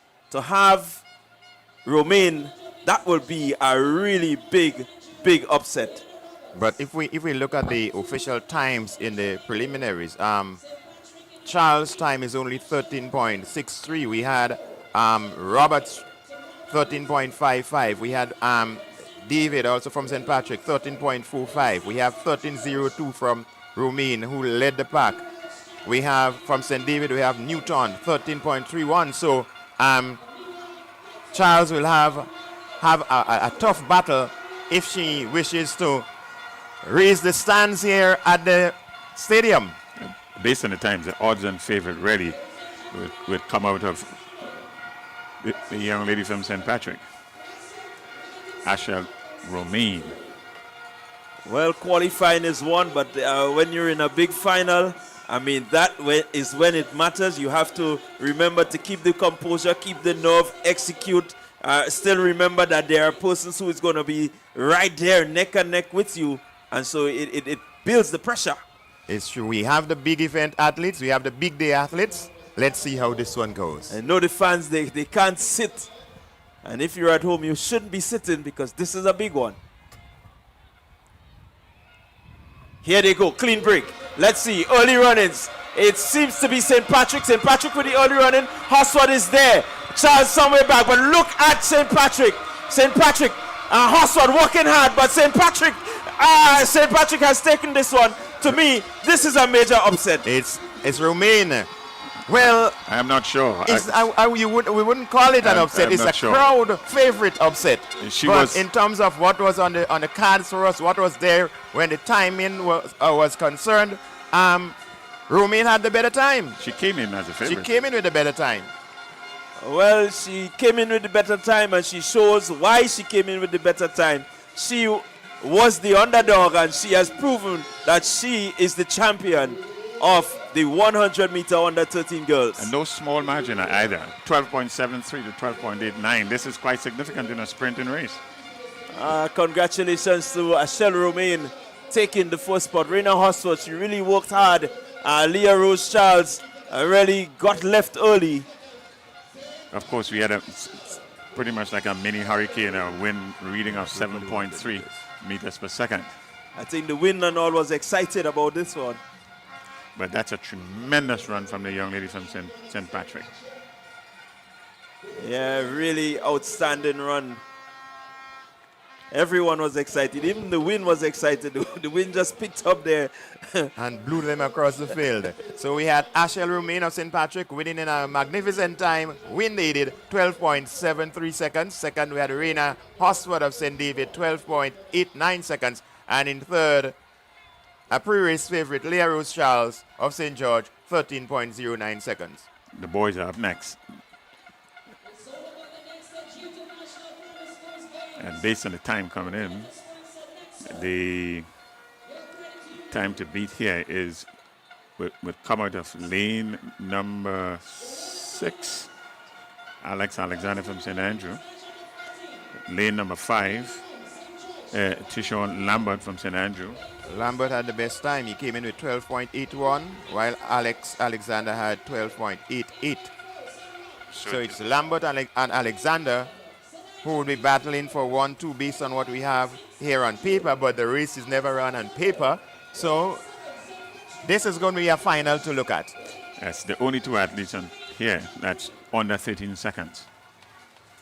Well, I'll tell you what, these two in Lambert and Alexander, they have been battling since the branch sports, and they continue their battle. They've battled in the prelims. So it's Maureen. Now it's going to be down to the execution. So it's Maureen in lane 1. He's from St. George. Blackman is in lane 2 from St. David. In lane 3, Perry from St. George. Cadeau from Classic Likeness St. Mark. He's in lane 4. And they're on the starters' orders. Clean break. And here they go. Let's see with the early run-ins. St. George, St. David, Blackman in St. David, Blackman of St. David. Here comes St. Andrew. St. Andrew now powering his way through and showing that he has what it takes to win this one and win it comfortably. That's the athlete there. That's Lambert. That's in Lambert. Tishon Lambert winning. A bit of showboating, but he knew that once he got ahead, he had it in the bag. Well, so far, it's keeping to form. He came in with the best time, 12.81 seconds. So on paper, there's no upset here, and he had some time to spare. So what is going to be important will be the time. Really ran a good, strong race there. So it's Lambert 12.72. Alexander came in second. St. Andrew 1-2, 12.91. And Acadon McIntosh of St. Patrick in third position, 12.92 seconds. The boys, 100-meter dash, under 13. A really good, outstanding running from these athletes. And we continue to say it has been a truly exciting, record-breaking year here at the Nexa GUT Sports. Well, we promised you excitement, and the athletes have certainly delivered excitement and a high level of performance. And so we're going to momentarily take it away from the track, back up to the studios here, as we have another very important guest with us that we want to bring some more information from the organizers of this meet, the Grenada Union of Teachers. And so I want to welcome back Jason and also our special guest, the President General of the Grenada Union of Teachers. He has joined us here in the commentary position, Jason, and I'm sure he is eagerly awaiting sharing some valuable information to the viewers of the Nexa GUT Primary School Games 2025. Yeah, I'm quite sure he is. Also, I just want to remind our viewers that as we go through the paces of the afternoon, we're going to be checking in with Sherry Ann because we know we've got some updates to come from down on the field. There's been a lot of field events happening. Long jump has been happening, a lot of that. In the meantime, on your screen, what we're showing you, we're getting ready for the girls' 100-meter dash, the special ed 100-meter dash. It is always important to have these young ladies and young men representing to the fullest. Shawnee Richardson from St. Andrew, Kalia Lashington from Victoria, and they're off. And well, it looks like coming out of lane 3, that looks like Richardson. And Smart is looking, it looks like it could be Smart or Rose. It looks like more Rose, Crystal Rose from the Grenada Special Ed that picked up the win. And it's always fun to see them because they too need their moment to shine. President General of the Grenada Union of Teachers is with us. Good afternoon, Mr. Bartholomew. How have you been? So good afternoon. It's indeed a pleasure and a pleasure to be here. All right. This is the 111th year of celebrating the GUT, Grenada Union of Teachers. Yes. And 111, that is Nelson. Magnificent. Magnificent indeed. And the Grenada Union of Teachers is really and truly the stalwart of education in Grenada. Sports, as you can see it in the National Primary School Games, have been going on. The GUT really and truly has dig deep into its purse and such union dues, and that's come to the dedication and such the invaluable sacrifice and commitment from the Grenada Union of Teachers and from our teachers, not only in education but in sports, in culture and nation building and everything. The Grenada Union of Teachers have been doing it. This is probably one of the largest unions, if not the most vociferous it has been in recent years. A lot has happened. How do you describe your tenure as President General of the GUT, taking into consideration that you're going up for re-election and your re-election is unopposed or unopposed so far? What is it? Well, usually I'm not a boaster, I'm a worker. And so the teachers have spoken and I've gone up unopposed. So the teachers, I do think the teachers are wise in their wisdom and they recognize the sacrifice, the commitment, the dedication and everything from the GUT president, from me and such, and I think they spoke. The boys 100-meter dash special ed, we're getting that out of the track now. 2, 4, 6, 7 of them, Leslie? It's actually 7, yeah.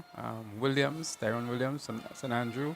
Samuel Filbert, Grenada Special Ed. Camilo Alexander from Victoria Special Ed. Tishani Bain of Grenada Special Ed. Kristen Ramdeen, St. Andrew.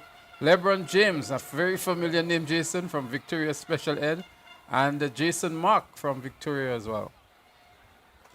LeBron James in track and field? Not the one that you know, but it would be nothing short of heroic for him to win here this evening. Boy. He's running out of lane 7. All right. Let's keep our eyes on him. He's struggling from lane 7, but the good fight seems to come from lane 2. That's Tyrone Williams coming out to the middle of the pack now. This is going to be close, and it looks like Tashandi Bain for Grenada Special Ed that crosses the finish line first. Second place was tight. Too close to call from here. But the official results will come up on the screen. We make it looks like Tashandi Bain, followed by Kriston Ramdeen. It could be the results will come up on your screens in just a little bit. But we make it's Tashandi Bain. It looks like Ramdeen running out of lane 6, and then Tyrone Williams out of lane 3. Yep, that's it right there. 13:22 for Bain, Ramdeen 13:35, and Williams 13:55. Yeah. So, Bartholomew, you were saying that the teachers have spoken and you're going up unopposed. Well, GUT election has already taken place. Yes, okay. Yeah, Okay. so I won basically quite early during the nomination, so I didn't really have to face the polls on election day. Right. And so, as I said, it's a testimony of the work that I have been doing as the president of the Grenada Union of Teachers, together with the national executive, and to say this is the third victory for me. So this is the third time, and really the second time I've been opposed, the third time. And I think the teachers, they see and they observe and they recognize that they have a good president, and they have not just a good president, but an excellent president who have been working for them together with the national executive. So says the person who started by saying he doesn't like to blow his own horn. Leslie, I'll leave the rest for you. So I have two questions for you, basically, sir. One is pretty much very contentious, but we're happy that you're here to dispel a lot of the misconceptions that the general public have about these games and the inclusion of the private primary schools. And many of them felt that by now you may have considered involving the private primary schools, but you have your reasons and valid ones. So maybe you can again present to our viewing public and the Grenada on a whole why it is that we don't have the private primary schools participating in these games. Well, to be honest with you, I don't really want to get into the deep contentious issue because we are really enjoying the moment and having a wonderful day. At the same time, we recognize the argument from both sides. And this is the GUT National Primary School Games. And all the private schools, once they become a member of the Grenada Union of Teachers, they are entitled to be part of the games. So there were private schools who were part of the GUT and they left. There were 1 year, I think, where those schools were really and truly included. So this is a debate, and we understand. But for the time being, that's how it is. You have to be a member of the Grenada Union of Teachers. And if all the other private schools, once they join, they become part of the GUT, they will be partaking in the national primary school games. Okay, so in the long and the short version of it is, with all the contentious issues, the main issue that would bring everybody together is just being unionized. Unionized. Okay. In a sense. I got you. Right, and we just want to maybe clearly distinguish between what happens at the secondary school level, where the private secondary schools are allowed to participate. But that is not a GUT-run event. That's why that's happening. Well, the principal association is part of the Grenada Union of Teachers, but intercol is a more independent thing. So I don't want to come here and compare secondary school intercol games to the national primary school games. So I have a second question for you, sir. We have about 6,000 persons on the live looking at this broadcast. And you've seen the participation in the stands, and many persons feel that there could be more persons coming on here at the National Stadium. A lot of people are opting to stay at home. Are there any plans of doing a pay-per-view at some point in time for additional revenue collection, or to encourage more people to come along to the National Stadium rather than remain at home? Yes, that is a very interesting question. Since yesterday, persons have been stating their observations. They thought that many persons or more persons could have been at the National Stadium. So we have to balance it as a public good from duty, because as I always say, I always look at it even at carnival time. I recognize sometimes the advantage of probably when it is broadcasting and people are viewing at home. So everything has its advantage and disadvantage. In one sense, you might be making more money, but I looked at it as carnival, where young people, the older people who are not able to come, they do not have the resources and everything, you're spreading the culture.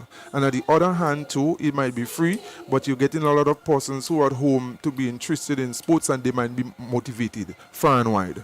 So yes, there is a debate in a balance, because these sports are not free. The GUT over all these years have been together. Well, now we have Nexa, so I want to take the opportunity to big up Nexa Credit Union for coming on board. And both of us together, as you see, Nexa is also a child of the Grenada Union of Teachers, and really working together. And from last year's sports, it was really electrifying. It was magnificent, glorious, hot. And this day, the second day of the National Primary School Games, as we watch and we observe, is even hotter. But you have to balance the equation, as we say. We'll, after the sports, we'll meet, we'll deliberate, and probably come to a conclusion. What shall we do? But there is no doubt, is electrifying here, and the more persons that you have here is even better. All right. There's one suggestion I would like to put on the table, and I would like to put it on the table publicly. And tell me, what do you think about this? I'm playing devil's advocate now, because I like when you respond like this. These games have grown significantly. Make no mistake about that. And I always tell people that these primary school games and even the secondary school games, but we're going to focus on the primary school games now because we're here. They have grown significantly. And one of the things that I believe that we have to focus on is how do we ensure that it continues to grow without being inhibited. And are there any plans for the GUT to even consider, let's say, having the GUT operate as, let's say, the umbrella body, the directors, and have a full-fledged organization working 12 months a year to prepare for these games, so the marketing aspect, the promotion aspect, the logistics and everything would be in play, and very well we may see a packed stadium for 2 days and may be very well extended to 3 over time. So that is an eye-opener, because we are open to suggestions, and I think what you suggested there is a bold one. And I could say, I mean, the GUT doesn't really involve only in athletics and such and brand sports, but there are a lot of different things that the Grenada Union of Teachers all year round is involved in. What is our eye-opener and such, and I think we could always, when we meet and we deliberate, how best and what we can do to market the games better. Because as we see, probably the possibility there, although we have these sponsors coming on board, probably we market the games as such and we have a press conference, but probably we're doing it too late. So, right, all year round, we put things together as soon as these games are over, and so that we can see what we can do to get more persons coming into the stadium participating. And I think once we do it right, it can, because sports now is a very important thing, not only for Grenada but all over the world. And I think the joy and such that you're seeing from parents are investing in the children's future, not just in academic education but in sports and everything, because we know what it can do. All right. So. Well, we take a quick look at the point standings as they are now, and St. Andrew out in front with 415 points. There's absolutely no catching them, not this year, and those points could be used for next year and the year after, if you want to say that. St. Patrick behind them on 267 points. Leslie is the mathematician, so he's going to give you the disparity. St. George 254 on third. And everything else after that going down was almost negligible, if you want to say that. But St. Andrew way out in front. Leslie, what are your thoughts? So as somebody remarked yesterday, St. Andrew can stop at 3 o'clock today, and it looks like that is very evident. But I think it's 5 minutes before 3. What is really, really important, Jason, is the positions 3rd and 4th between St. George and St. David. Only 10 points separate those two parishes at the moment. They're on 244 and 254, and 13 points ahead is St. Patrick on 267. So the fight is really for second place in this event now? Second, third, and fourth, yeah. Yes. All right. So second place is the fight. Second, third, and fourth is what's happening. Jude? So permit me to take the opportunity now to really extend congratulations to St. Andrew's branch. They have been a powerhouse for so many years. 14 years in a row. Yes, so I heard on the announcers, they were saying, and they're asking the question, what is the diet of St. Andrew's branch? What is those persons from the countryside already feeding on? So they have some wonderful athletes, and it's continuous. But the reason why I came in here, not only just to congratulate St. Andrew's branch, but you are seeing the growth and the performance performances of all the other branches. When you look at St. Patrick's branch and the performance since yesterday, today, they have strong athletes executing well, running with great strides. And you see St. David's, you have record breaking, you have so all the various branches. Yes, you might have St. Andrews doing well and performing well.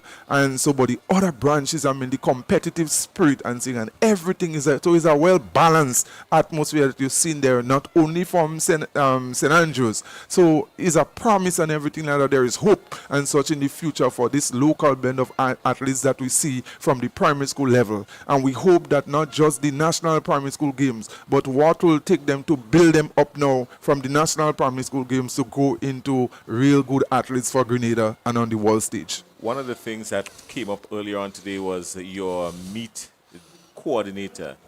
An excellent job she has done. We left here yesterday when the sun was still up.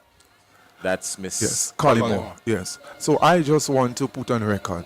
I mean, that lady has been doing a wonderful job. And really and truly, so from the Grenada Union of Teachers, we want to show appreciation and deep respect because those work money cannot really pay for that.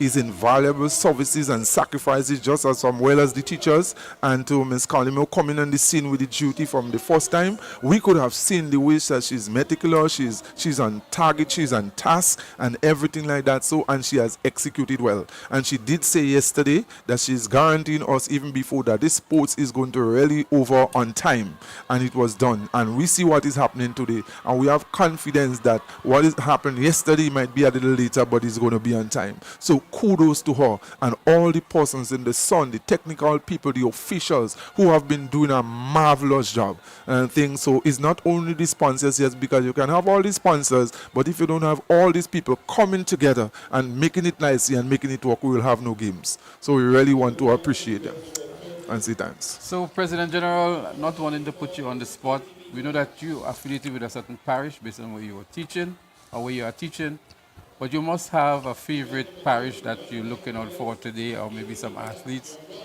Yes. Who are you rooting for? You're wearing white, you're wearing khaki, but in so your heart. that's the official wear of the Nexa duty. But as the president of the Grenada Union of Teachers, I try to support everybody here openly, probably privately, inwardly. I might have my bias, you may say, because I'm from St. David's. So I will applaud everybody because you have to be balanced. But at the same time, too, when I saw that the young lady from St. David's broke a record in the 1,200 meters open, I had to stand up and raise my hand.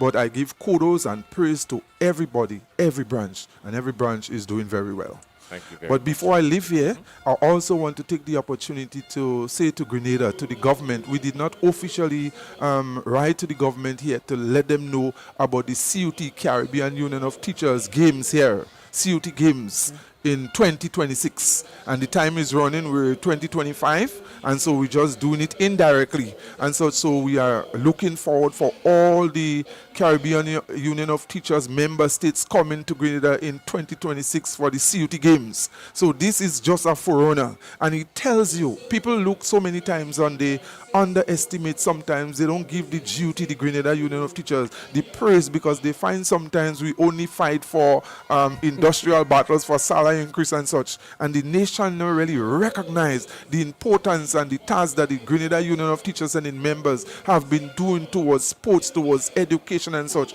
and to knowing for all these years that the teachers have been really and truly sacrificing their dues and everything for nation building. And so that's what we want the nation to see, the commitment. But I'm saying to the government of Grenada, to all our Grenadian citizens, to prepare for the CUT Games in 2026. We need all the backing of the state and the resources so we can have a wonderful and excellent CUT Games 2026. And I wish every one of you the best to enjoy for this national primary school game this afternoon. It's hot and it's really going to end well. Thank you so very much. So what the President General has just said, in short, is that government, they're coming for somewhere near $300,000 to $350,000. Basically, that's what yes, he's we saying, really in need the short. support. Yeah. And the room stock. I know you Yes. can say that. Yeah, Yes. you can say. Yes, you can say yes. it. We need. In fact, we need a million. Oh, Lord. $1 million.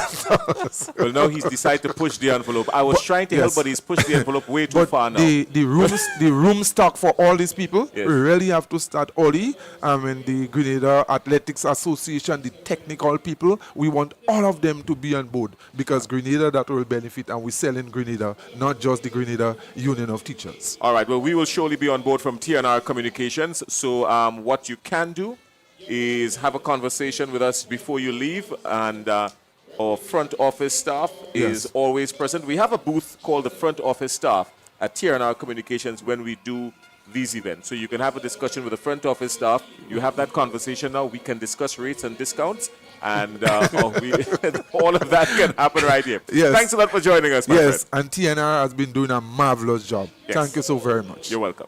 All right. The President General of the Grenada Union of Teachers celebrating 111 years of GUTism in 2025. And he has just left us.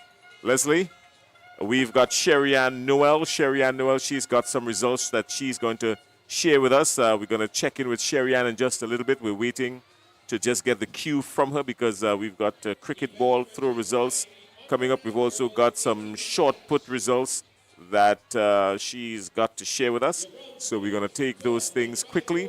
And then, of course, we're going to come to Sherry Ann. Sherry Ann, I know that the cameraman is not near you, but we are seeing you and we are hearing you. So talk to us. Start with the boys' short put open. I know you've got the results for the boys' short put open. Talk to us about that, Sherry. Okay, Jason, let me just try to run back because I've got so much results here. But I am seeing that I have girls' shot put open. Okay, well, yes. That. Right, so the girls' shot put open, we have Michaela Williams from St. Andrew. She won that one in a distance of 7.31 meters. We had Rihanna Ross of St. David's at 7.15 meters in second position, and Katie Nelson of St. George's with 6.91 meters in third position. We also had some results for the girls' javelin throw that was under 15. Janiyah Lewis of St. Andrew, 18.89 meters. Kalia Charles of St. David, 17 meters. And Kyla Griffith of St. David, 16.58 meters. And we also have the cricket ball for the under 11 boys. We had under 11 girls, Kaylana Fletcher of St. David, a distance of 30.77 meters. Second was Zara Matthew of St. David of 30.37 meters. And third, Azaria McDonald of St. Andrew, 30.06 meters. When it came to the long jump under 15 boys, well, Christian Collins of St. David, he took that one with 5.25 meters.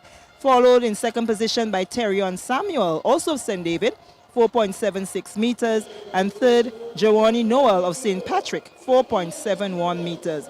We still have two more long jump events to take place in the pits. That's the under 9 and the under 13 boys. And throwing the cricket ball right now, we have the special ed, and we're going to give you those results once they are completed. All right, well, thank you very much, Sherry Ann. Stay on cue because we're going to be coming at you very quick, fast, and in a hurry. You know what's happening now. We're down to crunch time. All right, everybody. Sherry Ann Noel down on the field there, bringing us up to speed. Leslie, it's a foregone conclusion now. Basically, it is about 4 minutes after 3 local time, and somebody did say, as you alluded to, that by 3 o'clock, St. Andrew can start celebrating. So their friends all across the region, the diaspora, and, of course, here at home in Grenada, who are celebrating. Some folks are sending us personal messages. Some are following the live stream. And it seems as though, for whatever reason, they're all supporting St. Andrew. 100 and what? How much points ahead we're talking? So at the moment, St. Andrew is 148 points ahead of the second place parish. That's St. Patrick, who is currently on 267 points. 17 points behind them in third position is St. George on 254. And 10 points behind St. George is St. David on 244 points. So it's a foregone conclusion. It's going to be extremely difficult, almost impossible now for anybody to beat St. Andrew. So we can safely say they have done this 15 consecutive years, and this is their 29th victory at these games. But the real battle is on for second, third, and fourth, as this can go anyway at the moment between St. Patrick, St. George, and St. David. All right. Well, Leslie is the appointed statistician for the afternoon. I've just given him that responsibility. He's the appointed statistician, so he is going to keep a close eye on the numbers, and he's going to keep us right on cue. In the meantime, we're getting ready for the girls' 200-meter dash under 11. If you're now joining us, I don't know where you have been, what you've been thinking, but you've been missing a whole lot of athletics. The primary school, the Nexa GUT National Primary School Games 2025. My name is Jason Skeet. Leslie Smith is here with me. We also have, as part of our commentary team, Sherry Ann Noel, who is on the ground, Bernard Antoine, Basil Caliste, a.k.a. Bernstein, and Clyde Rondell John. A full slate and a full cast, and our friends at TNR Communication giving you the exceptional viewing quality that you've come to know and love.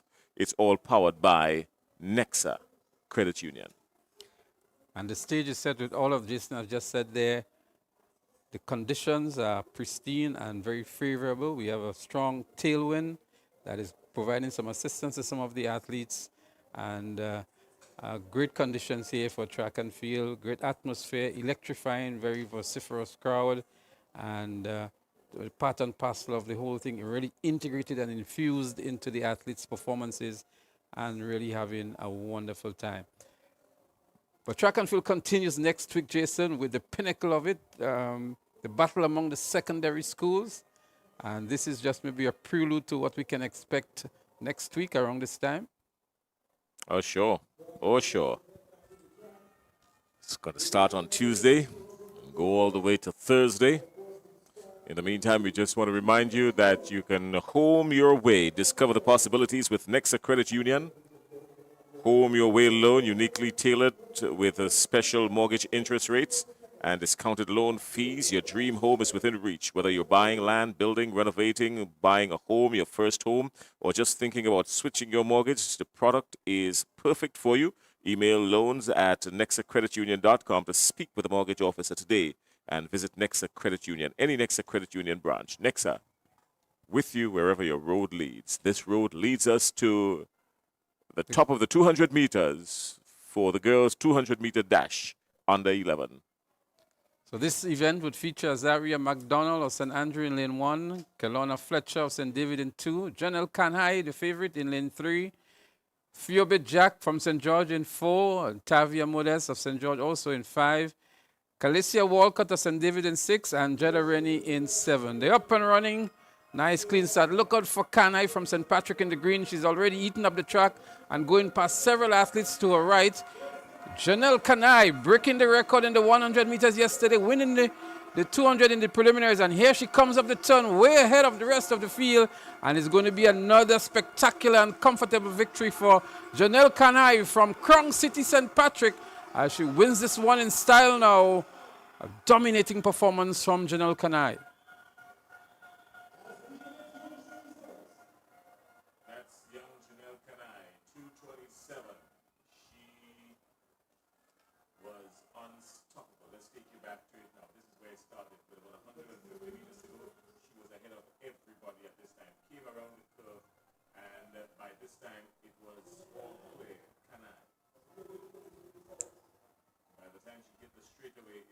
Against the clock. What's going to be interesting is the timing. Take a look just behind Kanhai. There was a tussle for second and third place. St. George and St. Andrew fighting that battle, but that had absolutely nothing to do with Kanhai. She was all the way through, past the tape, and 28.92 seconds. Janelle Kanhai. Azari McDonald of St. Andrew coming in second in 30.32, and Phoebe Jack of St. George, 30.46. But the afternoon at 200 meters, under 11 belonged to Janelle Kanhai. Well, she was just a little slower than the time she did in the preliminaries. 28.53 she did in the preliminaries, and now 28.92.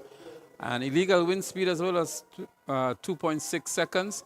And so what is important is that she has won a gold medal for her parish and for herself, having already won the 100 meters in a record-breaking performance. kudos to Janelle Kanai from St. Patrick. She continues to do well. We saw her at the national champs, and she dominated those events as well, and coming back here at the national primary school games and doing extremely well. The boys' 200-meter dash under 11, they're lined up on the track already. They're right there at the starter's cone. Daquan Desant, Zuberi Marshall, Nathaniel John, Keyshawn Cobb, Roger Thomas, Rajani Wellington, Mackay Lewis, and Kieran Hostin. Kieran Hostin in lane 8, he's not there. He should have been in lane 8, but Kieran Hostin is not there. Based on what we have seen so far between yesterday and today, you've got to keep your eyes on lane 4 in Keyshawn Cobb and lane 6, Rajani Wellington. Those are the two hot favorites there, but if the upset has to come, it could come from Thomas in 5 or John from lane 3. Anything outside of that is going to be absolutely spectacular. Well, it's going to be a battle between Nathaniel John and Out, Keyshawn Cobb. gone, clean start. Good break, everybody's gone, and keep your eyes on lane 3. That's Cobb. Cobb already starts to make a move, doesn't waste any time. He's got a few steps on just about everybody. It's still tight, still bundled coming around the corner. This is going to be interesting. This is going to be interesting. They come off the bed almost even. The fight is on between Cobb and Thomas. It looks like Thomas will lunge ahead. Thomas from St. David. It's actually Cobb. Yeah, this is Cobb. Cobb from St. George. That's the man. Cobb from St. George. And Keyshawn Cobb running out of lane 4 for St. George, wearing 190. Yeah, he was always the hot favorite going into it. So congratulations to Keyshawn Cobb. Leslie, walk us through this. Well, very early, the young man from St. Andrew had a very good start. He caught up to Cobb, and when Cobb recognized that he was on his left shoulder, he really changed into another gear and accelerated. And coming off the turn, he had maybe 2 or 3 strides ahead of him. And 28.44 is what he ran with a legal wind speed as well. And a phenomenal performance here, winning by maybe 6-7 meters above the athlete from St. Andrew, that's Nathaniel John, who ran 29.29, but another great run from Keyshawn Cobb. Well, it turned out to be those 3, Cobb, John, and Wellington. Those were the 3 we were looking at, and they didn't disappoint. So good run for Keyshawn Cobb, 28.44, and the gold medal.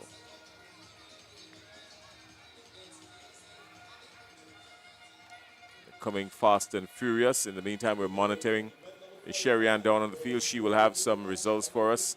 And as soon as she's got them, then we'll go to her quickly and take it. We wouldn't waste any time because time is not on our side. We've got 2, 4, 6 athletes loaded in this one. Let's go downstairs for the lane assignments quickly. Janelle Frank, St. George. Lane 6, Osana Batiste, St. George. Lane 7, Azaria Augustine, St. Andrew. And lane 8, Isha Boatswain, Carriacou and Petite Martinique. You heard the lineup, Leslie. You heard the lineup. What is your choice on this one, based on the qualifying times coming in? Well, Rena Horsford has been doing well. She comes in with the best time. That's from St. David with 28.14. And the next best time is from the athlete in lane 3, Angelica Street, 29.36. And these would be 2 of the favorites to look out for, but don't rule out Janelle Frank from St. George's as well. Osana Batiste is there, Azaria Augustine from St. Andrew, but lanes 3, 4, and 5 is where the real competition will come from. There's nobody to the left of the street. Rena is in lane 4. It's a good start. Everybody's out. Not explosive. It's 200 meters, and immediately it looks like Horsford. Horsford has got the stride. She's come around the bend with these long strides, leaning back and lunging with those long strides. Clearly, she comes off the curve ahead of everybody. 1, 2, 3 paces ahead. The rivalry is going to come. It's going to come out of lane 7 from Azari Augustine, but it's not going to be enough to catch Rena Horsford. She was very comfortable all the way through. She had it locked down even before coming off the curve and delivered another gold medal. Rena Horsford on show at these games. Well, Rena Horsford has lived up to expectations in this 200 meters. She came in as the favorite. She's been having a phenomenal season. She came off the turn, she came off the start, caught up with the athletes very early, and by the time she rounded the bend, heading into the home straight, she was already a clear winner and really just powered her way through to the finish line. So a good run indeed by Irina Horsford. She continues to do well. The athlete from St. Andrew, that's Azaria Augustine, she had a good run as well, but a good comeback too from the other athlete from St. David in the likes of Angelica Street on the inside.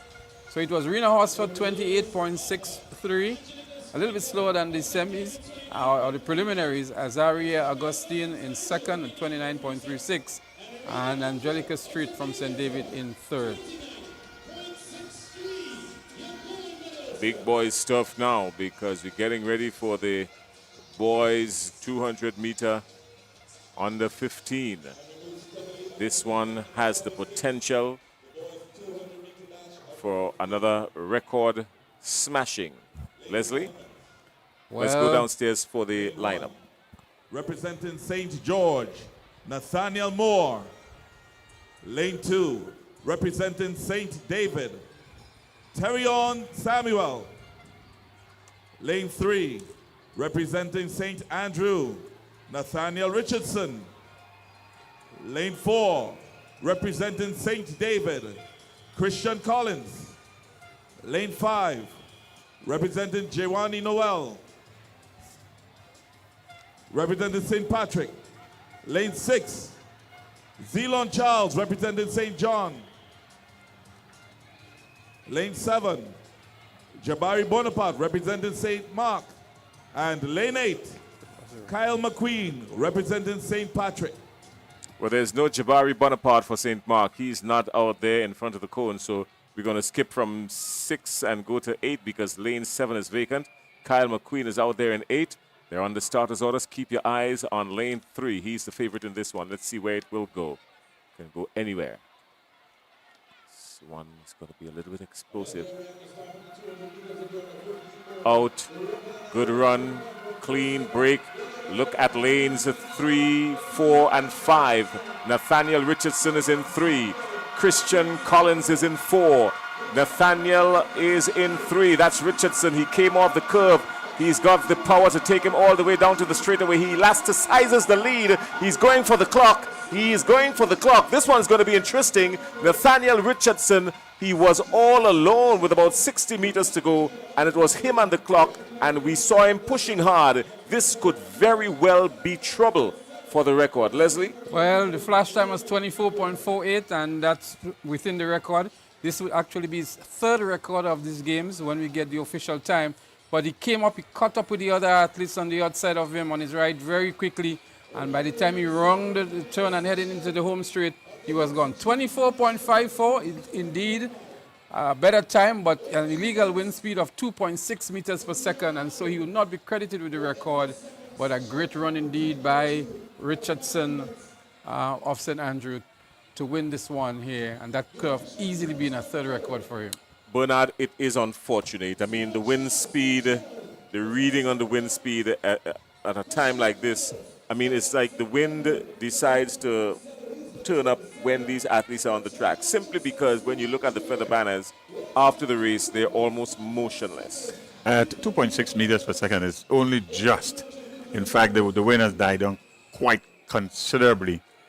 But a time, all-weather time of 24.54 seconds and under 15 athlete in 200 meters, I'll take it. The record was 25.47, and he ran 24.54. The wind speed, positive 2.6 meters per second. And so that just denied him of his third record-breaking performance. He already established records in the 400 meters and the 800 meters, and that would have been the crowning moment for him. Question, it would deny him of the record, but is it credited as a PB? Yeah, it may be a PB for him. It would be a PB for him. It's just that it's not been credited as a national record. So if he a does, games record. If he does come to the stadium tomorrow and run 24.54 just by himself. Once within a legal wind speed? Within a legal wind speed. There's nobody in the stadium tomorrow, and he comes and he runs it. But it has to be as part of the games to be a games record. So It's unfortunate, but that's the rules of the games. And congratulations to Nathaniel Richardson. He's been doing exceptionally well and has won the 200, I was the 400. just trying to find a way to give the guy the record. Doesn't happen I was like just that. trying to find a way to credit the guy with the record. He's run very well. I was only trying to find a way to credit him with the record. In fact, all throughout the week, for the 2 days, he have had little or no competition. And just about anything he touched turned to gold. Head and shoulders above everybody else under 15 boys. But he's from St. Andrews, so big Paris scouts, they've got their eyes on him already. Well, all right, so here's what we can tell you now. We've got some folks from Nexa Credit Union that should be joining us shortly. And once they do come, we'll have a quick chat with them. But in the meantime, what we will do is we will take you back to our fellow commentators, Clyde Rondell John. He's turned into one of our leading commentators lately, Clyde Rondell John. He's got cricket coming up. He's going to talk to you about that as well. There's under 19 cricket coming up, regional under 19 cricket, Woodward Island under 19 cricket. That's coming up. The point standing, Leslie, they're giving us the point standings, and 441 to 283. St. Andrew out in 441, and St. Patrick 283. But take a look from 2 down to 4. St. David has just leapt into 3rd place, pushing St. George down to 4. But the difference is still only 2 points between those. The battle for 2nd place is real. For real, Jason, the battle is really on. St. David moving now into 3rd position. St. George relegated to the 4th position by only 2 points. But it's only 7 points that separates 2nd and 3rd at the moment. St. Patrick leading St. David by only 7 points. So it's going to go down to the wire. Maybe the final relays would determine the 2nd, 3rd, and 4th positions. And that's where the real competition is here between those parishes. It's a foregone conclusion now that St. Andrew has retained the championship and would continue to serve as the 15th consecutive year champions of the Nexa GUT primary school games. Certainly a foregone conclusion. 441 points. It means that they have a lead that with only a few of the relays to come, the points will have to maybe triple, quadruple in order to really catch. St. Andrews will have to actually sit out of everyone and hope for a miracle from the others. And you know they would never do that. We know that they will never do that. It's competition. They're here to shine, and they have shown. 441 to 283. I mean, the wind speed has picked up, but I don't think the points can pick up in order to get to St. Andrew. Certainly not. Well, certainly St. Andrew is in the lead by a significant amount. And it's all about 2nd, 3rd, and 4th place as it is now. But up next on the track would be the 400 meters for girls, under 13. Not just ready for us yet. But, gentlemen, the sports has been going almost like clockwork. Yeah, I have to really say kudos to the Grenada Union of Teachers in terms of the management of the sports and the officials doing their part. You know, everyone has really come to the Nexa Duty 2025 sports meet with an intent to excel. And we've seen the students, they've excelled. The officials, I think they did really well. The behind-the-scenes working of the teachers of the duty, I think they did well. So really, this record-breaking performance from the children is just a testament of how I think the games have been organized. Yes, and we have literally touched every parish, including carriacou and Petit Martinique, though we have had, I would say, small representation from St. Mark to begin with. Other than that, all the parishes are represented. The starters are lined up for the girls 400 meters under 13. So let's take the lane assignments.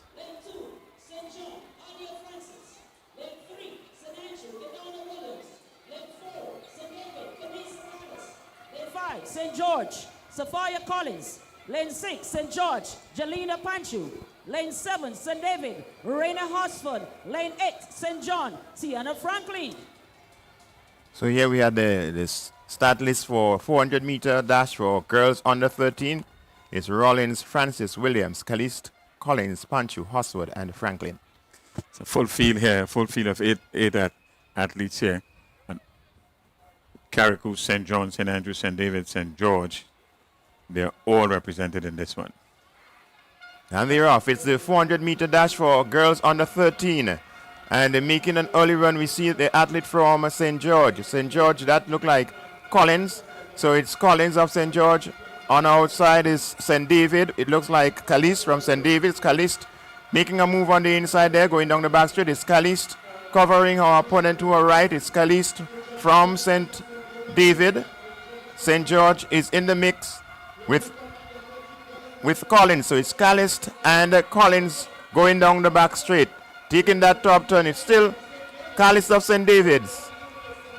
Caliste of St. David, it is coming down the top turn. In a short while, she's going to charge into the home straight. It's Caliste pulling away from the rest of the field. Collins is there too. On the outside, we have the athlete from St. John, that's Franklin. But it's gonna be Caliste. Caliste, some 20 meters away from the rest of the field. She's going to win this one quite comfortably indeed. She steps over the line. We wait to see the time. It's Caliste from St. David, followed by Collins from St. George. We await the official result. It's Caliste from St. David, 64.32 seconds. Well, this one went to form in terms of the winner. Caliste did come into this, that's Kenesha Caliste. She did come into the finals here with the leading time of 1 minute, 3.85 seconds. So she pulled this off as expected and with significant distance between her and second place of 1 minute, 08.74 seconds with Collins from St. George. So all in all, it can be described as an easy, comfortable win. Quite easy, quite comfortable indeed. Yeah, certainly a comfortable win. St. David's taking some much needed and very valuable points. What was odd to see here, no St. Patrick in this one. And so St. David, St. George, St. John, your top three. At this stage, the points will be very, very important to the parishes that are vying for second, third, fourth. And so it makes for a very interesting next few events. St. David and St. George, they would have gotten significant points in this one. So those of you at home who are doing your tabulations, keep it going. You would know that St. Andrews is already a distant winner, unofficial, but there is very... We are going to have the lane assignments for the boys' version of the 400 meters under 13.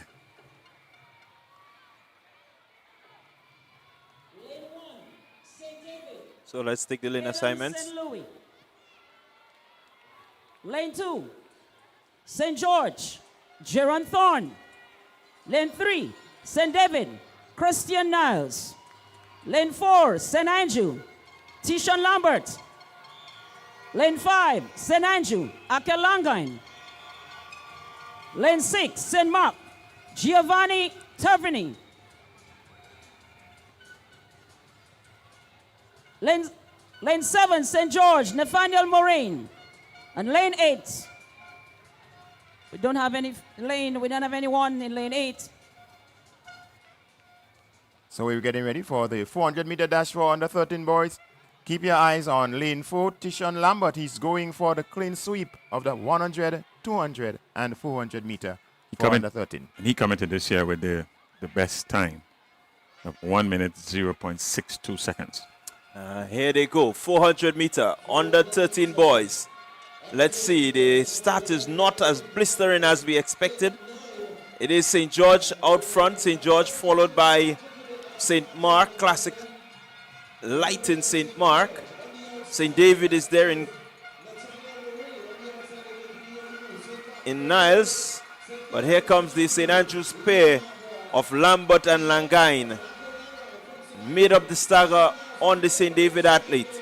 St. George out front, looking around, asserting his position. Here goes Tishon Lambert in lane 4. Quickly closing the gap on the athlete from St. George. And here he goes, Lambert. Here goes Niles of St. David, charging forward, but it's out front. It's Tishon Lambert. Lambert followed by St. George. St. David closing in quickly, but out front it is St. Andrew followed by Niles of St. David's, unofficial, but again, what a run from young Tishon Lambert of St. Andrew. Very interesting strategy. He started extremely slow, deliberately slow, and at the top of the 200 mark, he started to increase his pace and caught up with the leaders at the 100 or so mark, and that was the end of that. Well, he knows that he has the speed in his legs, but this is a strategy that he will have to revisit at some point in time. But all for now, it works for him. So congratulations to him. Congratulations to Tishon Lambert and Team St. Andrew, winning the 400-meter dash for under 13 boys in a time of 1 minute 3.12 seconds. Next, second position was Christian Niles of St. David, a time of 1 minute 4.46 seconds. And in third position, Nathaniel Moraine of St. George, 1 minute 4.6 seconds. Well, that's the jubilation that you're seeing. The fans are really enjoying the competition. It's, as we continue to say, it's a record-breaking event that has been held. And we get into the closing stages, the more or less the business end. And it's good to see that the fans can be out there and supporting these young athletes as they put on a show. And the numbers have increased quite significantly from what we would have had yesterday and this morning. Yes, the fans have really come out today to celebrate with the boys and girls or primary school students. And it's all goes well for the future of athletics here in Grenada. So we are going to have a medal presentation shortly, and then it's down to the relays. So we will go down momentarily for the medal presentation, and when we get back, we will see some 7 relays being contested.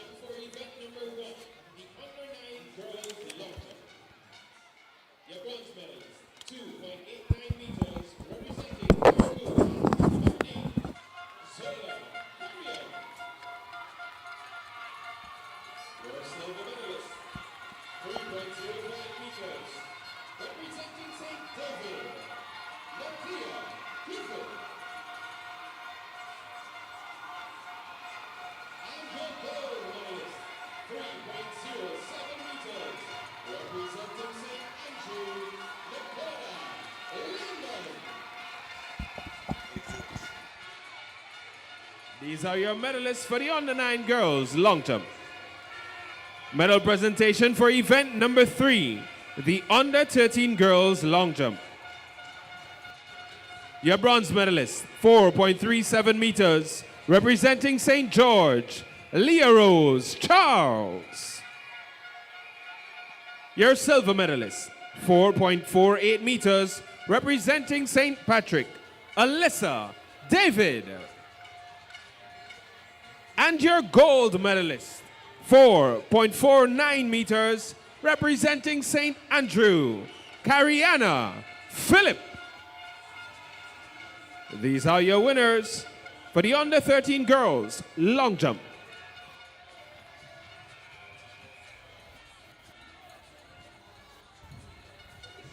Event number 41, the under-11 girls 200-meter dash.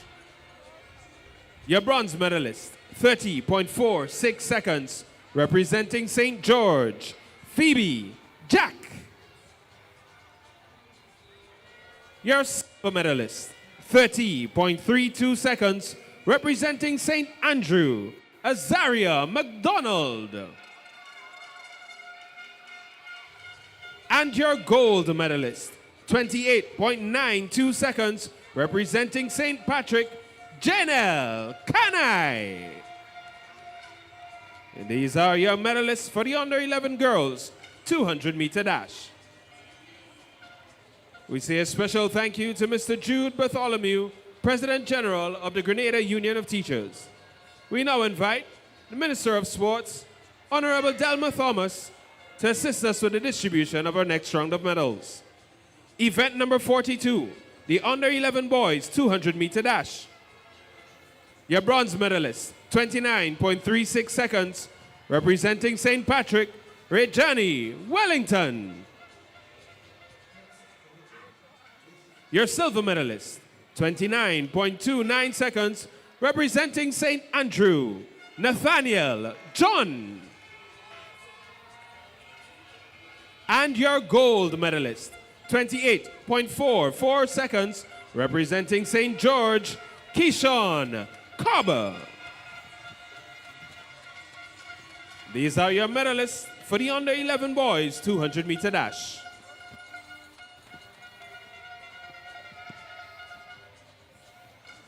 We move now to event number 23, the under 11 girls cricket ball throw.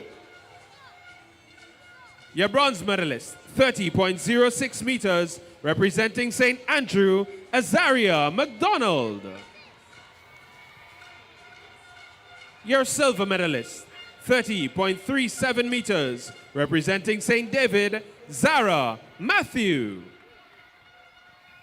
And your gold medalist, 30.77 meters, representing St. David, Kilona Fletcher. These are your medalists for the under 11 girls cricket ball throw. Event number 45, the under 15 girls 200-meter dash. Your bronze medalist, representing St. David, Angelica Street, 29.38 seconds. Your silver medalist, representing St. Andrew, Azaria Augustine, 29.36 seconds. And your gold medalist, representing St. David, Rena Hosford, 28.63 seconds.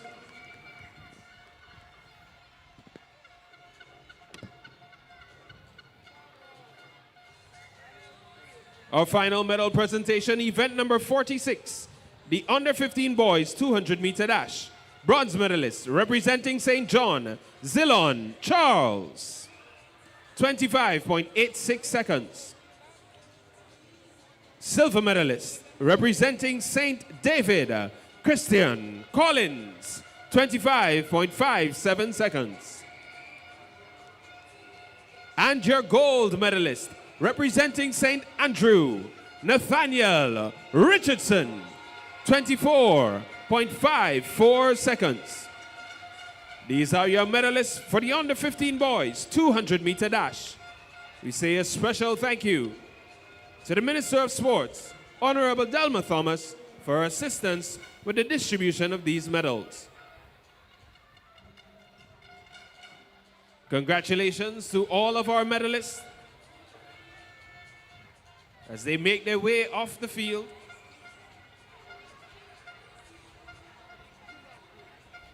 Once again led by Miss Leandra McQueen and the boys and girls of the St. John's branch.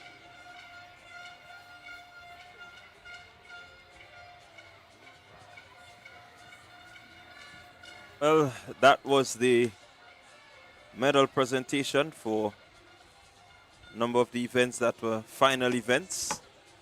And certainly, I know most of the teams, they will be happy to get this medal presentation out of the way, because the battle for second, third, and fourth is one that has to continue.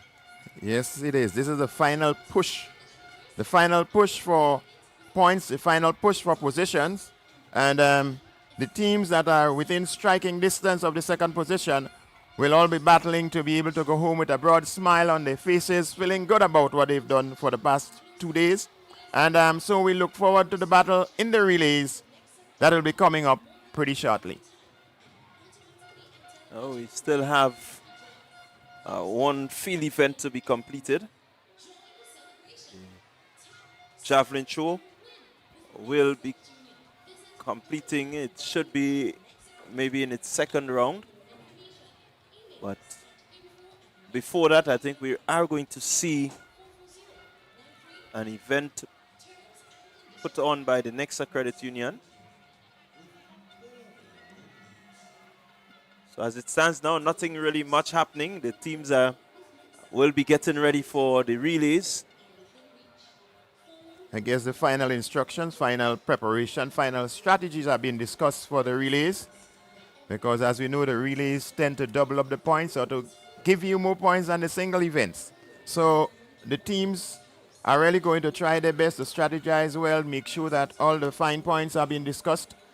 And so when it comes down to the relays, they can accumulate as many points as possible and improve their chances of getting that coveted second position. And it's quite interesting. The relays are not about the best athletes, but the best teams. Let's get a baton around, let the teams get a baton around, and that's what relays are all about. And we have 7 such relays. We have the 4x100 meters under 15. We have the 4x100 meters on the 9s, and 4x100 meters on the 11. And then we have the 4x400 meters open, both boys and girls. Well, speaking of teams, we want to recognize the team of volunteers for the mixed group. And they have been in the field assisting with the athletes. You know, they are led by Mr. Sylvan McIntyre. And we saw them going through to attending to the athletes. They are in the reflector vests. And as fast as the athletes go down or, you know, they get winded, whatever the instance was, you saw them responding and responding well. So we do want to recognize the volunteers. Without them, I think the running of the meet may not have been as smooth as it was. You're absolutely correct. They are, in fact, an integral part in the success of these games. And we see these people come out and volunteer their time, their energies, and so on from time to time. And they can be taken for granted, but it shouldn't be. Of course, they shouldn't be taken for granted. They are an integral part of whatever is happening in these games, and we have to give them kudos, and we have to be grateful and thankful to them. They are our first responders, and they are the ones that make sure that the athletes get over whatever situation that they would have encountered and get them ready to perform and partake in the rest of the events, even when slight injuries or ailments may occur. Just to remind you, you're not missing any action on the track, no, on the field. Momentarily, we would see live relay action. Well, the relays are really the exciting point of any sport meet. Is about the efficiency in baton passing, and we saw a few yesterday that was not as efficient, but nonetheless the teams were able to make the baton get to the end from the start. And we're hoping that this evening it's going to be a bit smoother, because it's very important that it gets us smooth, that the efficiency is top-notch, so that the teams can be separated. As we say, we separated the sheep from the goat here now. Oh, yes. I think now would be a nice time to give a points update, even though it's the last one that we've had from recent times. But it's necessary that we might have some of the our listeners or viewers who would have just joined us. So a point standing will be coming up shortly. So let's hang on until there is some activity on the field.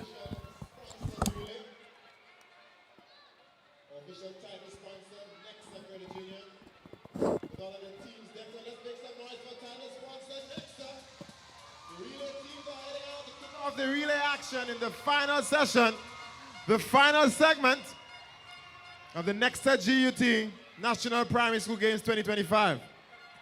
You see the team decked out. These are all Nexa employees. They've assorted themselves into teams and they're going to compete for some relay action. We've got the Hot Steppers. Let's make some noise for the team title, Hot Steppers.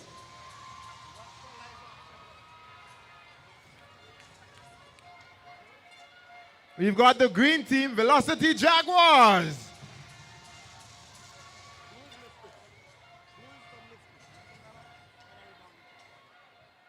We've got the blue team, the Misfits. Make some noise for the Misfits.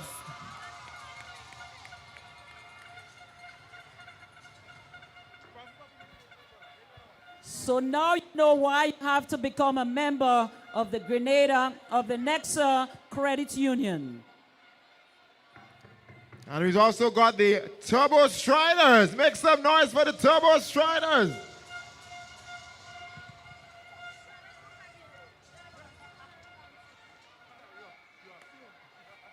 So it's the orange in lane 2. That's the Hot Steppers.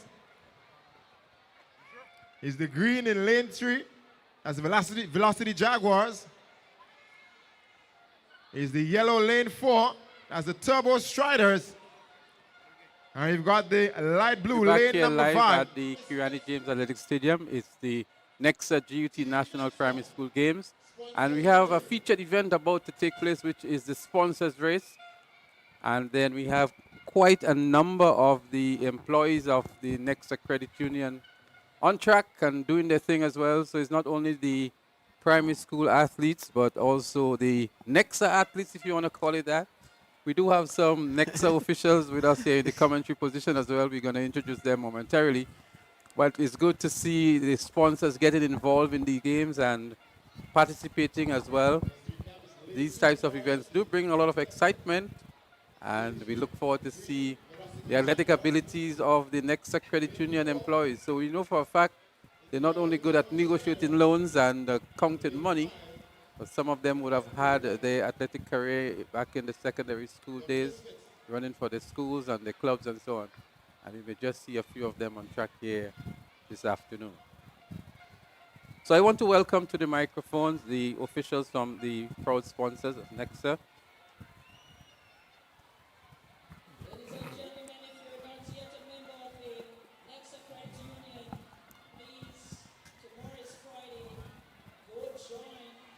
So we have Mr. Kevin Andel, who is the Member Experience Manager.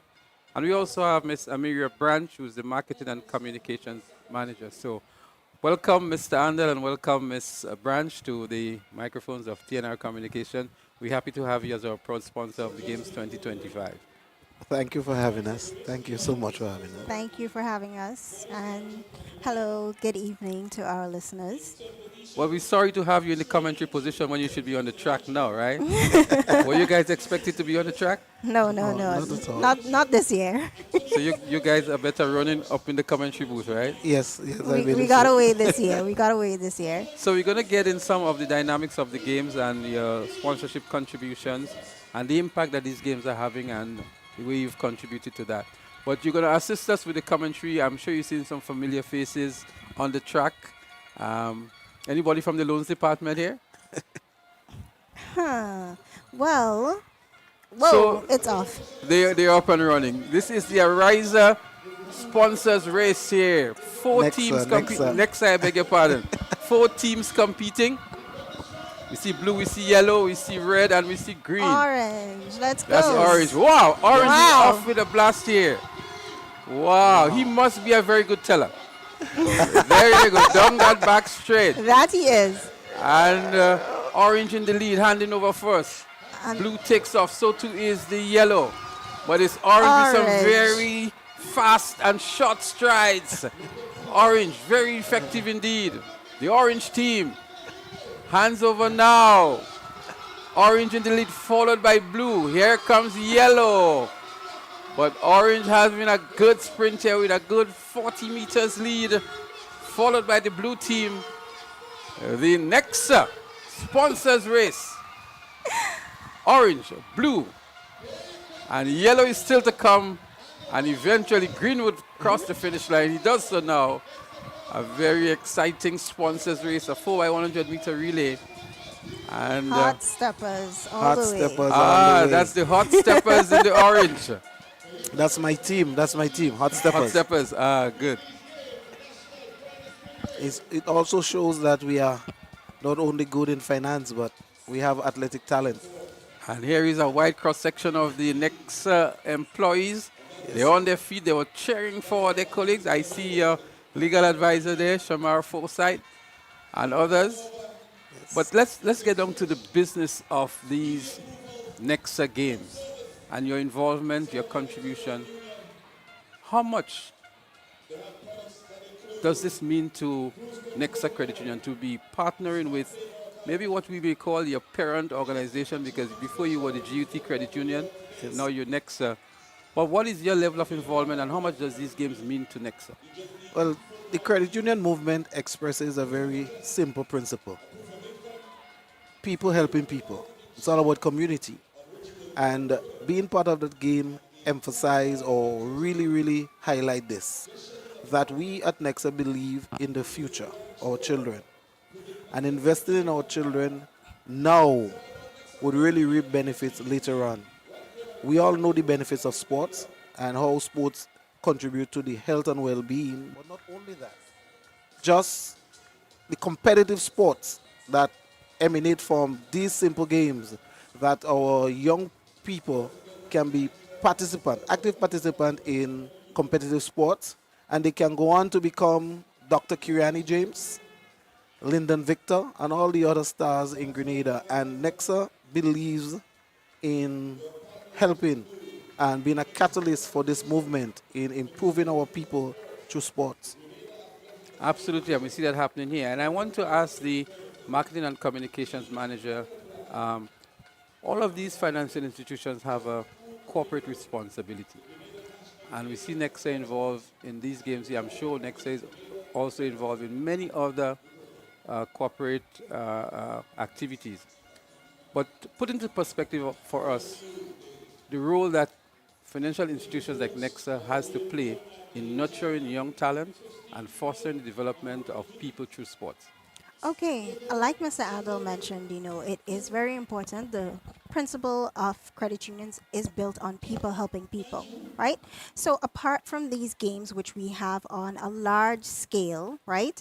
And I can say I have been part of the games last year and this year and many years to come, right? From the branch level. So I attended every branch level game that we branded. We spoke to athletes, we spoke to teachers, we spoke to the coaches, and we're so thankful for their involvement, because without them, the parents, the students, the teachers, the coaches, we wouldn't really arrive at this big stage here now, right? Apart from the investment that we're making with this sponsorship, we also offer financial literacy, right? We go to schools, we go to organizations, because apart from just sharing that information with the students, we also have to get the parents who are invested in that as well. As they say, charity begins at home. So if we instill those financial habits, good financial habits with the parents, they too will show that interest and encourage their children to participate as well. And that's why we encourage our parents, our members, to also open a Smart Saver account at Nexa Credit Union, right? You are teaching your children from a very young age how to save, how to budget. Because if you give them $5 for their school, for lunch, some might choose to spend it only on snacks, right? Others might say, you know what? I want to buy a doll, I want to buy a game, I want to buy a phone. Mommy may not be able to buy it for me, but I will put together and I will say, okay, Mom, what if I put half and you put half, right? So it's not just about the sponsorships that we give here. We really want to make a difference in the lives of all our members, young and old. Apart from these games, we contribute to different schools, different non-profit organizations, churches. So it comes full circle. We are committed to our communities. wherever we operate.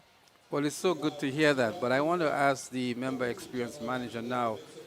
Tell us about your involvement with the GUT with these games and what can we expect in the future? How long do you intend to maintain that partnership with the GUT in terms of these Nexa games?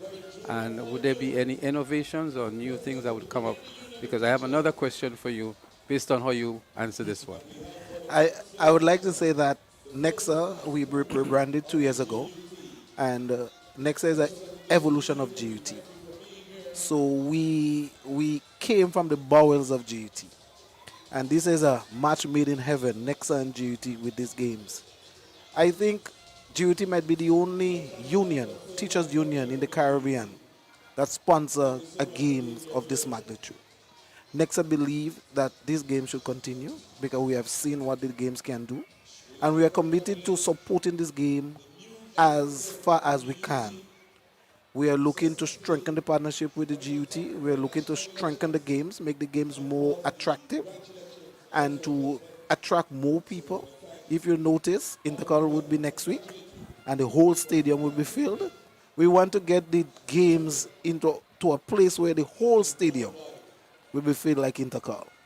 Excitement, energy, parish against parish, and just lighting up the national stadium. And that is what Nexa is committed to. Well, you've just led me into the next question, and either of you could take the question. So there were comments online from some people, or even the people who are here, that we expected more people here, but because these games are being broadcasted live, it meant that some people prefer to stay home and get the replays and get the commentary and get the analysis, etc. What plans do you have to help stimulate more people coming here? Would there be any opportunities for a pay-per-view? Because the games officials or the organizers' duty are actually losing a lot of revenue when people stay at home. In addition to that, the excitement and fervor that is created by spectators, as you talk about Intercol next week, is maybe not at the same level as if the stands were filled. Yeah. So what is the balance that will be struck between getting people to come here, for, getting the revenue, but at the same time, for persons who are unable to come, to be able to stay at home within Grenada or within the diaspora and enjoy these games? Any plans, any thoughts on that? The planning of the games is within the purview of the GUT. But it's a good idea. It's something that I think the GUT can build upon. Because believe you me, experiencing the game online and experiencing it in person is two totally different experience. Being here, feeling the energy, just being immersed in the games is totally different. And if a pay-per-view option can bring more people here, well, I think the GUT should gravitate to it. Well, they may have a backlash, they may have persons resisting, in every change there will be resistance. But I believe all we're looking at is the improvement of the games. All we're looking at is for people looking at these young athletes performing at the utmost. And anything that we can do to make this happen, to make the games more, I don't want to use the word profitable, but coming up with sustainable methods so that the game can continue at the level it is, continuing, it is important, and we would embrace that. Ms. Branch, you care to comment on that as well? Because I'd love to hear your perspective on that. Of course, with everything that we do, we have to weigh the pros and cons. So this is definitely a discussion that we will have at the planning level with GUT to discuss, and we can see what we can do. If it is something that can definitely take the games to a next level and improve the product that we are giving to the spectators here, whether it be in person and online, we are definitely open to ideas and open to feedback and improving the games, because that is what we want at the end of the day. It is a product.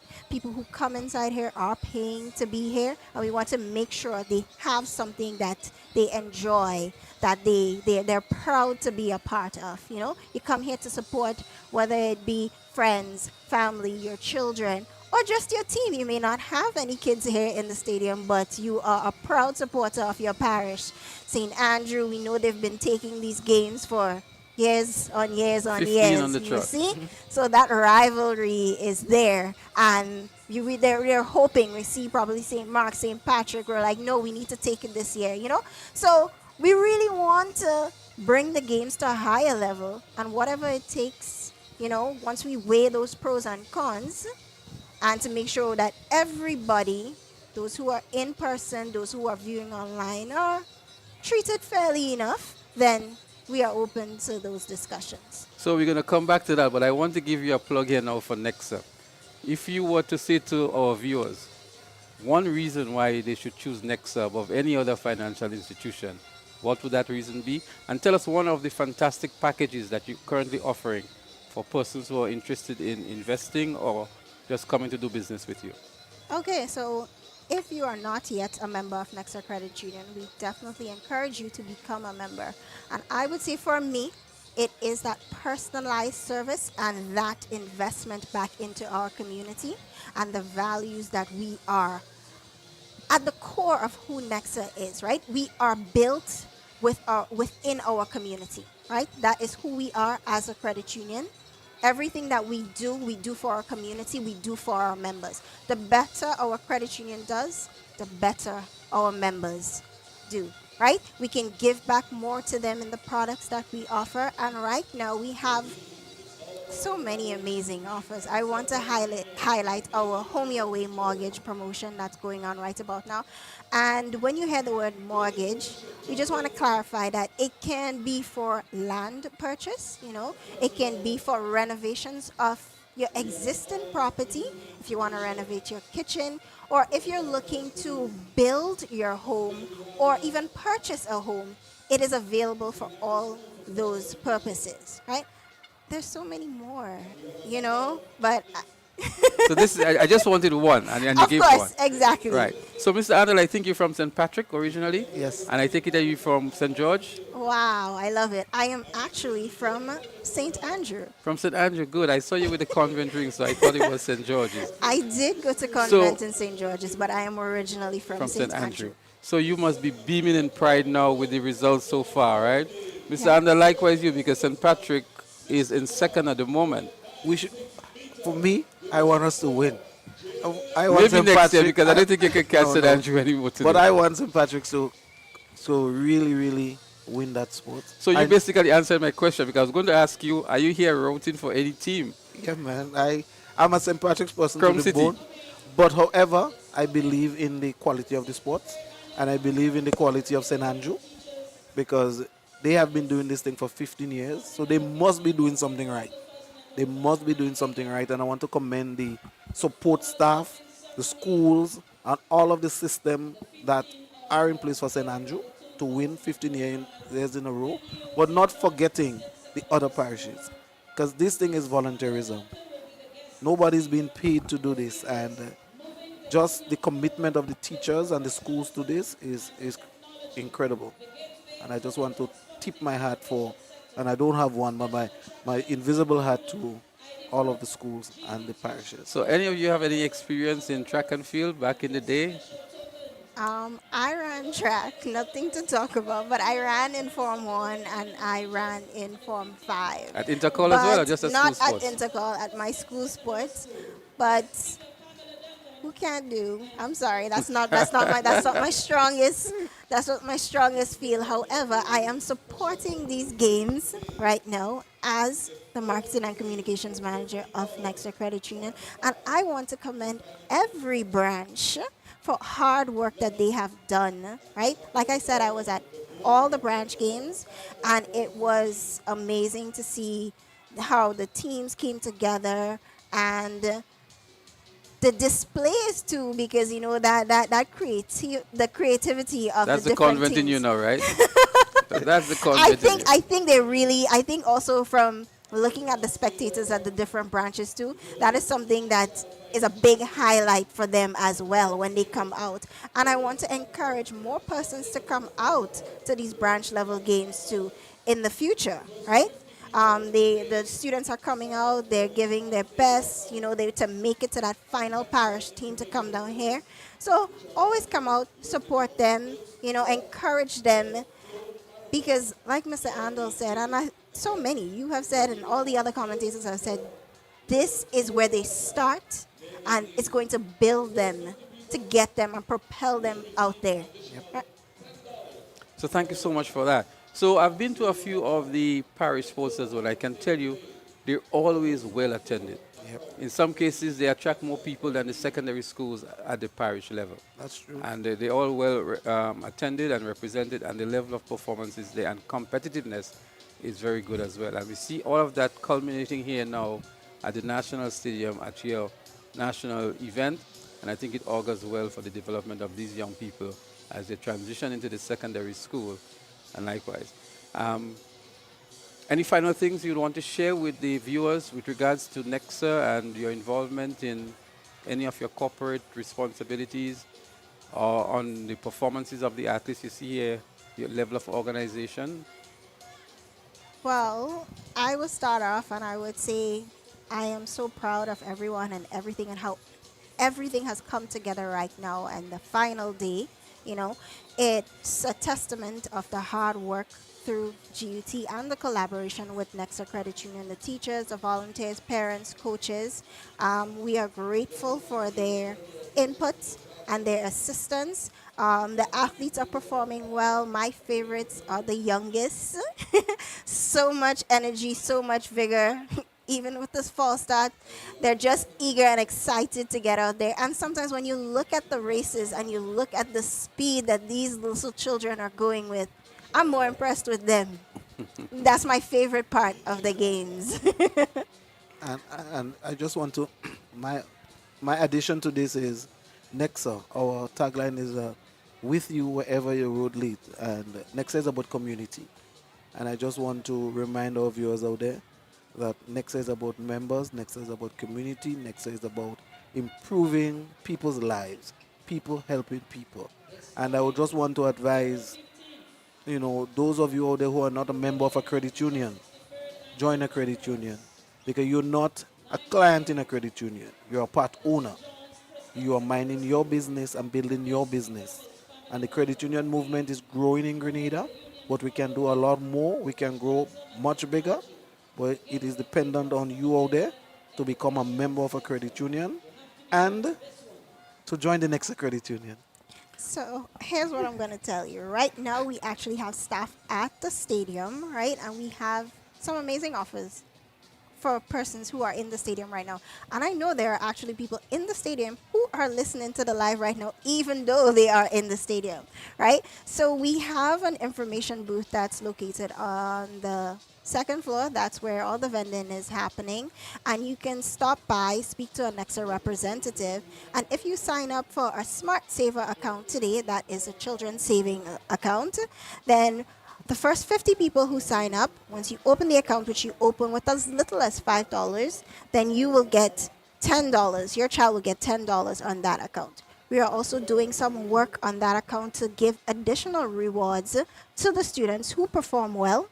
And we also encourage you, if you are not yet a member, if you're opening an account for your child, also open an account for yourself, because we also have a CPEA grant. So when your child passes CPEA and is going on to secondary school, you can apply for that grant to assist you in getting them ready for secondary school. And a portion of that grant also goes towards their Smart Saver account, so they can learn those proper, healthy saving habits, right? Also, if you sign up to become a member, you can get a branded Nexa merchandise here today. And if you sign up for one of our loan products, then you get 50% off your application fee. So I would encourage everybody to stop by the informational booth. We have some amazing offers. Like I said, our Home Your Way mortgage promotion. We have our cruise control vehicle promotion that is targeting specifically new vehicles and vehicles 5 years and younger. We have Nexa Express credit, right? It works somewhat like a credit card. You get pre-approved for a certain amount. Whatever you use and you repay, you can top it up and have access to those funds again. But Nexa Credit Union has amazing products and services. And just stop by the booth, learn more about it, or visit our website, nexacreditunion.com. You can, if you want to become a member, you can send an email to msr@nexacreditunion.com, or you can pre-apply on nexacreditunion.com, or if you're interested in learning more about our loans products, you can send an email to loans@nexacreditunion.com. Again, visit our website, nexacreditunion.com, or visit us on Facebook and Instagram. We post a lot about what's happening in the credit union. And if you follow us, then you'll stay up to date. You'll know what's the latest offers, what's happening at your credit union. And guys, we also want your feedback. We're going to ask you. The only way we can improve on what we do and what we give to you is if you give us the feedback. Let us know where we're doing well. Let us know where we need to improve. And we have a feedback form on our website, nexacreditunion.com as well. So feel free to use that and tell us what we're doing well. Tell us where we can improve. Well, thank you so much for sharing all of these exciting packages and offers that the credit union offers, as well as the information that you shared on how you can become a member and what it is you offer, the various social media platforms that we can find information about Nexa Credit Union. And I feel very excited about it from what you've just explained and presented.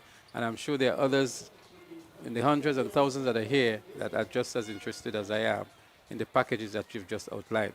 So I want to thank the both of you again for stopping by and for sharing and for continuing to contribute towards your social and corporate responsibility in nurturing these young ones in their athletic pursuit. And I'm sure you're doing that in other areas as well, as you mentioned, from the community level, education as well. And so we are tremendously pleased and happy with the contribution that you continue to make in this regard.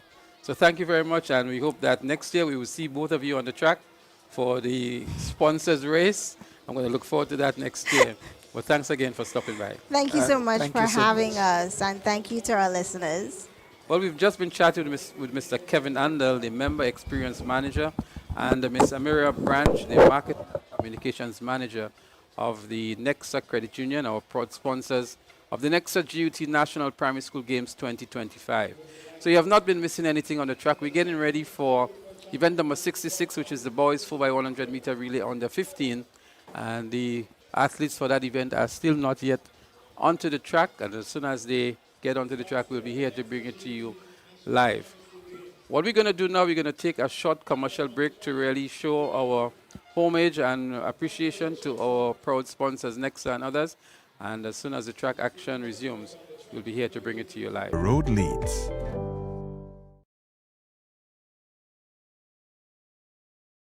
Nexa Credit Union, with you wherever your road leads.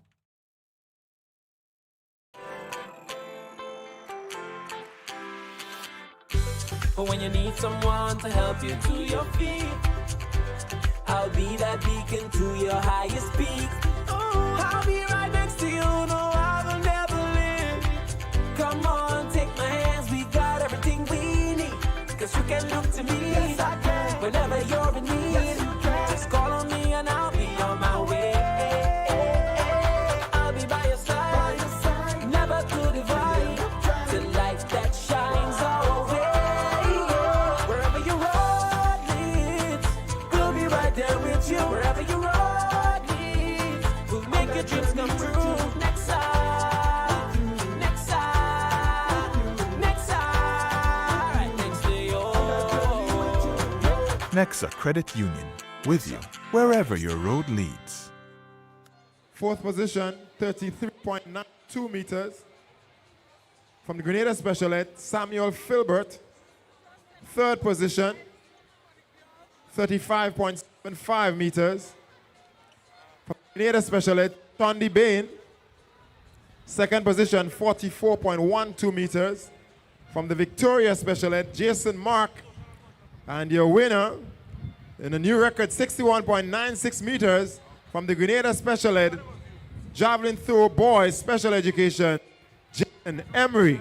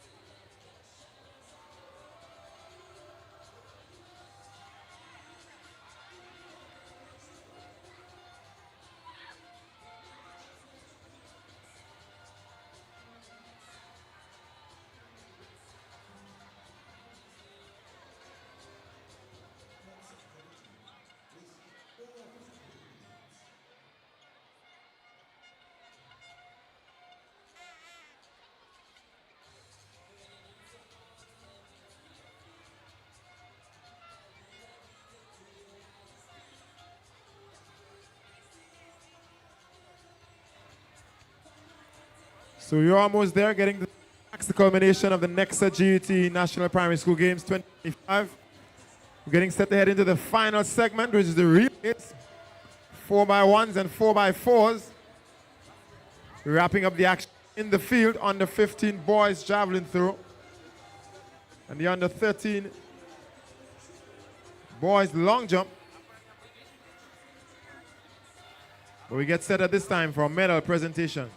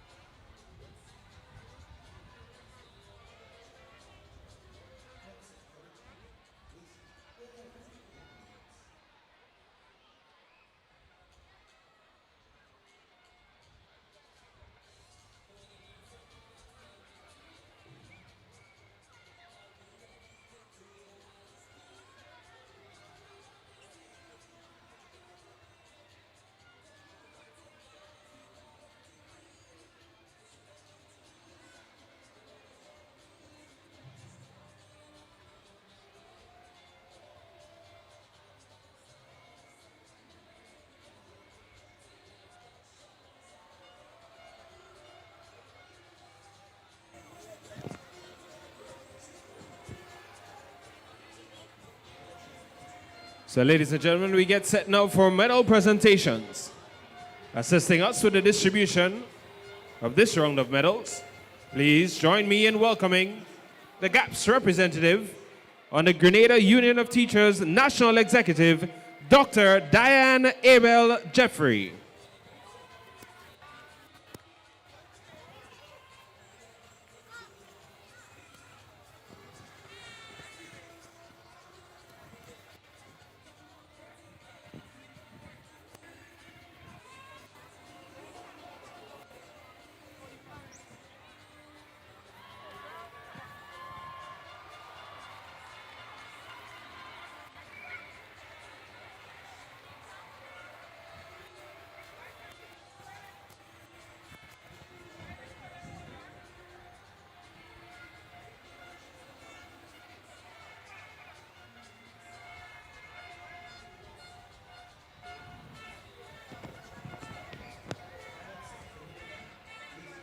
Medal presentation for event number 49, the under 13 girls 400 meter dash.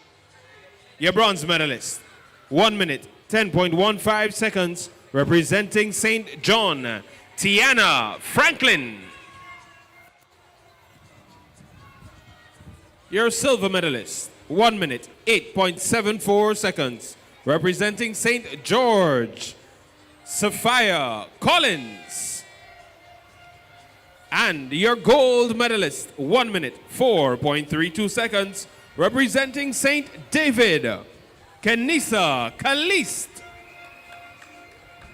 These are your medalists for the under 13 girls 400 meter dash.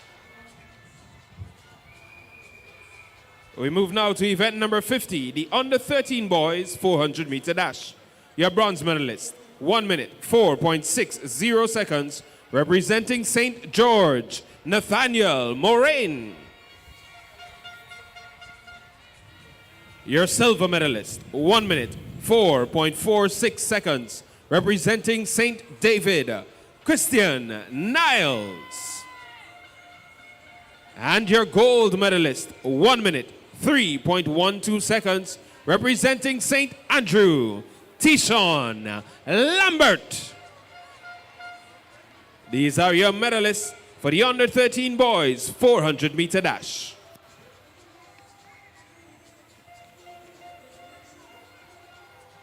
We move now to the girls special education 100 meter dash. 5th position, Kalina Washington. Position number 4, Connie Smart.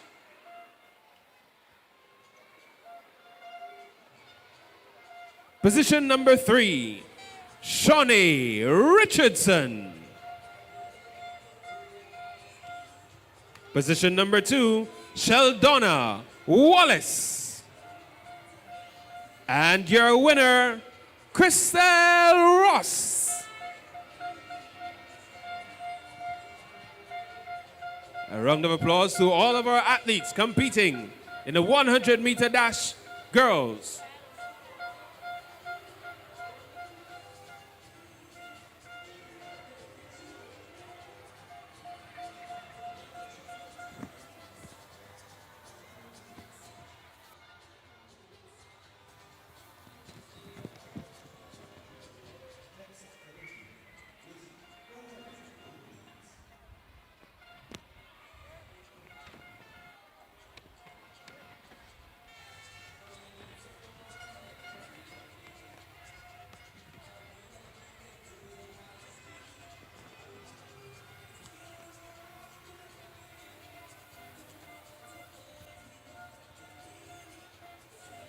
Let's put our hands together for our special education girls in the 100 meter dash.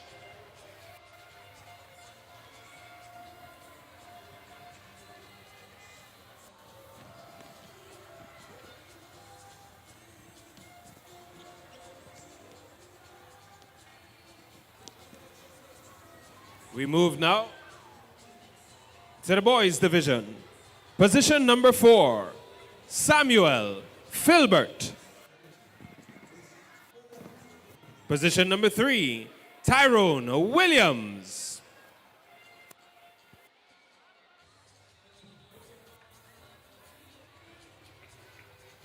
Position number 2, Kristen Ramdeen.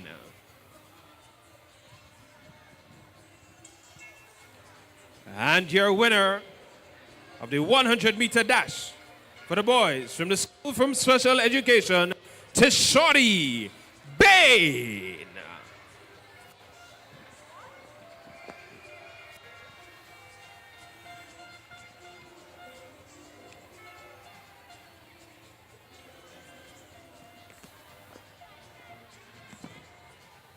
These athletes also competed in the cricket ball throw.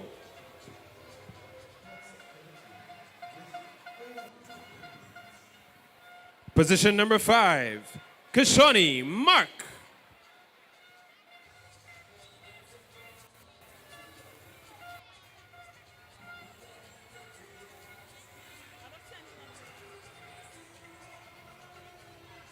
Position number 5,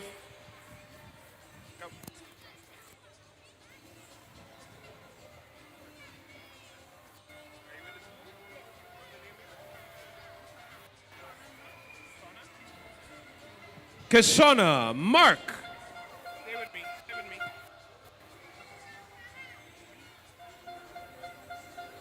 This one here? Yeah, I'm bringing them up. Maybe Michaeli here. Position number 4, Michaeli Carrier.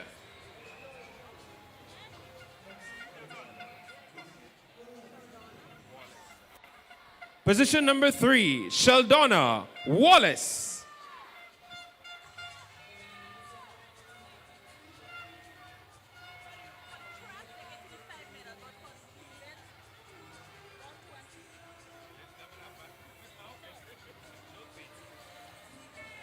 Position number 2, Crystal Ross.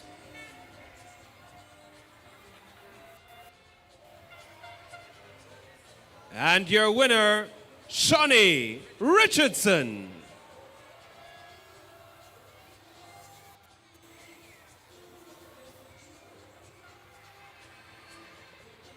These are your winners of the girls' cricket ball throw.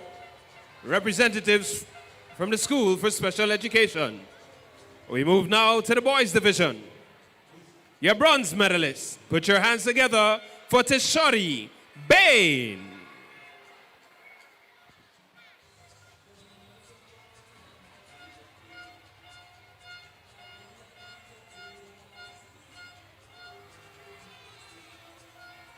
Your silver medalists, put your hands together for Jason Mark.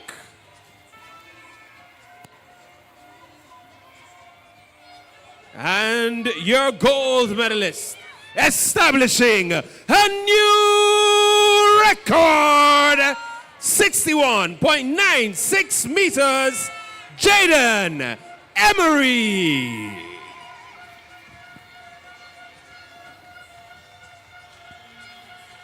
These are your medalists for the cricket ball throw, boys, from the School for Special Education.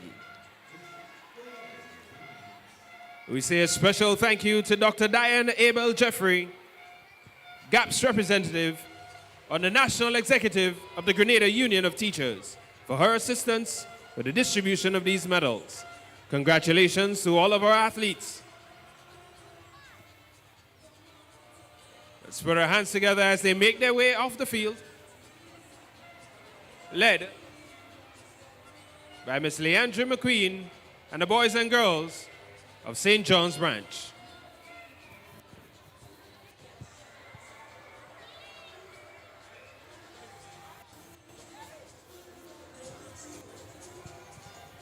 Thank you very much, Russell. And congratulations to all the winners. We recognize the folks in VIP, past executive members and officials of the Grenada Union of Teachers. We also recognize officials from the Ministry of Education and the Ministries of Education and Sports. Good afternoon to you folks. Mr. Lyden Lewis, good afternoon to you. It's good to see you.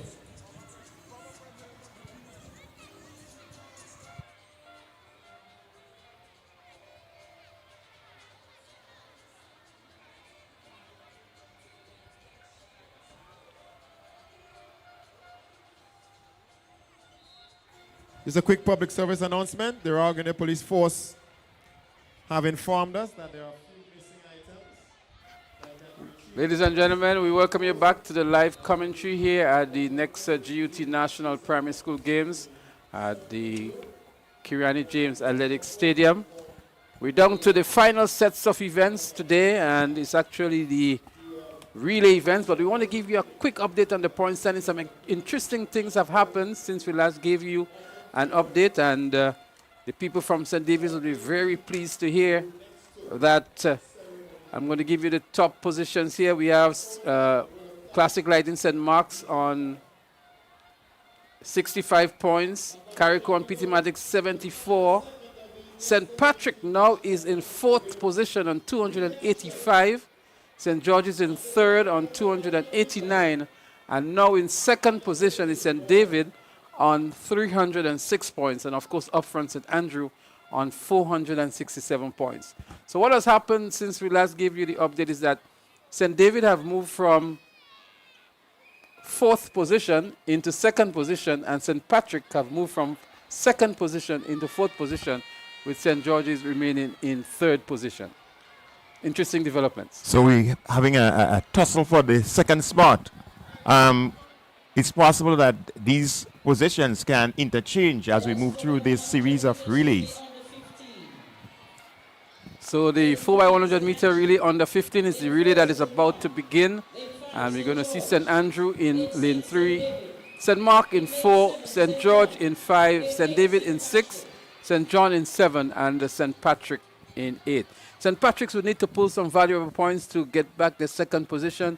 And St. David would want to maintain the momentum in the 2nd position. St. George look as though they've settled for 3rd, it seems. They've maintained that throughout. Well, the points can go anywhere. It's doubled for the relays. So it's going to be interesting. So they're off. It's the 4x100 meters for under 15 boys. And let's see what's happening as we make the first handover. St. Andrews is making a move on the inside, and Patrick seems to have handover first. Here they go down the back straight to St. Patrick. St. Patrick in the lead. The rest of the teams are there battling for the position. St. Patrick with a 10-meter gap from the rest of the field. We're getting ready for the next handover. It's still St. Patrick making that handover. I see St. David in the move.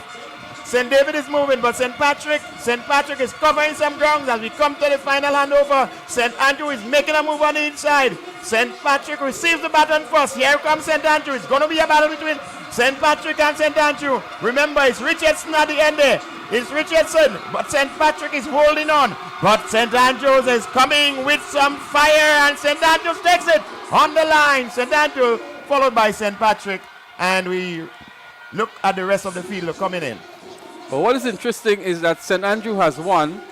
They've foregone winners already. St. Patrick pulling some valuable points here, and St. David picking up the third position. So St. David would extend the lead on St. George's for sure, because St. George's picked up the fourth position. But St. Patrick now would have gained some valuable points. As we look back here to the final leg here, and that powerhouse from St. Andrew continuing to look well. Got the batter in the second position and really eat up the track, running back and gaining ground over St. Patrick. But nonetheless, I think it was a very good run from St. Patrick's team as well. Yeah, really good run. Again, we want to talk about the efficiency in the batter passing. I think this is what is responsible for St. Andrews having, being able to come back into this one. That third leg was just really smooth. Well, we're going to take a break for a short while from the track and go down to Sherry, who has some exciting results for us from the javelin throw. Sherry, can you break the news? Yes, Leslie, we have a new record in the boys javelin under 15. The record stands at 37.48, and it's interesting to note that Jacob Alexander from St. Patrick's, on his first throw, he crushed that record, 38.98. Then he improved to 39.55, and on his final throw, 40.63. So he is the winner with a new record in 2025 of 40.63 meters. In the boys javelin under 15, second position went to Christian Collins of St. David with 33.62, and third position Nathaniel Richardson of St. Andrew, 33.38. So Jacob has been doing extremely well over the past 2 days here in the field events. Back to you. Thank you very much, Sherry, and we say congratulations to Jacob, an impressive record of over 40 meters in the javelin throw, and these athletes continue to do well in the field as well. Well, we keep saying it. It's a record-breaking Nexa GUT primary school sports. We can't put any other connotation to it. Nexa GUT. And we saw another impressive run from St. Andrew in the 4x100 meters under 15. A very strong finishing indeed by Richardson. 51.27 was the return time. We're going to let you know how close that came to the record, or whether or not the record was affected. As John is saying, the record-breaking Nexa GT games. 4x1 under 15. So just outside of the record. So that record still stands. Just a reminder here, in terms of the points that were given just before the relay started, the difference between St. David's and St. George was only 17 points. And the difference between St. David and St. Patrick is actually 20 points. So it's pretty close. So anything can happen in these relays as we move down the line. It's a close one for second, third, and fourth between those parishes. Lane 2. We're going to give you how the points are allocated momentarily for first, second, third, and fourth. Lane 3, St. Mark. Lane 4, St. Patrick. Lane 5, St. David. And lane 6, St. George. Well, there you have it, the lane assignment for the 4x100 meter relay under 9. And these youngsters were very impressive over the 2 days. Now they have the chance to team up together and pull together all of their resources. We have the girls here in the under 9 category, and they're going to have the turn in the 4x100 meter relay.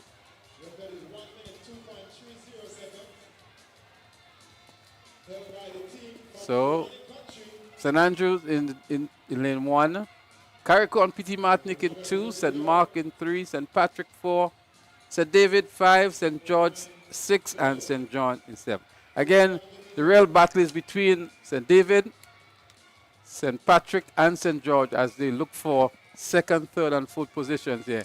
And at the moment, St. Patrick is in lane 4, St. David in 5, St. George in 6. Well, certainly the excitement is building. Fans at home, you will be, just eagerly awaiting the results. I can imagine what is happening. Even here, we are seeing persons standing in the stands. They can't sit. They're just all excited. They're ready to cheer on their team. And so I know for St. David, St. Patrick, and St. George, this will be crucial. Crucial it is indeed. We're getting ready for the 4x100 meter relay for girls under 9. Well, you asked for excitement, and I don't think you can get it any better than that. It's a foregone conclusion who the overall champions would be, but that does not take away from the level of competition that is currently ongoing between a number of the other parishes that we've just mentioned to you. And so you don't have to go anywhere. You want to be here, you want to be online, you want to witness it yourself as those parishes battle for the positions up for grabs. So the excitement keeps mounting here, there, and wherever you are. It's exciting track and field right here at the Kirani James Athletic Stadium. We are winding down to the end, but as we go to the end, we are bubbling with excitement. So please stay tuned, enjoy the action, keep your eyes on the track. It's fever pitched right now.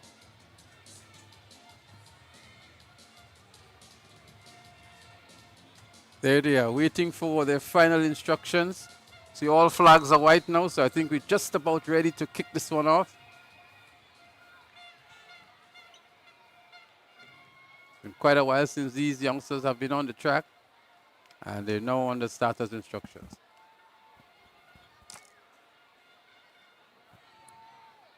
So here they go. 4, it seems to be a false start. And they're continuing. Someone needs to tell them that they need to stop. And the officials just alerted them. Well, I think that's the most false that we've seen in the under 9 category for a long time. We saw a few of them yesterday. We saw some earlier today in the preliminaries, in the finals, and even in the relays here now again, the youngsters are just maybe a little bit more eager to run than some of the older ones. I think it's just the competitive juices that's flowing through their veins right now. They're just excited to go. They're in a big stadium. For some of them, it might be the first time doing this with such a big audience. So they're excited, and they're doing their due. Yeah, they're really excited. Need to remember that they must listen for the gun and not really look at the person starting. I think sometimes that tends to play with their mindset. If you look at St. Patrick's, she's standing there, but she's looking directly at the starter. And so she's trying to anticipate when that gun will go. Well, they're wrong. It's still the formative years, and with the proper coaching and instructions, they will get it one day. Clean start. Here we go. Let's see who makes the first handover. Making up the stagger seemed to be St. Andrews, making some ground there. But out front, St. George. St. George with the handover now. St. George, St. David, that's your 2. Here comes St. Patrick. But St. David is moving. St. David is gone. Here goes St. David. Looking to establish a lead. St. David, St. George. St. Patrick is there. St. Mark moving. Handover made. St. David, St. George. Side by side. They're striding well. Here comes St. Mark. St. Mark making a move on St. Patrick. Here they come. St. David looking to establish a lead. And the handover is made now. St. George has gotten the first handover, but here comes Tanaya Gibbs. I think she's going to run down this athlete there. She is motoring. She's moving. She goes past her now. What a fight from St. George. But Gibbs, St. David will be happy. Tanaya Gibbs delivers over St. George, over St. Patrick. St. David fans must be jumping right now. Well, what a good run indeed by Tanaya Gibbs from St. David. She got the bottom marginally in second position, and she really used her top end speed, powering down that straight towards the finish line. But more importantly, is more points for St. David over St. George. Yes, that's it. It's a points grab that is going on right now. Everybody wants to grab up some extra points. The second position is a prestigious position, and any of the teams would want to take that. St. Andrews is too hard to beat, so let's go for the second position. St. Andrews had a very good run on the last leg as well, because they handed over the baton in the fourth position, but a good run on the inside lane. But it was Gibbs really motoring on nicely and eating up some track, eating up the competitor from St. George's as well, and bringing home the gold medal for Parish. So the action is heating up, the excitement is building. What a way to really climax this record-breaking event. Oh yes, we've had a record-breaking event in short. From day one, we had the records falling. It continued today, and as we wind down to the end, there is no reason for us to stop now. Well, the fans are all on their feet. There's nobody sitting here in the main pavilion, and that is because of the level of excitement that has been created here. And the stadium announcers have already woken them up as well, getting them in a frenzy.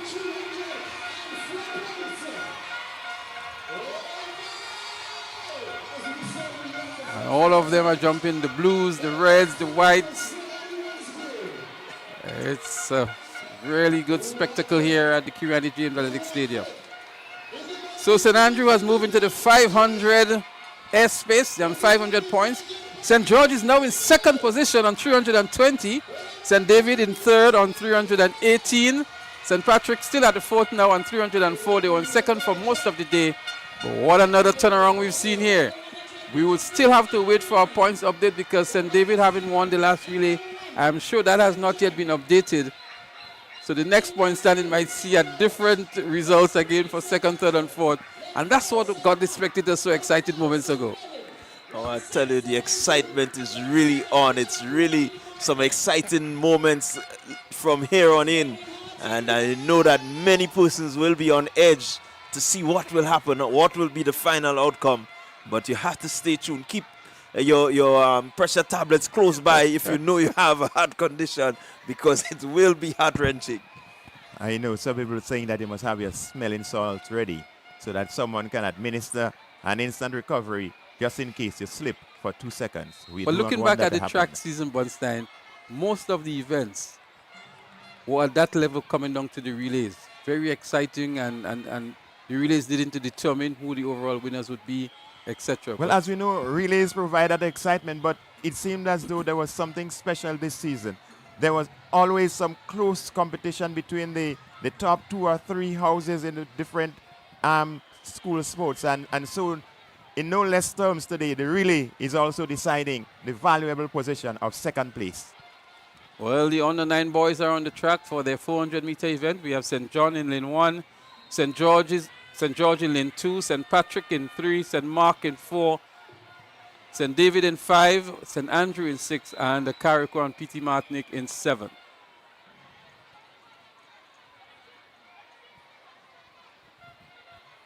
There they go. They're on the starters' orders. Up and running. It's a nice, clean break here. Let's see who makes up the early stagger. St. Andrew is making up the stagger on carriacou and P.T. Martinique. So too is St. Patrick's over St. Mark's. As they're about to make that first handover, St. Andrew hands over first, and by a long way too. St. George's is also looking good out there in lane 2. But St. Andrew is gone. St. Patrick fumbles a lot here. There goes St. Andrew out front in the navy blue and white. Carriacou and P.T. Martinique, then St. David and St. George. Second and over. St. Andrew has long gone. It's going to be an easy victory for them here, maybe by some 50 meters or so. St. George's is making a good run back here in lane 2. But look at St. Andrew go. Look at them go. It's going to take a lot to catch them up here now. They hand over now and off. Then goes St. George crossing over into the lane in St. George. But there they go. It's going to be a real battle going down to the finish line. St. George is coming back nicely. St. Andrew is holding his own. St. Andrew is holding his own. St. Andrew is going to take home the goal. He does so now. St. George for second. On the inside, it looks like St. John and then St. David. But a strong run indeed by all of the athletes from St. Andrew. Yes, a strong run indeed from the St. Andrew team. But Tyson, knowing that he's one of the more powerful runners for St. Andrew, did a good job in taking his team home in the final leg of the 4x100 meters for the under-9 boys. So congratulations to St. Andrew, winning in a time of 1 minute, 0.67 seconds. St. George, 1 minute, 2.11 seconds. And St. John taking the third place, 1 minute, 3.58 seconds. Well, again, the way this Nexa GT primary school sports have been going, the excitement is there. Let's look at what happened. St. Andrew just moving ahead. They're gone.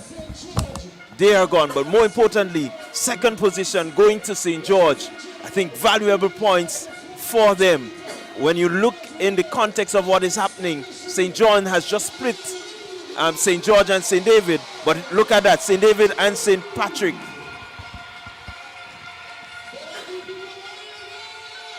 And so, 1 minute 67 seconds. It's a new record for this event, the 4x1 under 9. Another record-breaking performance. So there you have it. The records continue to tumble at the Nexa GUT National Primary School Games 2025. And we told you to stay tuned for the excitement in the relays. And so far, they have lived up to that. The next event on the track is the 4x100 meter relay for the under 11 girls. In lane 1 will be Carriacou and Petit Martinique. Lane 2, St. David. Lane 3, St. George. Lane 4, St. John. Lane 5, St. Mark. Lane 6, St. Andrew. And in lane 7, St. Patrick. Valuable points at stake here for 3 parishes in particular, St. George, St. Patrick, and St. David. They're so closely positioned that all of these points would prove to be very, very valuable ones for them. Yes, the teams are trying to accumulate as many points as they can. They want to make sure that they leave this facility with the best position possible. The best position available would be second place. And there is a battle for that second place between St. David, St. George, and St. Patrick.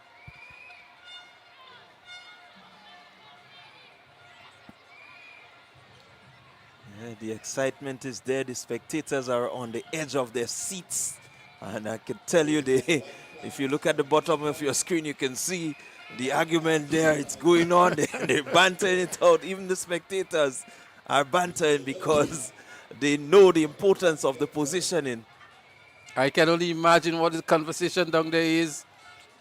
John, St. George is right there trying to spur on the athletes. They really want that second position. It will be a good thing for them. I think they really want it. And we're getting ready for the 4x100 meter relay for under 11 girls.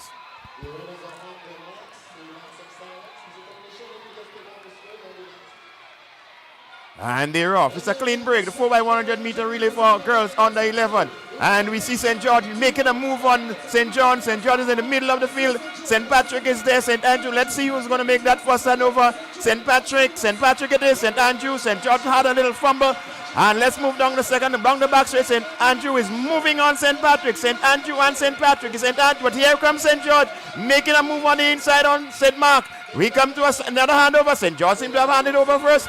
And let's go into that next exchange. St. George is making a run on the inside. St. Andrew and St. Patrick battling it out on the outside. But here we come to the final handover. Let's see what happens. St. Andrew gets it. St. George is moving out without the baton. But it's going to be St. Andrew. It's going to be St. Andrew. St. George is there.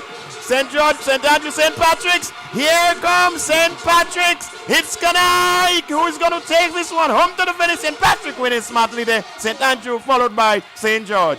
Well, that was another very interesting one. Bunstein, a good run back here by St. Patrick on the third and final handover. And Young Kanai, I can tell you, Young Kanai has some Grenville roots in case you don't know her dad.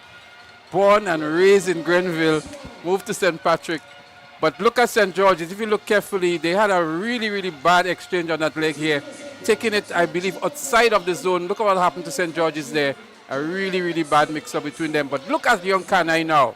She got into high gear just about that point in time. Went past St. Andrew in a flash to win the gold medal for St. Patrick. Valuable points indeed for them. And look at the distance she established over her after passing a good and strong run by young Janelle Kanai of St. Patrick.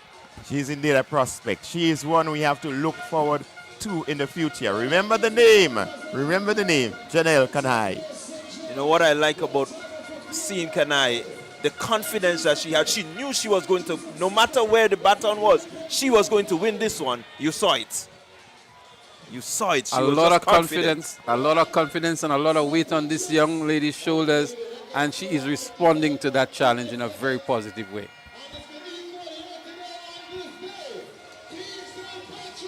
So good points for St. Patrick. They're currently in the 4th position. They want to elevate themselves. Last year they came 2nd. For most of the day today they were in 2nd position, and only moments ago they were relegated to the 4th position. They would really want to bring back something to Crown City. Certainly they would. It's a crown. The crown is a city known for victory. So they would like to bring home something, if it's not the crown itself, but probably a jewel in the crown. Lane 3, St. George. Lane 4, St. Andrew. Lane 5, St. Mark. Lane 6, St. Patrick. Lane 7, St. John. There we have it, the lane assignment for the 4x100 meter relay on the 11 boys. And this one again would be a cracker. A lot of excitement in these relays. And it's not who leads up to the 3rd leg, but who crosses the line first. We saw in the last relay that St. Andrew and St. George are up there in front, and just on the last leg, young Kanai really turning it on and bringing home the glory. And we expect that that can happen in any of these relays. The teams are so well balanced. As we saw from the individual events, the outstanding athletes came from across the wide spectrum of athletes, and it's very difficult for even us here to predict which relay team would win in many of these relays. I quite agree with you. They're under starters orders, the under 11 boys 4x1. Clean break. Here they go. It seems to be a false started. All right, they will go back at this one again. All the teams are eager. These youngsters, I think they understand what is happening, and the fact that the coaches may have said to them, hey, we got to win each and every one. Yeah, St. Andrew seemed to be credited there with just being a little too eager. So what you're making a point, but I'm wondering if these athletes know the point situation and how valuable the points that they're going to deliver here would mean for their actual eventual position at the end of the game. Well, I know at intercall level for sure the schools would be aware and would be gunning for points, but I'm wondering just whether or not these youngsters are aware of the I'm having my doubts. I'm having my doubts whether they know. They're just out to run and have fun. They're out to have fun. They want to win, and they're doing their best. That's just what it is. Well, I can tell you for St. David, the St. David team, I know they know because it's been really tough battling in St. David school. But every school knows how to gun for what they want. So I know for St. David's, they understand exactly what is at stake. And if you've been at the St. David branch sports, that is a testament of how much they know, because it was really that sort of day. While the Croshoe, St. Martin de Porres, they ran away with the sports, but the level of competition from start to end, it was phenomenal. And these schools, I know that they know what to do. Well, let's hope that's the case, and the other schools are aware as well, so that they would have a more intense battle for those 2nd, 3rd, and 4th places. But we do understand the level of knowledge that certain parishes have over others, and I'm sure there are others that are just here at this stage of the games just to compete and have fun, as we were saying earlier on. But there are others that are here for just more than that. Yeah, and over the years, I think the top 4, they've really been battling. St. Patrick, St. Andrew, St. George. It really has been a battle. So they're under starters orders. The 4x100 meter really under 11 boys. And here they go. Let's see. Clean break. Who makes up the stagger first? And it's really tight. St. Andrew making up some ground. St. Andrew, St. Patrick there with the first handover. A little fumble by St. Patrick.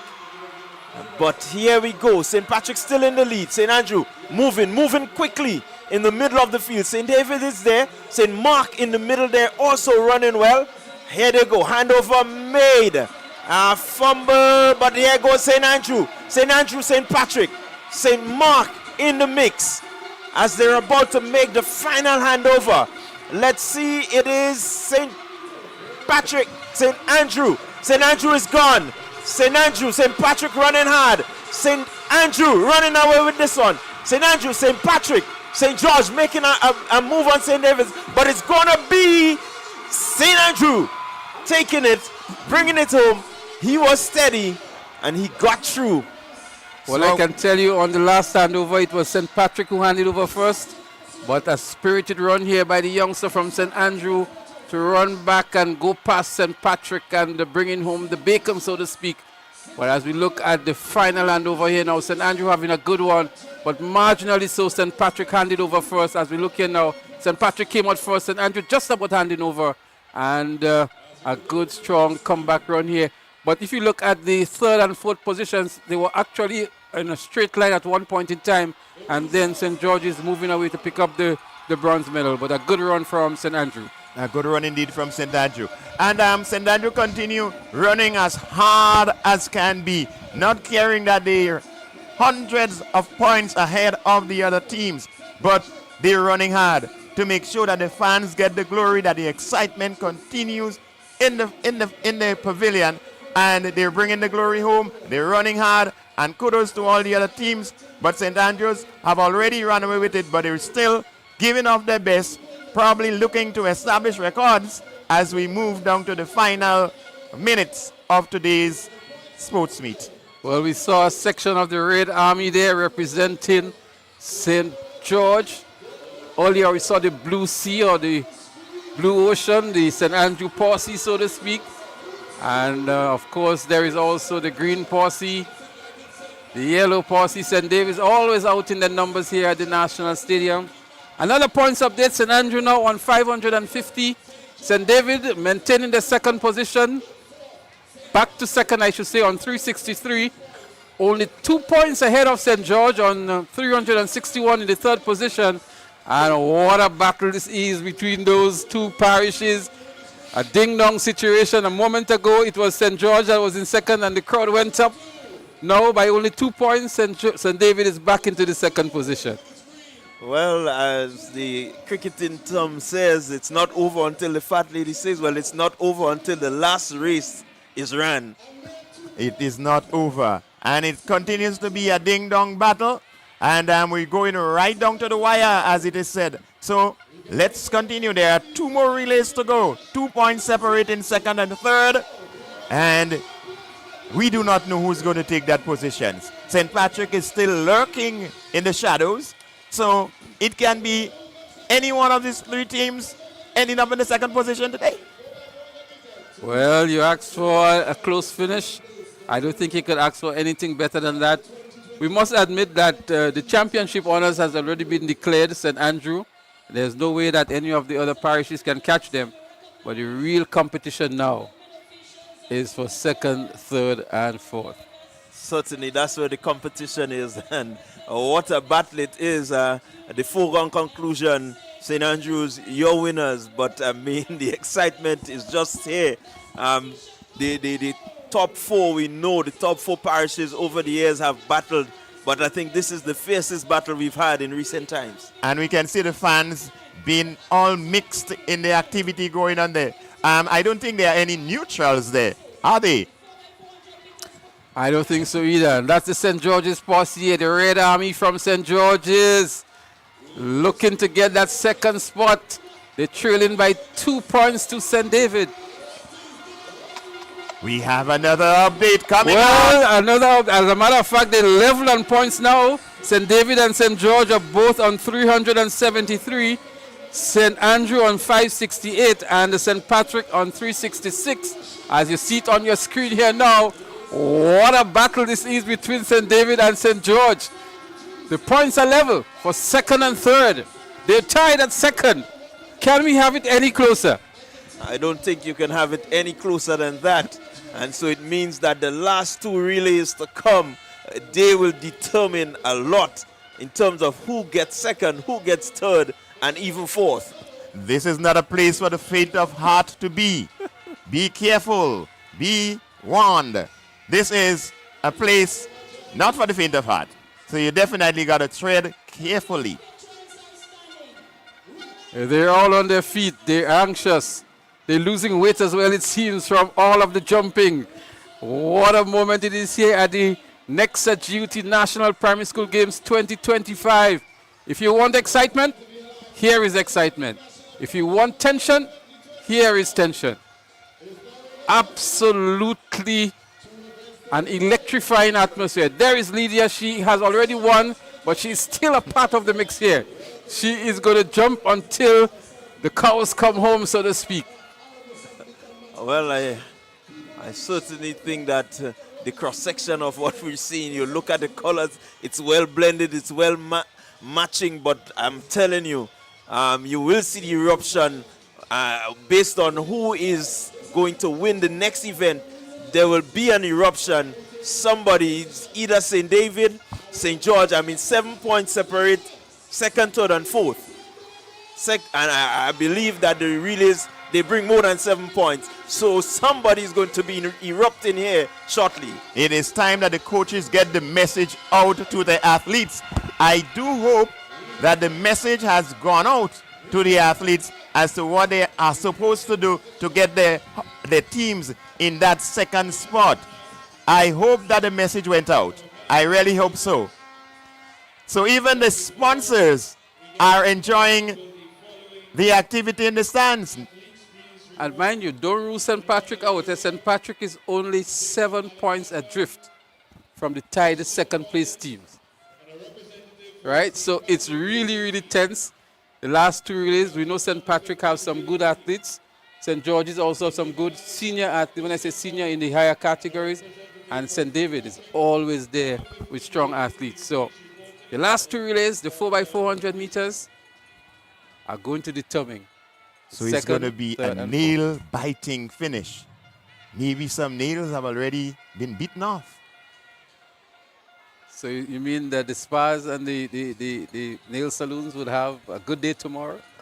Seems so. A good weekend. Yeah, the excitement of the Nexa GUT. Let me correct myself. The record-breaking Nexa GUT National Primary School Sports. Excitement from start to finish. And what a way to conclude. The points cannot get any tighter. Well, look at the stands. There is no moving space. At least it's ram-crammed like sardine in a tin. Look at the St. Andrew contingent.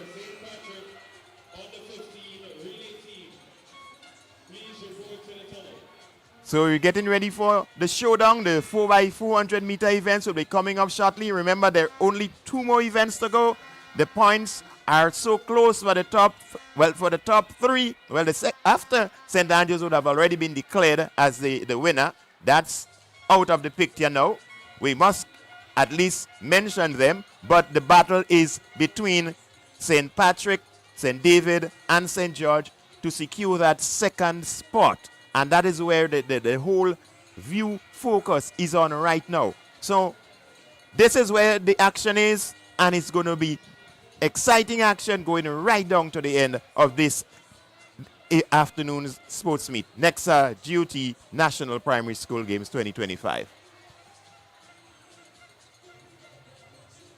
Well, we cannot leave all the other schools, the other parishes too. We still want to pay homage to St. Mark, St. John, Carriacou, and Petit Martinique.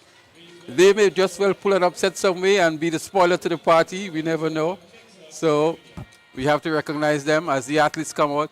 But what would be very crucial, Bunstein and John, Clyde, is the strategies that will be employed by the parishes going into the relays. How they position the athletes, what the mentality is, who they choose in the first instance to run these races, looking at the workload of the athletes over the 2 days. The strategy here is what may make the difference between these parishes. Well, I quite agree with you. The strategy will make the difference.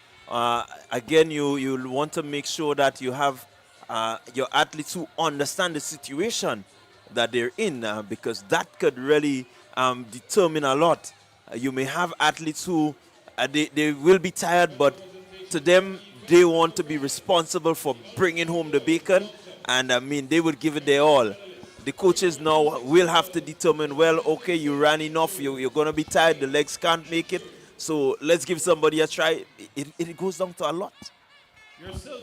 So what we're going to do, we're going to take a break and go down trackside for the medal presentation that is happening.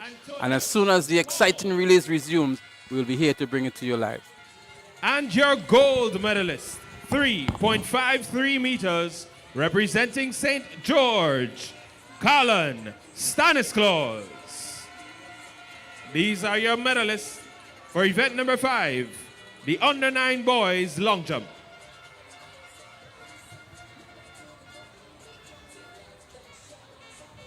We move now to event number 20, the under-15 boys javelin throw.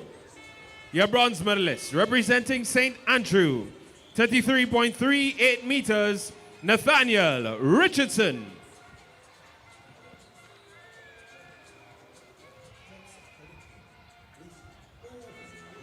Your silver medalist representing St. David, 33.62 meters, Christian Collins. And your gold medalist, establishing a new record, 40.63 meters, representing St. Patrick, Jacob Alexander. These are your medalists for the under-15 boys javelin throw. Event number 66, the under-15 boys 4x100 meter relay. Your bronze medalists, 54.21 seconds, Team St. George. Your silver medalist, 51.62 seconds, Team St. Patrick.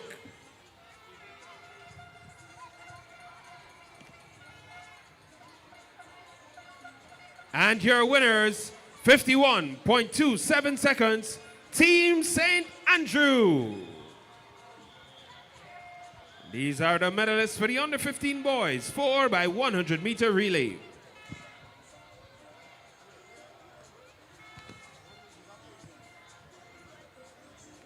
We move now to event number 59, the under-9 girls 4x100 meter relay. Your bronze medalists, 1 minute, 4.81 seconds, Team St. Andrew. Your silver medalists, 1 minute, 3.50 seconds, Team St. George. And your winners, 1 minute, 3.40 seconds, Team St. David. These are your winners for the under-9 girls 4x100 meter relay.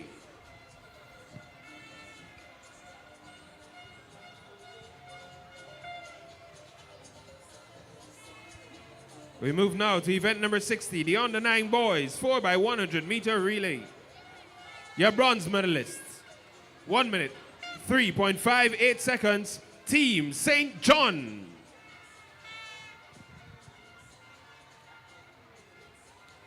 Your silver medalists, 1 minute, 2.11 seconds, Team St. George.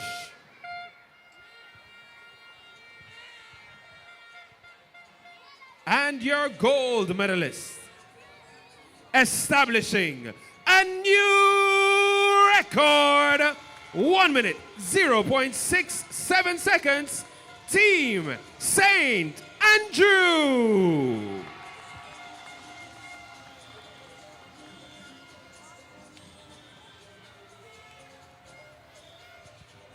These are your winners for the under-9 boys 4x100-meter relay. We say a special thank you to Mr. Randy Frank, Deputy General Manager of Nexa Credit Union, for his assistance in the distribution of these medals.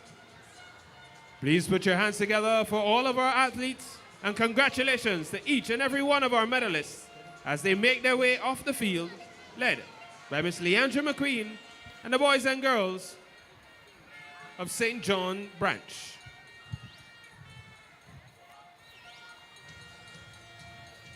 So thank you so much. Congratulations to all of our medalists. Quick public service announcement. Members of the Grenada Police Force have found an asthma pump on the upstairs in the finish line section. Found an asthma pump. Wherever you would have lost your pump, you can retrieve it on the second floor at stall number 3. If you'd have lost an asthma pump, you can retrieve it on the second floor at stall number 3. You might want to retrieve it now though, because we got the final 2 events.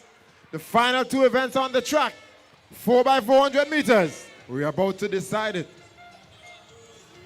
It's all about Nexa Credit Union and the GUT.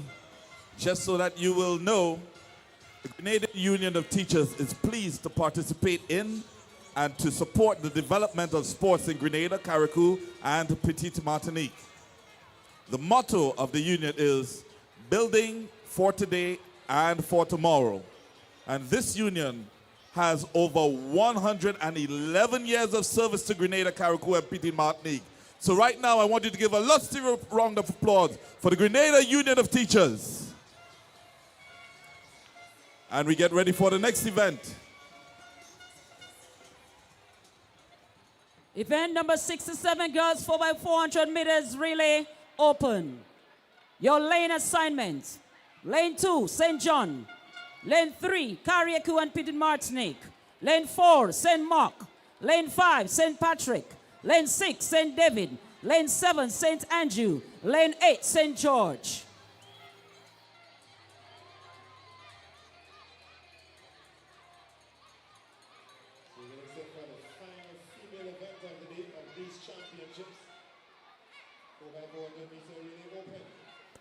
Well, this is what it has come down to. There is no room for error from second down to fourth. Absolutely no room for error there. And when you look at the bottom of the table, between 6, 7, and 8, there's no room for error there as well. I have never seen a national primary school games as this tight. Well, it cannot get tighter than that from what we're seeing here. 2 points, well, just a little. 2 points separate second and third, and then 7 points away is fourth position. A lot riding on these relays. They're going into this one with a tie for second place, and anything can happen. Let's go. 4x400 meter girls.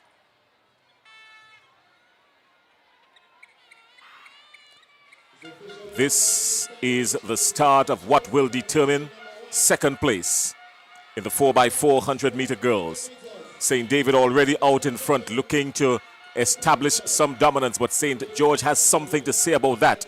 And so too, that's the athlete from St. John. They have a lot to say about that. Look at it, most of the athletes are barefooted. The little weight makes a difference, or the lack of. St. George has just lunged forward, just marginally ahead. 2 or 3 strides and moving away neatly.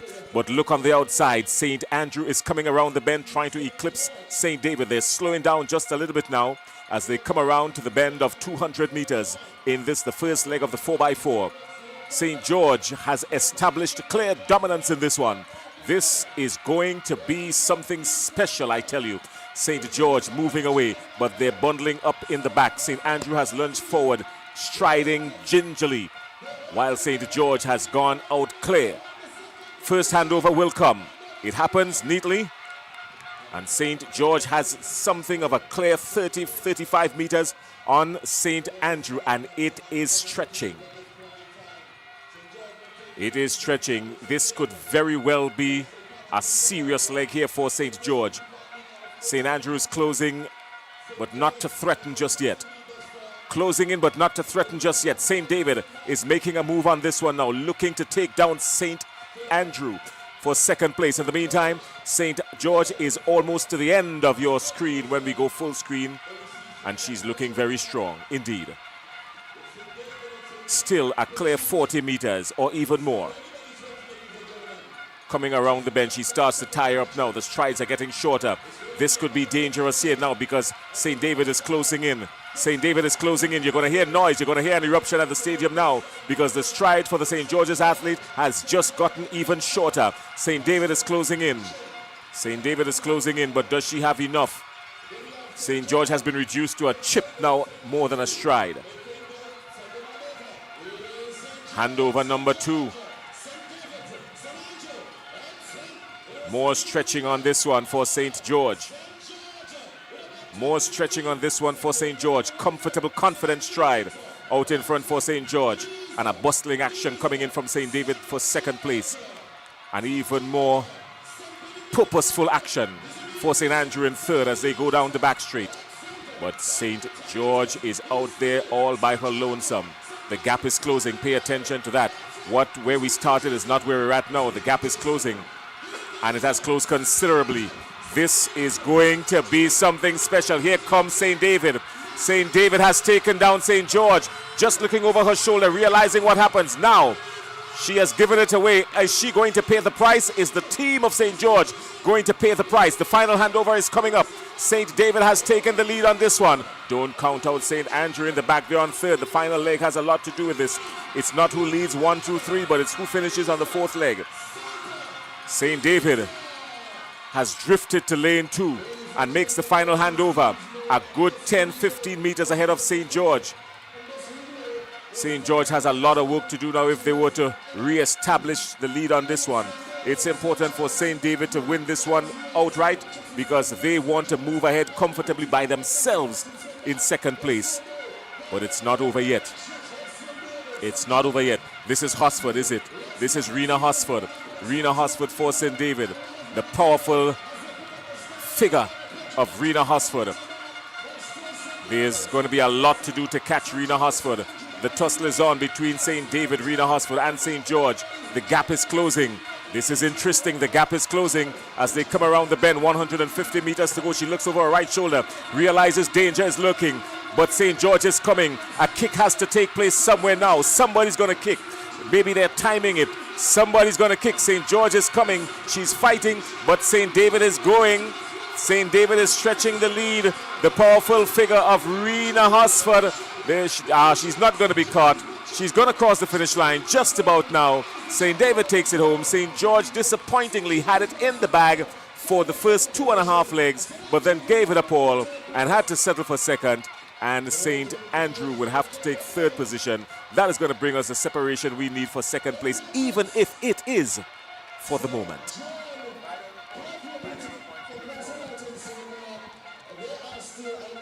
Well, what a race it was here. The 4x4 open for girls. But my leg of that event was that third leg for St. David. She really ate it up, brought back the race to St. David. A phenomenal race. It would be interesting to see what the split time on that leg would have been. But I thought that's where St. David won the race on the third leg.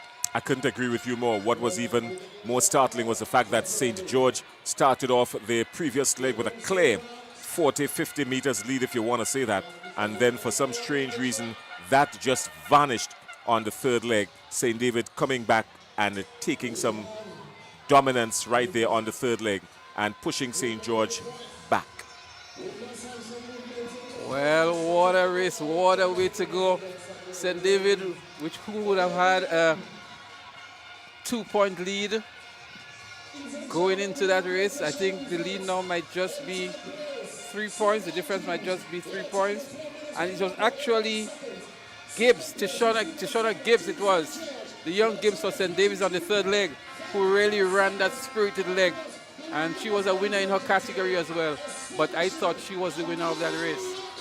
Well, St. David had a pretty decent 4 legs. It was very measured, I should say. What St. David did is that their 2 best athletes ran the third and fourth leg. That's what St. David did. St. George obviously had their weakest link on the third leg, and it costed them dearly. Quite agree with you here, Jason. And again, we said earlier, the strategies that would be employed by the coaches would be very significant in the bigger scheme of things in determining who the overall winners of these relays would be. And I believe St. David's here had a better strategy, maybe a little bit more balance and talent as well, because they were there within the top 3 all of the time. And that Gibbs leg on the third leg just put the icing on the cake and send it home. So St. David has moved into second place all by themselves, even if it is just for the moment. The final relay, the 4x4 boys open, that will tell the final story. The final chapter will be written, and after that, we will close the book. Leslie? Well, you couldn't ask for anything more exciting as we go down to the final event. The boys have made their way onto the track for the 4x400 meters. There are some obvious favorites here, but I don't think their points would make a difference, in the sense that St. Andrew have maybe the more balanced team with a record-breaking performance in the 400 and 800 meters by Richardson. Yes, Richardson. And he's going to be here for St. Andrew. And so the expectation is that St. Andrew would win this one, but that is not where it would matter most. It would matter between the other parishes that are competing. I am a tongue man. My heart is in St. George for this one. Leslie, you will call this one. My heart is in St. George for this one, but all eyes on St. Andrew, because St. Andrew clearly has the stronger team in this one, but my heart is in St. George. I can't say it any better than that. Well, we're getting ready for the final event, the 4x400 meter relay open for boys. And all the teams are on that start line. And we get ready because points are at stake. The teams would like to collect as many points as possible. Let's go over to the sound system for... Lane 6, St. David. Lane 7, St. Mark. There you have it, the lane assignment: St. John, St. Patrick, St. George, Carriacou and Petit Martinique, St. Andrew, St. David, and St. Mark. St. Mark has been there right through, and somebody remarked earlier on that this may just be the most points they've scored for quite some time. They're up and running. The final event in the Nexa GUT National Primary School Games 2025. There they go. St. George is making an early statement here. St. Andrew in hot pursuit as well. St. John is there in the orange. St. Andrew moves to the lead now. It looks like a very fast start for St. George. They have reasons to do that. St. David, who is the top contender now, is taking his time about it. But it is St. Andrew that is up front here, going down the back straight. And about 200 meters to go. Blowing a little bit hard, but St. George is giving a good fight. He's grimacing here. He's putting out everything that he's got. He really wants to put a strong lead over St. Patrick and St. David as they come down to the home straight, heading to make the first handover. Some tiring legs. This has been 2 grueling days of competition for these athletes. St. Patrick running wide here. St. David still in contention. The handover now is St. Andrew first, St. George second, St. Patrick third, and then St. David. But look at St. George's go again. St. George always going out very fast. Not too sure why he's running in lane 2 at the moment, having to do much more on the curve here. But St. Andrew is well positioned here. We mentioned that they are the favorite in this one. St. Patrick gauging on nicely. St. David gaining some grounds on the field as well. It's going to be a close one. Here comes St. David moving into second position now. And into the lead is St. David. St. Andrew has to respond to the challenge. St. George looking a little bit tired here now is St. George. But St. David it is that is in the lead. St. Patrick moved into second position. Into third position, I beg your pardon.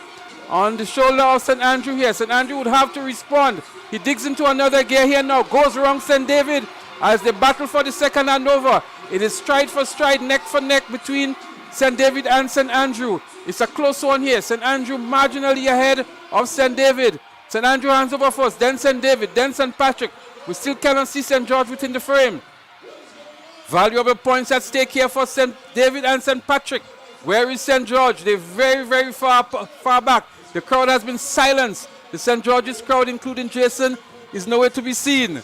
But it is St. Andrew that is up front, followed by St. David. St. Patrick is making a run back here. They move now into second position.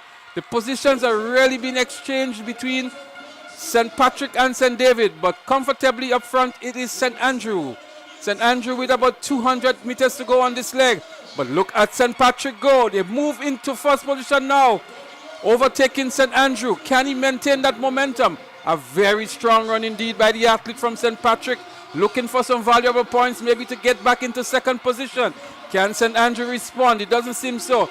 St. David is trying to motor on. St. Patrick maybe 80 meters behind.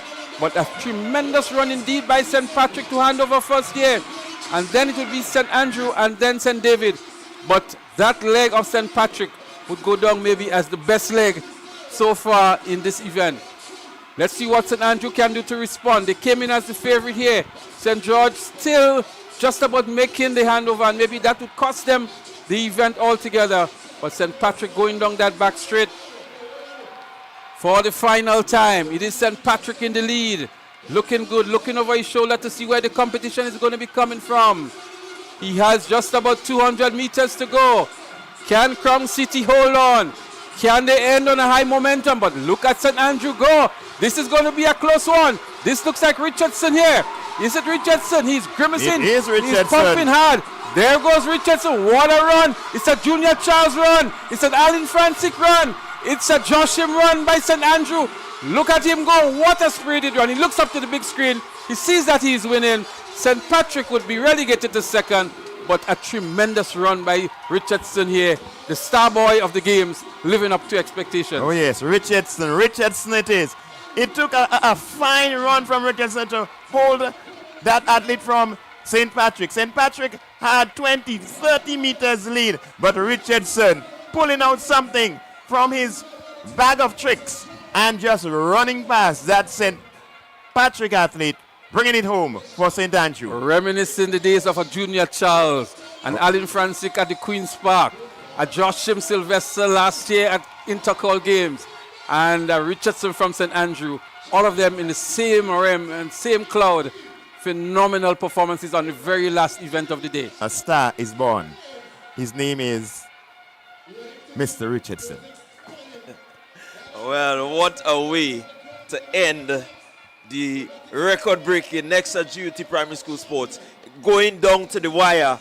I mean, you look at the jostle. I think everybody knew what was at stake. Different strategies were employed. But in the end, St. Andrews coming from behind as St. Mark crosses the line now. St. Mark just crossed the line. And definitely, we can say it has been an exceptional sport meet as we look at Richardson as he comes home. Determination there. He knows that they have it, but he just wants to seal the deal. Well, I can tell you, had it not been for that phenomenal run from Richardson, that third leg for St. Patrick would have gone down in history as maybe one of the better ones we'd have seen at the National Primary School Games. But kudos to St. Andrew, deserved champions. And I thought all the parishes gave a very good account for themselves, bringing us down to the final event to determine the second, third, and fourth positions. We must give kudos to all of the athletes, the coaches, the team managers, and the GUT, and all those who have ensured that we have a very exciting and memorable championships in 2025. Well, this one will go down as one for the ages. This Nexa GUT National Primary School Games for 2025 will definitely go down into the history books as one of the keener of the competitions that we've had among the parishes for years. St. Andrews, yes, emerging as champions. They are a perennial champion. So we expect that from St. Andrew. But the rest of the parishes coming together and battling for positions right down to the finish was a treat to all who were here, and those of you who were at home, or whether you were at your jobs, wherever you were, just viewing the activities here today. We know that you did have a wonderful 2 days of athletics from us here live at the Kirani James Athletic Stadium. And we know that you'll be looking forward to greater things next week. But we celebrate with St. Andrew and with all the teams, their coaches, their managers, and all who've worked together to make today's activity the success that it has been. Thank you very much from us here. Is that a prelude to what's going to be happening next week? It has to be. Time alone will tell. But we encourage you to come along to the National Stadium for Intercol Games Tuesday, Wednesday, and Thursday next week. And in case you just can't make it, TNR Communications will be there to bring it to you live wherever you are. But we want to recap and to highlight some of the outstanding performances over the 2 days. We saw some phenomenal performances. Again, we want to congratulate the overall champions. 15 in a row. This is a phenomenal feat. I don't think that has happened in any part of the world where one team has dominated a championship for 15 consecutive years and 29 overall championships. And so something is working in St. Andrew. I'm not sure if it's the water, the food. As we look back to the final point standing, St. Andrew on 613, St. David in second on 422, St. George in third on 402, St. Patrick, who was in second for most of the day, on 397, St. John on 168, and believe it or not, in sixth position there is a tie between Classic Light in St. Mark and Carriacou and Petit Martinique on 114 points. So whereas second, third, and fourth were in intense battle, 6 and 7 was also battling down at the bottom, and at the end of the day, they tied on 114 points. Well, Leslie, I cannot keep but saying it. The record-breaking Nexa Duties Primary School Sports 2025. Everything you could think about in sport, in athletics, in track and field was seen over the last 2 days in this event. I mean, what a way to culminate. The last two teams tied. But again, I want to big up Team St. David's in the fact that was where the battle was. We knew St. Andrews had won, but the battle for second, third, and fourth, St. David's showing their supremacy. We have to give kudos to them for their second position because they battled well. Amidst all the pressure, they were able to come out in the second position. Looking back, guys, we want to highlight some of the outstanding performances. And to me, the standout athlete was the one who anchored the 4x400 meters from St. Andrew, Nathaniel Richardson. He won the 200 meters, the 400 meters, the 800 meters, and one of the field events as well, Bunstein. Yes, he won the shot put. The shot put. And so leaving with 4 individual gold medals and 2 team gold medals in the 4x100 meters and the 4x400 meters. Nathaniel Richardson, to me, would be the most outstanding athlete over the 2 days. But we also saw some good performances from Kishan Cobb from St. George. He won the 100 meters and the 200 meters earlier on today. Young Kanai from St. Patrick was also good. That's Janelle Kanai. A record-breaking performance in the 100 meters. She was also the winner in the 200 meters. Emaya Thomas in the under-7 category from St. John, I think she was from. She was good. So too was Tishon Lambert from St. Andrew. Yes, he swept all the events, 100, 200, and the 400. And won also in the 4x100 meters for the under-13 boys, and then came back and ran the first leg of the 4x4. And so too was Alex Langdon, Langain, I beg your pardon, from St. Andrew, who was another good athlete. And then we saw the young lady from St. Patrick, who came, and some people felt it was an upset victory over Leah Rose Charles and the other young lady from St. George, from St. David, I beg your pardon. That young lady from St. Patrick who won the under-13 girls 200 meters today. She came in with the fastest time into the finals and really obliviated and relegated Leah Rose Charles to a third position. And to me, she was a good find and a good discovery at the games here in 2025. Well, the Rena Horsfords from St. David's, there were 2 of them. Rena and Rena. One is Rena, one is Rena. I can't even make out the difference from your pronunciation, but the both of them were just as good for St. David as well. I'm not sure if there's any relationship between them, but the names are very, very similar, and they too were some standout athletes for St. David. Yeah, must give kudos to Rena Horsford, the under 15. She's the under 15. And really exceptional. Everything she did, she turned to goal. She did quite a bit of the field events, but Rena Horsford on the track. Rena really an outstanding athlete for St. David's. One must mention Tanaya Gibbs, the under 9 girl. Really outstanding. Also, you had Tashanti Gibbs, which the distance runner, really outstanding. And who did a blistering third leg in the 4x4. Blistering third leg. So all in all, I think the athletes really, we cannot leave out Keishon Cobb from St. George. You know, you saw a lot of talent. Young Thomas from St. John's. That was on the 7. I think it was,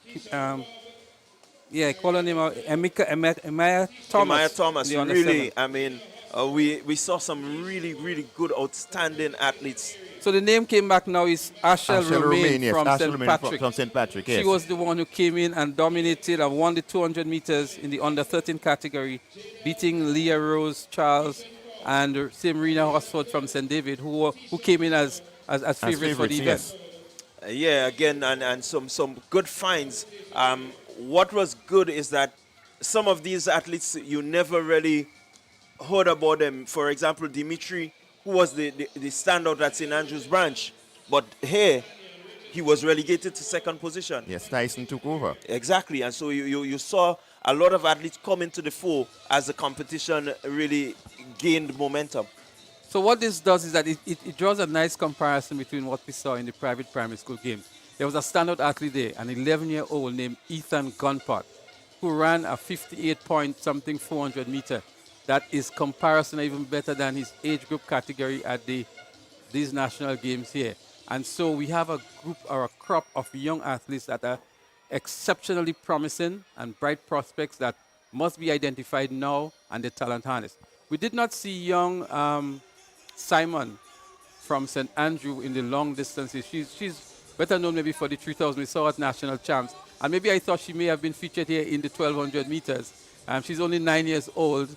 And I was looking forward to seeing her at these games. But unfortunately, from St. Mary's RC in St. Andrew, we have not seen young I think Simon. they're saving her for next year. She's one of the standbys. So basically, she was a reserve because it seemed that the other girls are bigger and stronger. And when it comes to the distances with the children from the higher age grouping, she tend to not be able to compete at that level as yet. But we know she's a bright prospect, and we expect to see her being featured in years to come.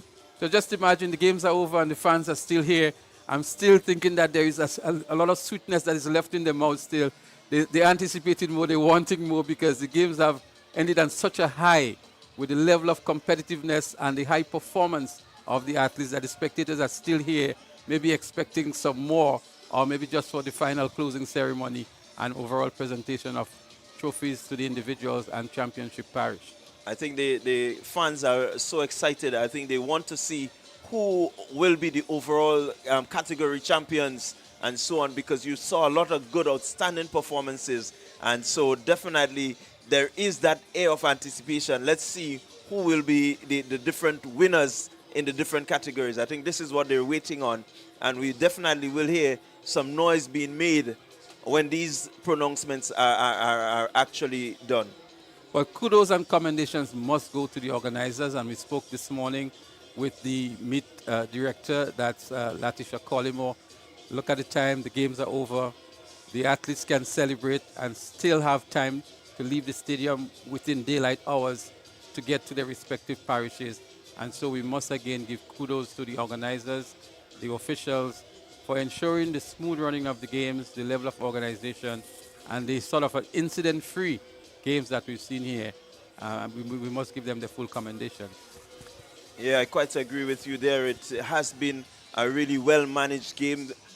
Even when things went behind time, they found a way, to really get back on schedule.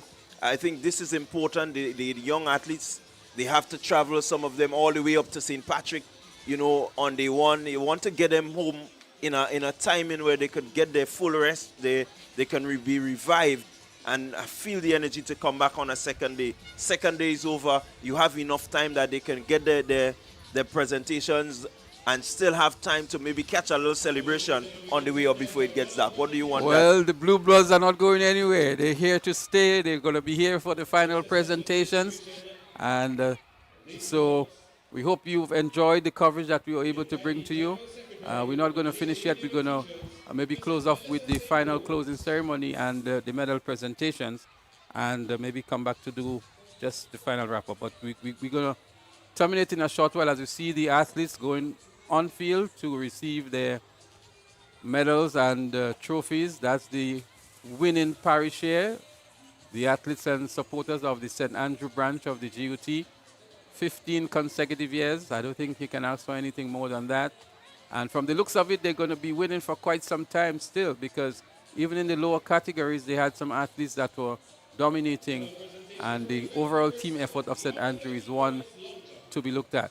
The organizers, we want to share some of that with the organizers for Intercall Games because it's over 3 days and we have the same situation with schools from the outer parishes. And over the years, we've seen day one finishing in the night, and maybe that is not a good sign. So it's something that they can take a page from, or maybe a chapter for that matter of fact, to ensure that the day one and the day two finishes within reasonable time to allow the athletes to get them early. Quite agree with you there. So what we're going to do, we're going to put a wrap on things. We thank you viewers for staying with us throughout the course, and we are happy to bring the live commentary to you from the Nexa GUT National Primary School Games 2025. From the entire commentary team, Jason Skeet, Clyde John, Bunstein, Khalees, and Bernard Antoine, who has left us already.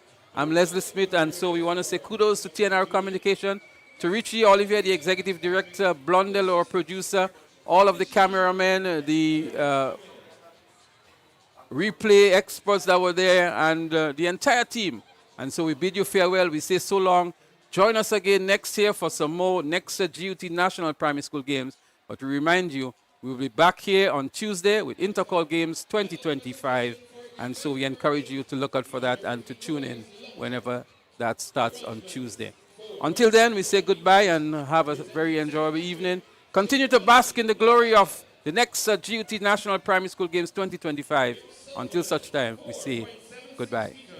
Representing St. David, Terion Samuel. And your gold medalist, 5.25 meters, representing St. David, Christian Collins.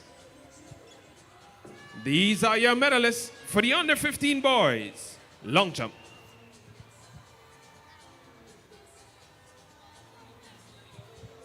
Medal presentation for event number 61, the under 11 girls 4x100 meter relay. Your bronze medalists, 58.92 seconds, Team St. George. Your silver medalists, 58.05 seconds, Team St. Andrew. And your gold medalists, establishing a new record, 57.28 seconds, Team St. Patrick.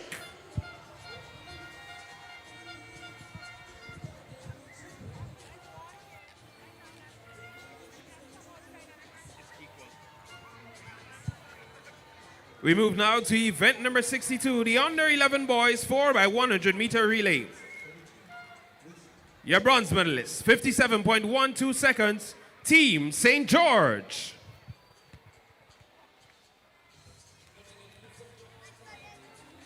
Your silver medalists, 56.44 seconds, Team St. Patrick.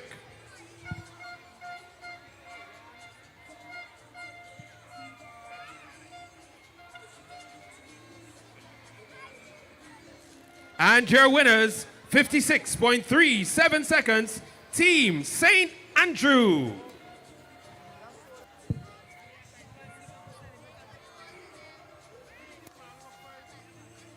These are your winners for the under 11 boys 4x100 meter relay. We say a special thank you to Miss Althea Fitzpatrick for her assistance with the distribution of these medals.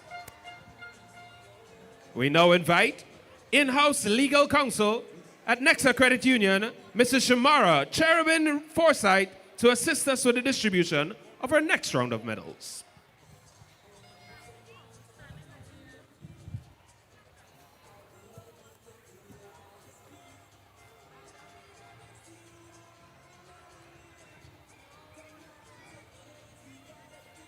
Medal presentation for event number 67, the girls 4x400 meter relay open.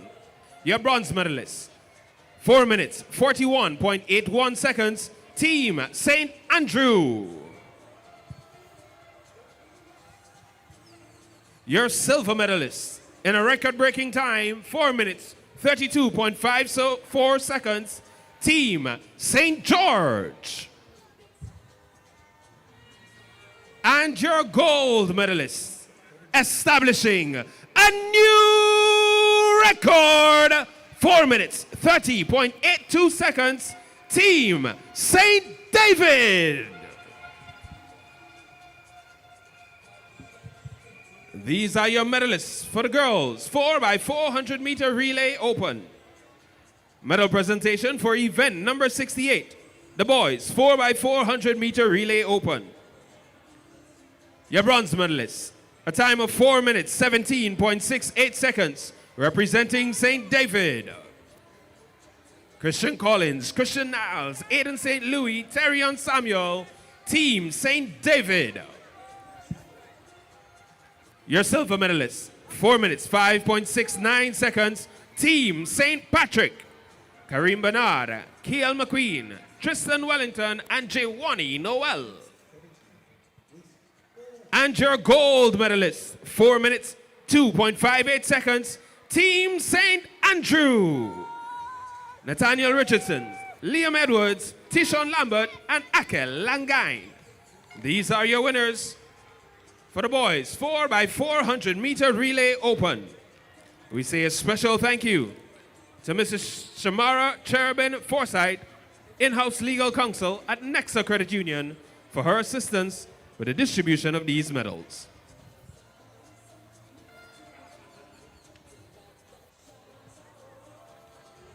Congratulations to all of our athletes as they make their way off the field, led by Miss Leanna McQueen and the girls of St. John's Branch. We get set now for our closing ceremony, where we will award the divisional champions of Victor and Victrix Ladorum and crown the overall champions of the Nexa GUT Primary School Championships 2025.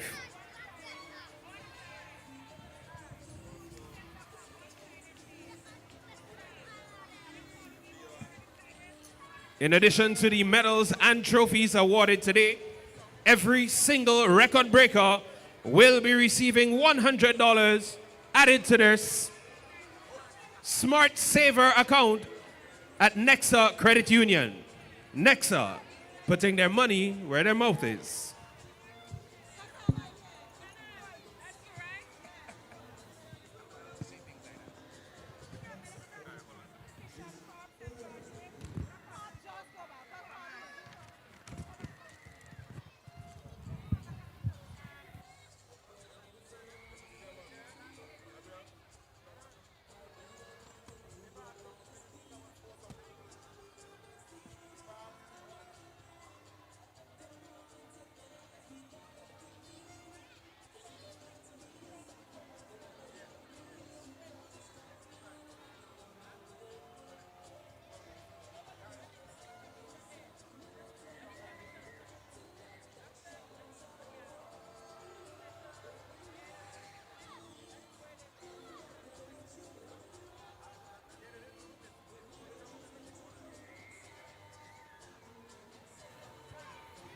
We saw a number of records broken on day number 1, a total of 7 records broken on day number 2, and it's $100 added to the Smart Saver account for each individual record that has been broken.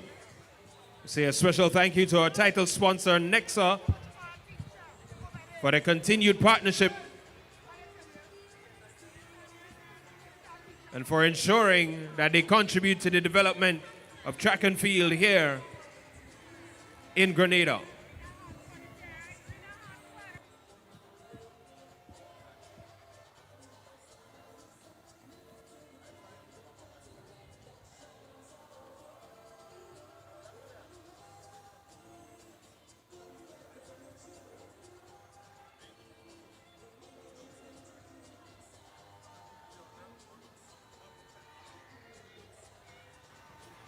So we're getting set to crown the divisional champions for the under 7, under 9, under 11, under 13, and under 15 divisions.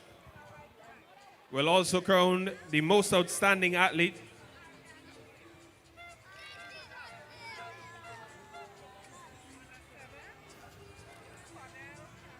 So this is a call for Cordell Caliste Ned. Cordell Caliste Ned of St. Patrick. Khalid Tyson, St. Andrew. Keyshawn Cobb, St. George. Please report to the medal presentation area. Cariana Phillip, St. Andrew. Tishon Lambert, St. Andrew. Please report to the medal presentation area.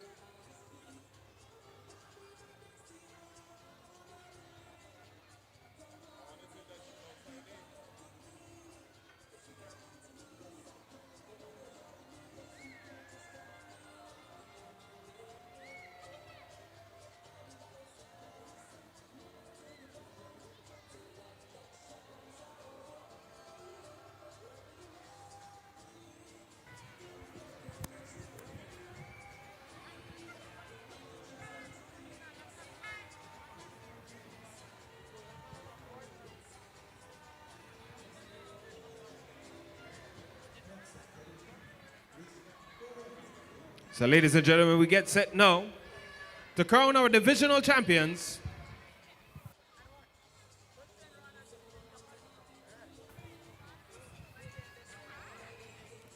Our divisional champions at the 2025 Nexa GUT National Primary School Championships. We'll begin with the Under 7 division. And to assist us with the crowning of our divisional champions, please welcome Senator David Andrew, Minister for Education.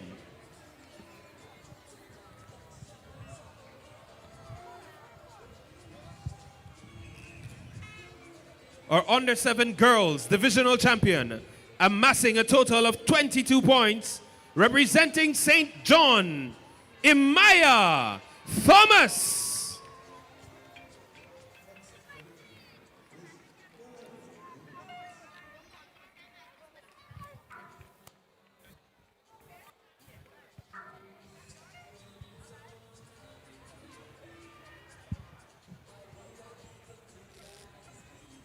We move now to the Under 7 male champion, amassing a total of 16 points, representing St. Patrick, Cordell Caliste Neder.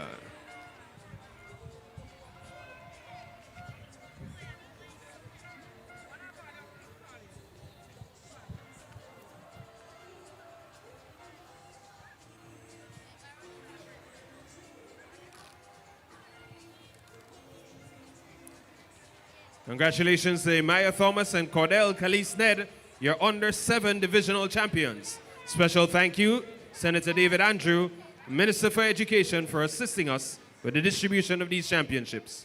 We now invite for the Under 9 category, First Vice President of the Grenada Union of Teachers, Mr. Frankson Marshall. He'll assist us with awarding the Under 9 champions for the male and female division.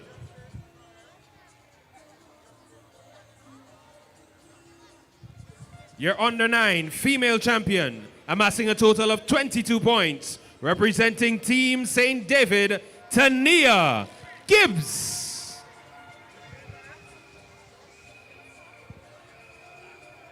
Your under 9 female champion, Tania Gibbs. Your under 9 male champion, amassing a total of 22 points, representing St. Andrew, Khalid Tyson.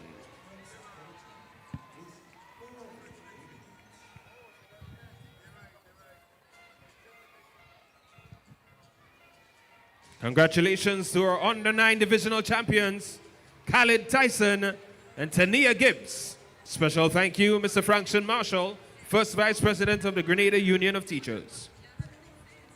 We now invite Mr. Randy Frank, Deputy General Manager of Nexa Credit Union. He'll assist us with distributing the under 11 boys and girls champions. Your under 11 female champion, amassing a total of 33 points, representing Team St. Patrick, Janelle Kanai.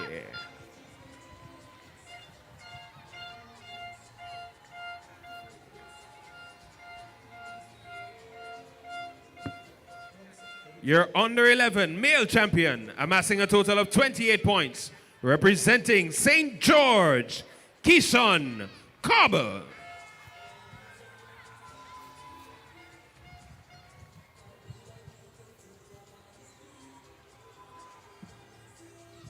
We say a special thank you to Mr. Frank for his assistance with the under 11 boys and girls champ. And we now invite the Vice President of Nexa Credit Union, Mr. Rodney Julian. He'll assist us with crowning the under 13 boys and girls champion.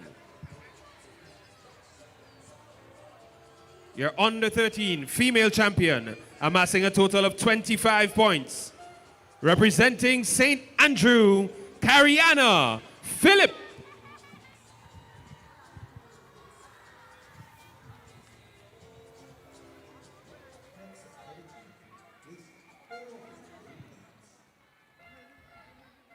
And your male divisional champion, amassing a total of 33 points, representing Team St. Andrew, Tishon Lambert.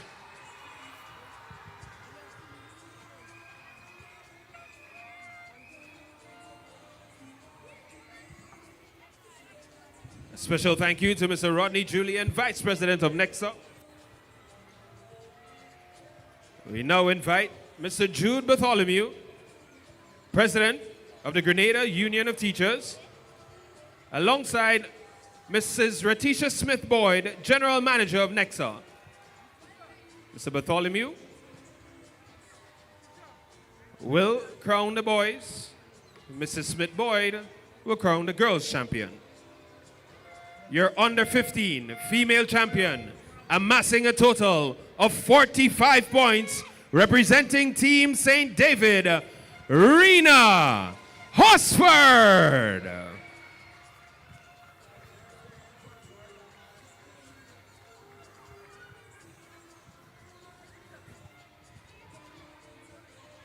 The male divisional champion, under 15, amassing a total of 37 points, representing Team St. Andrew, Nathaniel Richardson.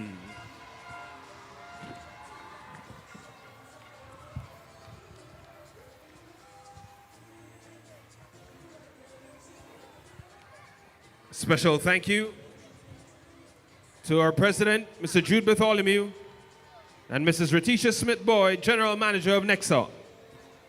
We'll now crown the most outstanding male and female athletes, the Victor and Victrix Ladorum. To crown our Victrix Ladorum, please welcome Mr. Tommy Duncan, Second Vice President of the Grenada Union of Teachers.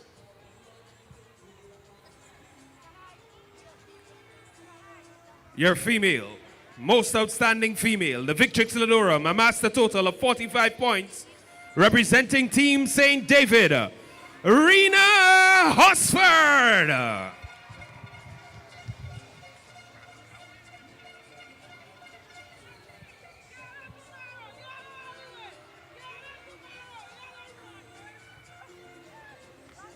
Thank you very much, Mr. Tommy Duncan, Second Vice President of the Grenada Union of Teachers. To crown of Victor Ladorum, please welcome the President of Nexa Credit Union, Mr. Louis Williams. Ladies and gentlemen, your most outstanding male athlete, amassing a total of 65 points in competition, representing St. Andrew, Nathaniel Richardson.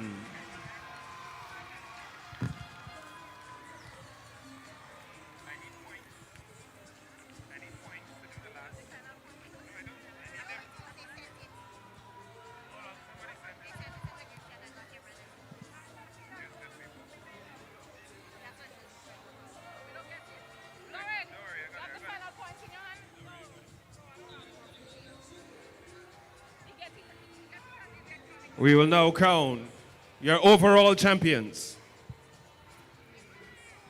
To award our third place winner, please welcome the Minister for Youth and Sport, Honorable Delma Thomas.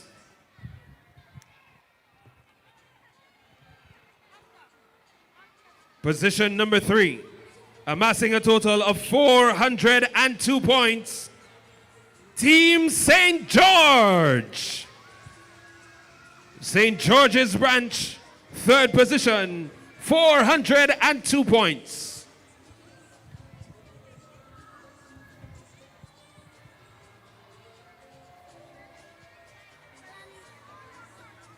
Thank you very much, Honorable Delma Thomas, Minister for Youth and Sport.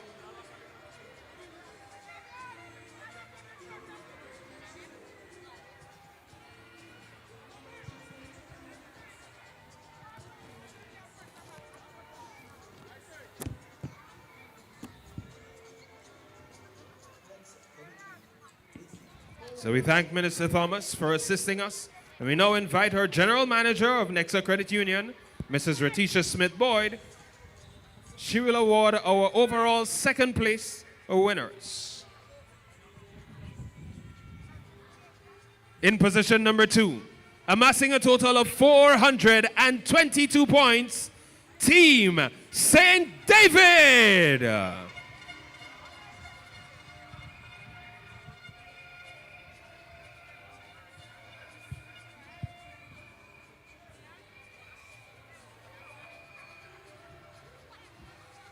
They finished in 4th position last year.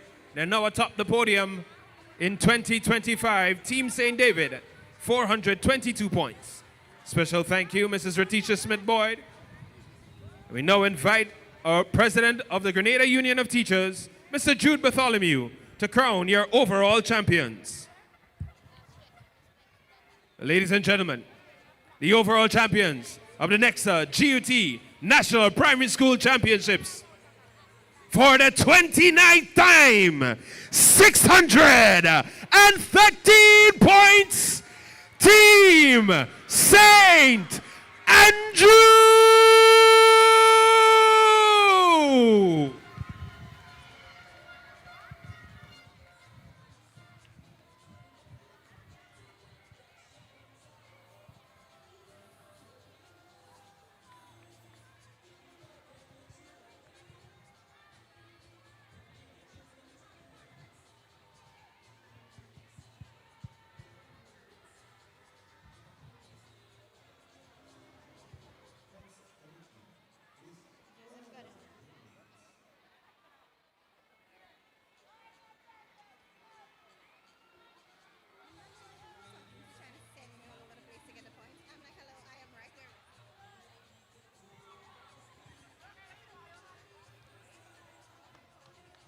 Congratulations to the winners of the Nexa GUT National Primary School Championships 2025.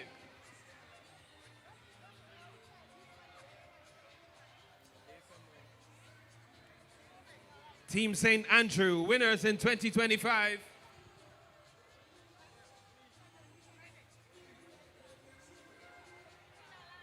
For yet another year, the trophy returns to Big Parish.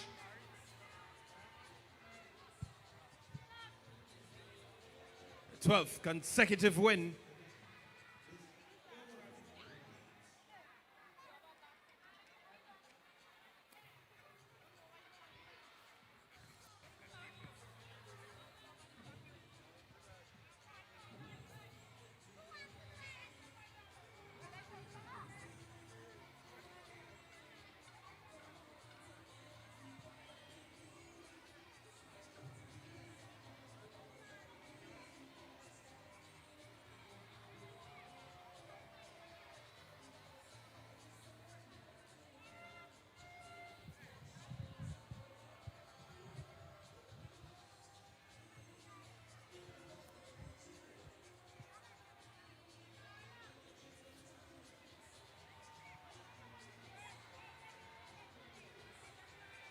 Let's hear it, ladies and gentlemen, for your overall champions 2025. Big Parish, Team St. Andrew.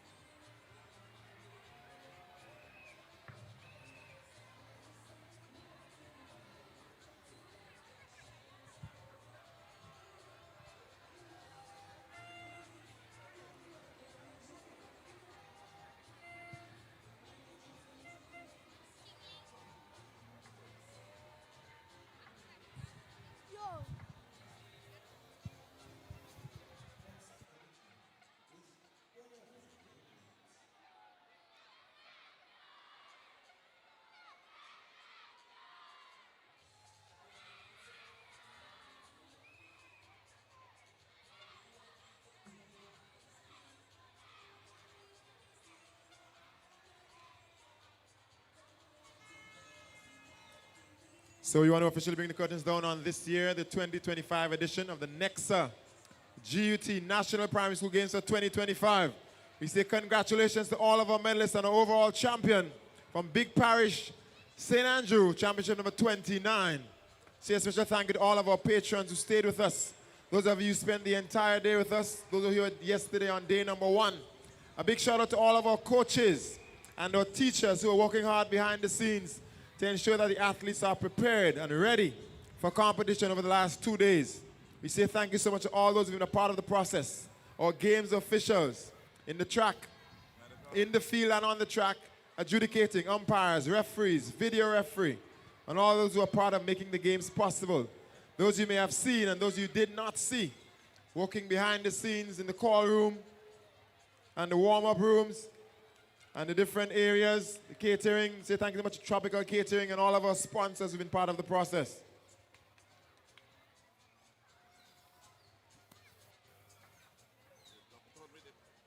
It takes so much to make these games possible, games of this magnitude. And there are so many persons who came together to make it all possible.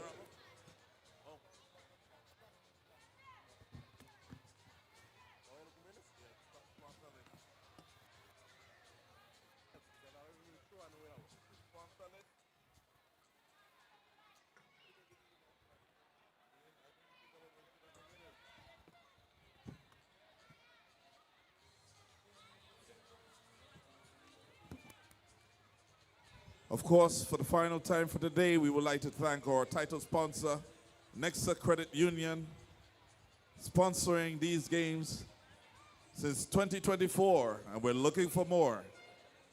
And our sponsor and organizer, the Nexa Union of Teachers. Brother Jude and your union, you should be very well proud. Please take a bow. Not forgetting our partners, the Ministry of Education, the Ministry of Youth and Sports, the Grenada Athletics Association. Other sponsors include Tropical Catering Services, the GUT Medical Plan. Contributors include Pineapple Marketing, Just School Creative, the Grenada National Stadium Authorities, and George of Huggins Grenada Limited, Lucasade. Echoing deep sentiments and thank you to all those who made today possible. Of course, we listed a long list, but of course, we would like to make mention of the medical team who ensured that our young ones were safe and taken care of in times of trouble.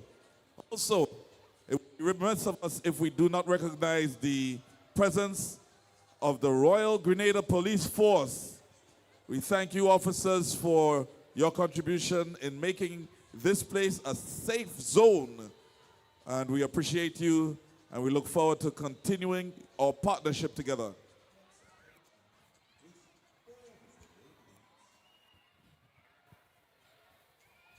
So we want to say thank you and bring the curtains down officially on all of the announcers from myself, Roland and Twine. Ms. Shireen White, Mr. Nivian Cox, Mr. Alistair Charles, Mr. Russell John, Mr. Denwar Lewis, on behalf of the Games Director, Mr. Lottie Coleman, we say thank you so much for joining us over the last 2 days. Congratulations to all of the winners. And we see you again next year, please God. Same time, same place. Next year in partnership with GUT for the National Primary School Games. Intercore Games, April 8th, 9th, and 10th. See you then.